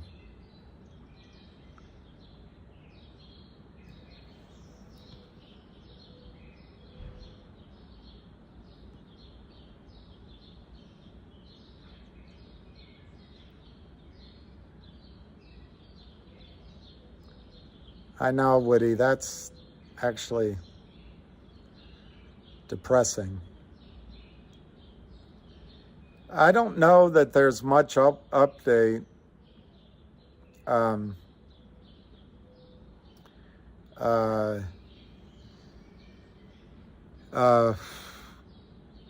Except, I mean, it's sort of dual track. We've listened a couple of times to Mark, and I think he's doing a great job. But he's trying to get the blue sheets in MMTLP through a court system that cannot understand trading. Lawyers don't understand it. Mark is starting to get it, and he is really fighting. But the judge doesn't understand it. And the judge in the back of her mind is saying, oh, they would never allow that. Gary Gensler's a good guy. I know him. My daughter goes to school with his daughter. He's a good guy. He'd never let that happen. Hey, I know Lloyd Blankenfield. He's rich, but he's down to earth. I kind of like him. I know Janet Yellen from church or wherever. What? I'm making it all up. But somehow the judge just cannot accept that this kind of criminality is so deep. But the good news on that for everybody is most people are honest. And once they get beyond this thing that you're kooks and I'm a kook, they're going to say, wait a minute, somebody's doing this. And we've got to stop it. And then that human instinct for fairness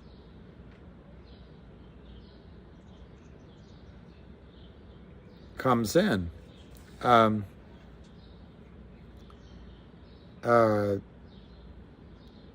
Humans don't like hypocrites, and they don't like cheaters.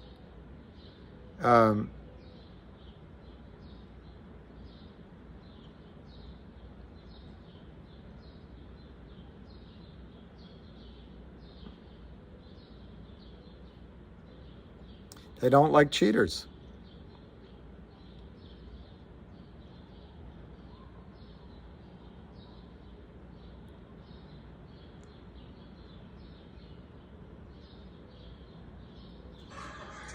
I don't even know what's wrong with hypocrisy anyways. What's the problem with hypocrisy, you know? I don't even know what's wrong with hypocrisy anyways. What's the problem with hypocrisy, you know? People always against it. Go, you know what I hate worse than anything? Hypocrite. But imagine your life if you weren't a hypocrite, you know what I mean? Like if you had a kid, you go, okay, Billy, you're 7 years old now, you know what I mean? And then you tell them who you really are.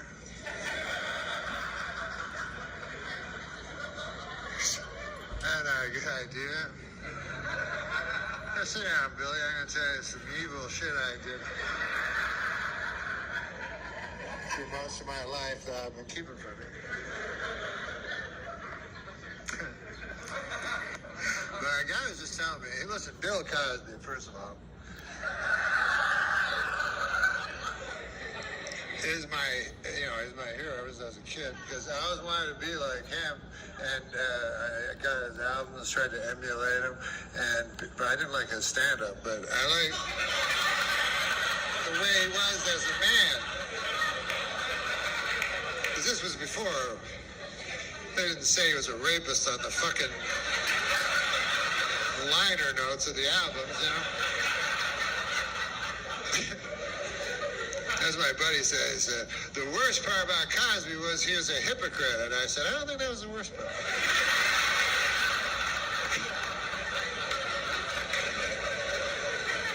To me, the worst part was the raping. Way up high. Anyway, that's Norm Macdonald's take on hypocrisy. And I think there are good people on Wall Street who will, once the blinders are pulled back, are going to go after the criminals. It's unfair. At its core, the Fed is printing money to help America, and that money is going to Wall Street. Wall Street is taking money from you by counterfeiting shares, and the criminals that do it cause seller boxing. They do reverse splits. They do near bankruptcies, and they take the money out without 1099s. They don't pay money back to the Treasury. They take it offshore, and they add nothing. In fact, they destroy jobs. They destroy cities. As Ham always said, they destroyed Rochester, New York, because they took down Eastman Kodak. They've taken down banks. And who benefits?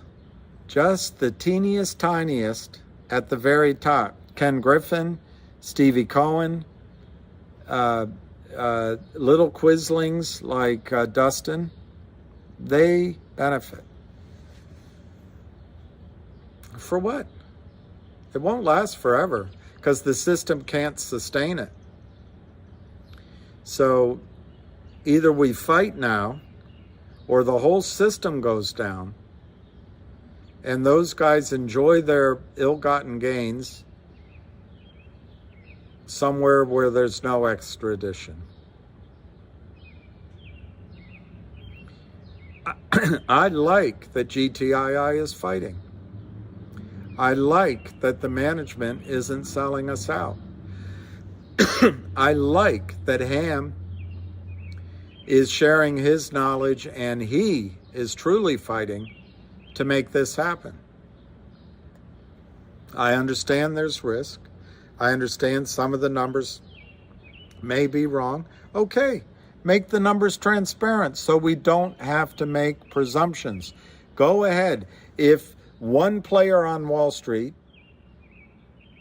has access to information like how many shares they're conspiring to counterfeit, and they can talk to their buddies in code, and they can rescue their buddies when the stock goes up by selling more, and then they have lawyers designing toxic convertible notes, and then they have lawyers sending cease and desist orders as if those lawyers are right, and then they have lawyers creating amicable settlements so nothing happens, and they have the SEC captured that just gives them a parking ticket, and FINRA is in on it all along. And they convince Wall Street that the best strategy is to let the regulatories self-regulate, and they convince Wall Street to get rid of physical certificates and everything's electronic, and they convince you with glossy TV ads that they can manage your money better, that they can manage your 401ks better. Leave it to them. It's like the drug companies telling you that a unproven technology that affects your DNA is a vaccine. It's not a vaccine. It's a thought in somebody's mind of how they can adjust themselves with a technology that they patented. But we're gonna cede control of our financial life to these, and they're not any smarter than you are. They're just more criminal. They know some language that describes what they do a little better than you do.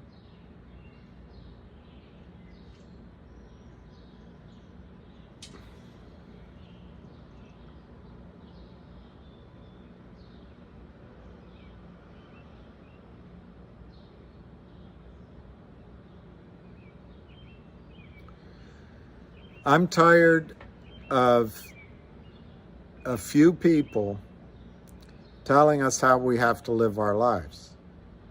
And one of the ways you can break out of it is by having a win. Could you lose? Yes.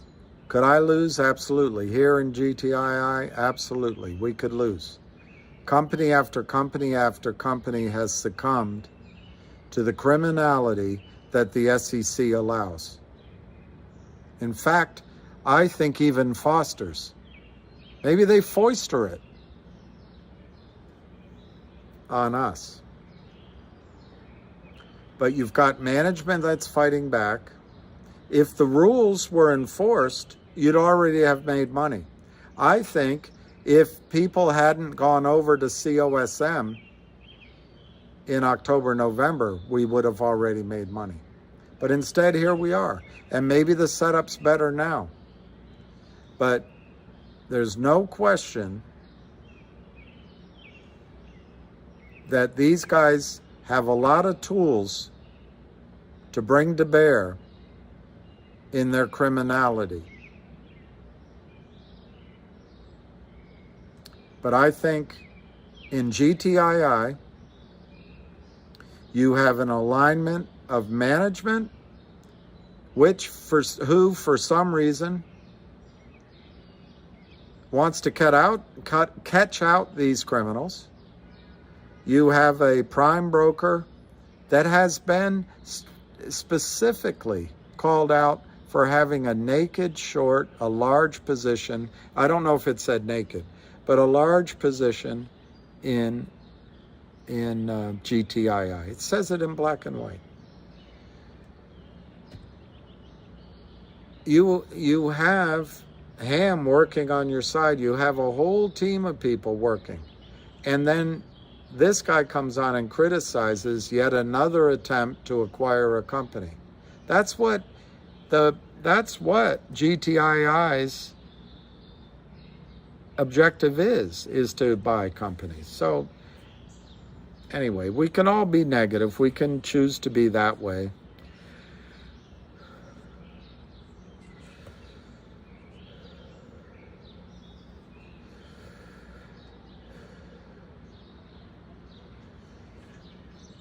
We can choose to be that way.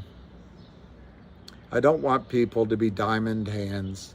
I don't want people to be unrealistic. There are risks, and there are things you can do. You can do some trading on the side,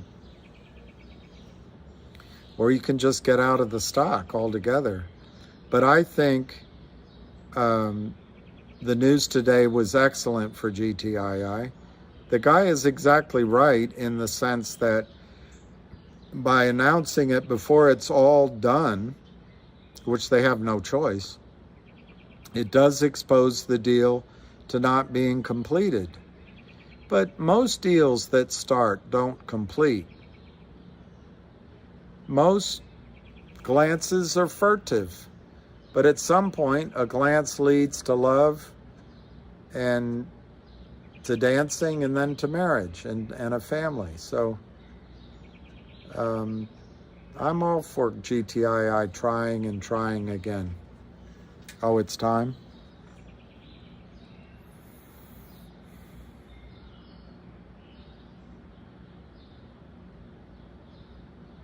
Well, I think AMC sold us out. What's the Gretzky quote? Let me find it out. Maybe I'll use it tomorrow.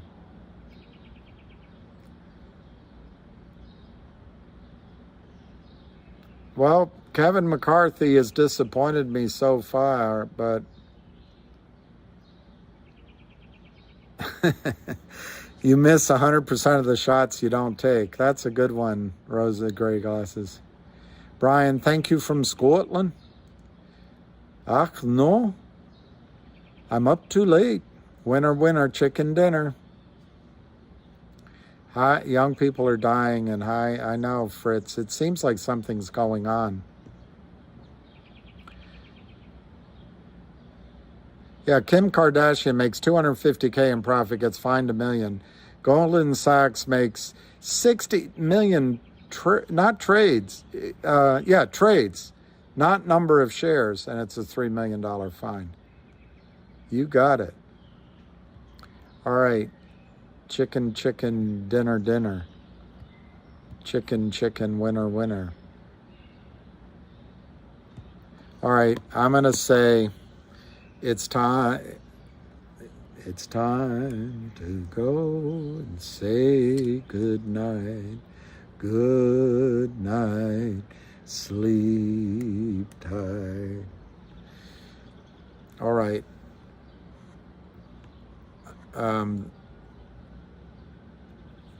I don't dance. You can dance if you want to. Or I'm going to go. I'm not going to give any warning. Dancing in the moonlight. Dancing in the moonlight. Everybody's dancing in the moonlight. Everybody. All right. I have you know I'm going to get 2 copyright claims, although I'm not making any money on this. And I did it just, yes, King's Harvest, James Flowers. You're very impressive. Very impressive. I had about, I didn't have that many 8 tracks, but that was one of them. And I loved that song. All right.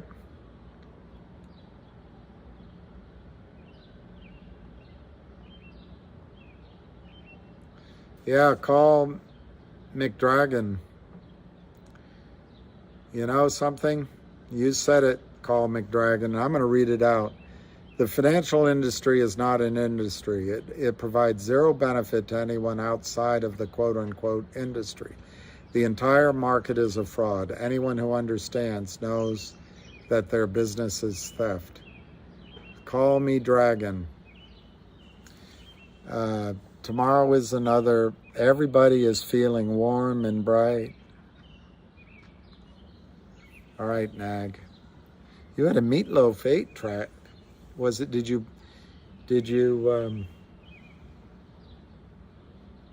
was it something by the dashboard light? Wait right there. Hold on there. Do you love me? Will you love me forever? Do you need me? Will you love me forever? Let me sleep on it. Baby, baby, let me sleep on it. I know, what a song. That song was amazing. He's coming around third. He's coming out. Wait right there. Will you love me forever? Will you need me? What a great song. Pretty genius song, actually. He also did the song, what's the song? 2 out of 3 ain't bad.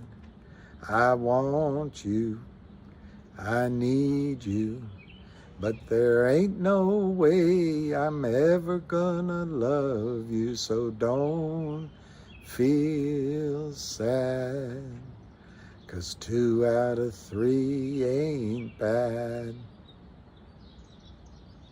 Yeah, it's pretty, everyone now takes that as it exists, but when it came out, that was pretty, revolutionary in its own way.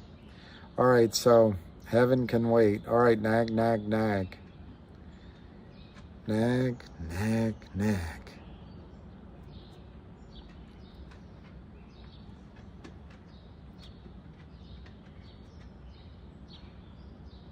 I don't know how to end it, so I'll just say goodnight. Wish everybody peace, love, and happiness. And we'll get through it. Yeah, Bat Out of Hell. I don't think I ever owned it, believe it or not. But I heard it so much and I would borrow it. But what an amazing album. I don't think I ever bought it. But I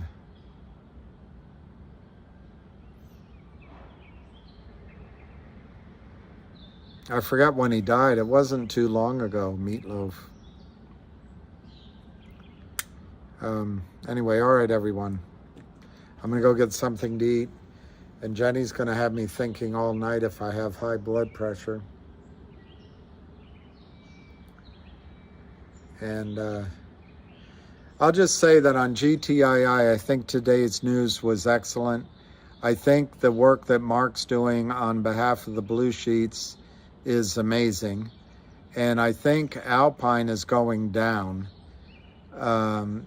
So I think we've had a lot of victories. It may not show up in the continued pressure on the stock prices, but I think soon and for the rest of our lives, it's going to change in our favor.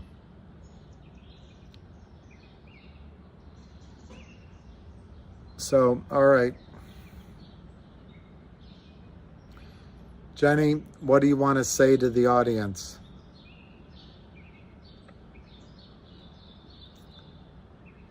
Jenny, you have to say goodnight to the audience, then I'll click the button. You have to say something.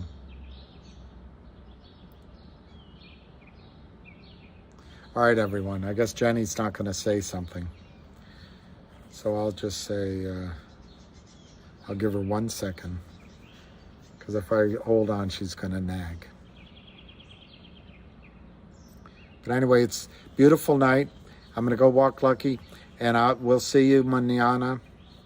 And I'll say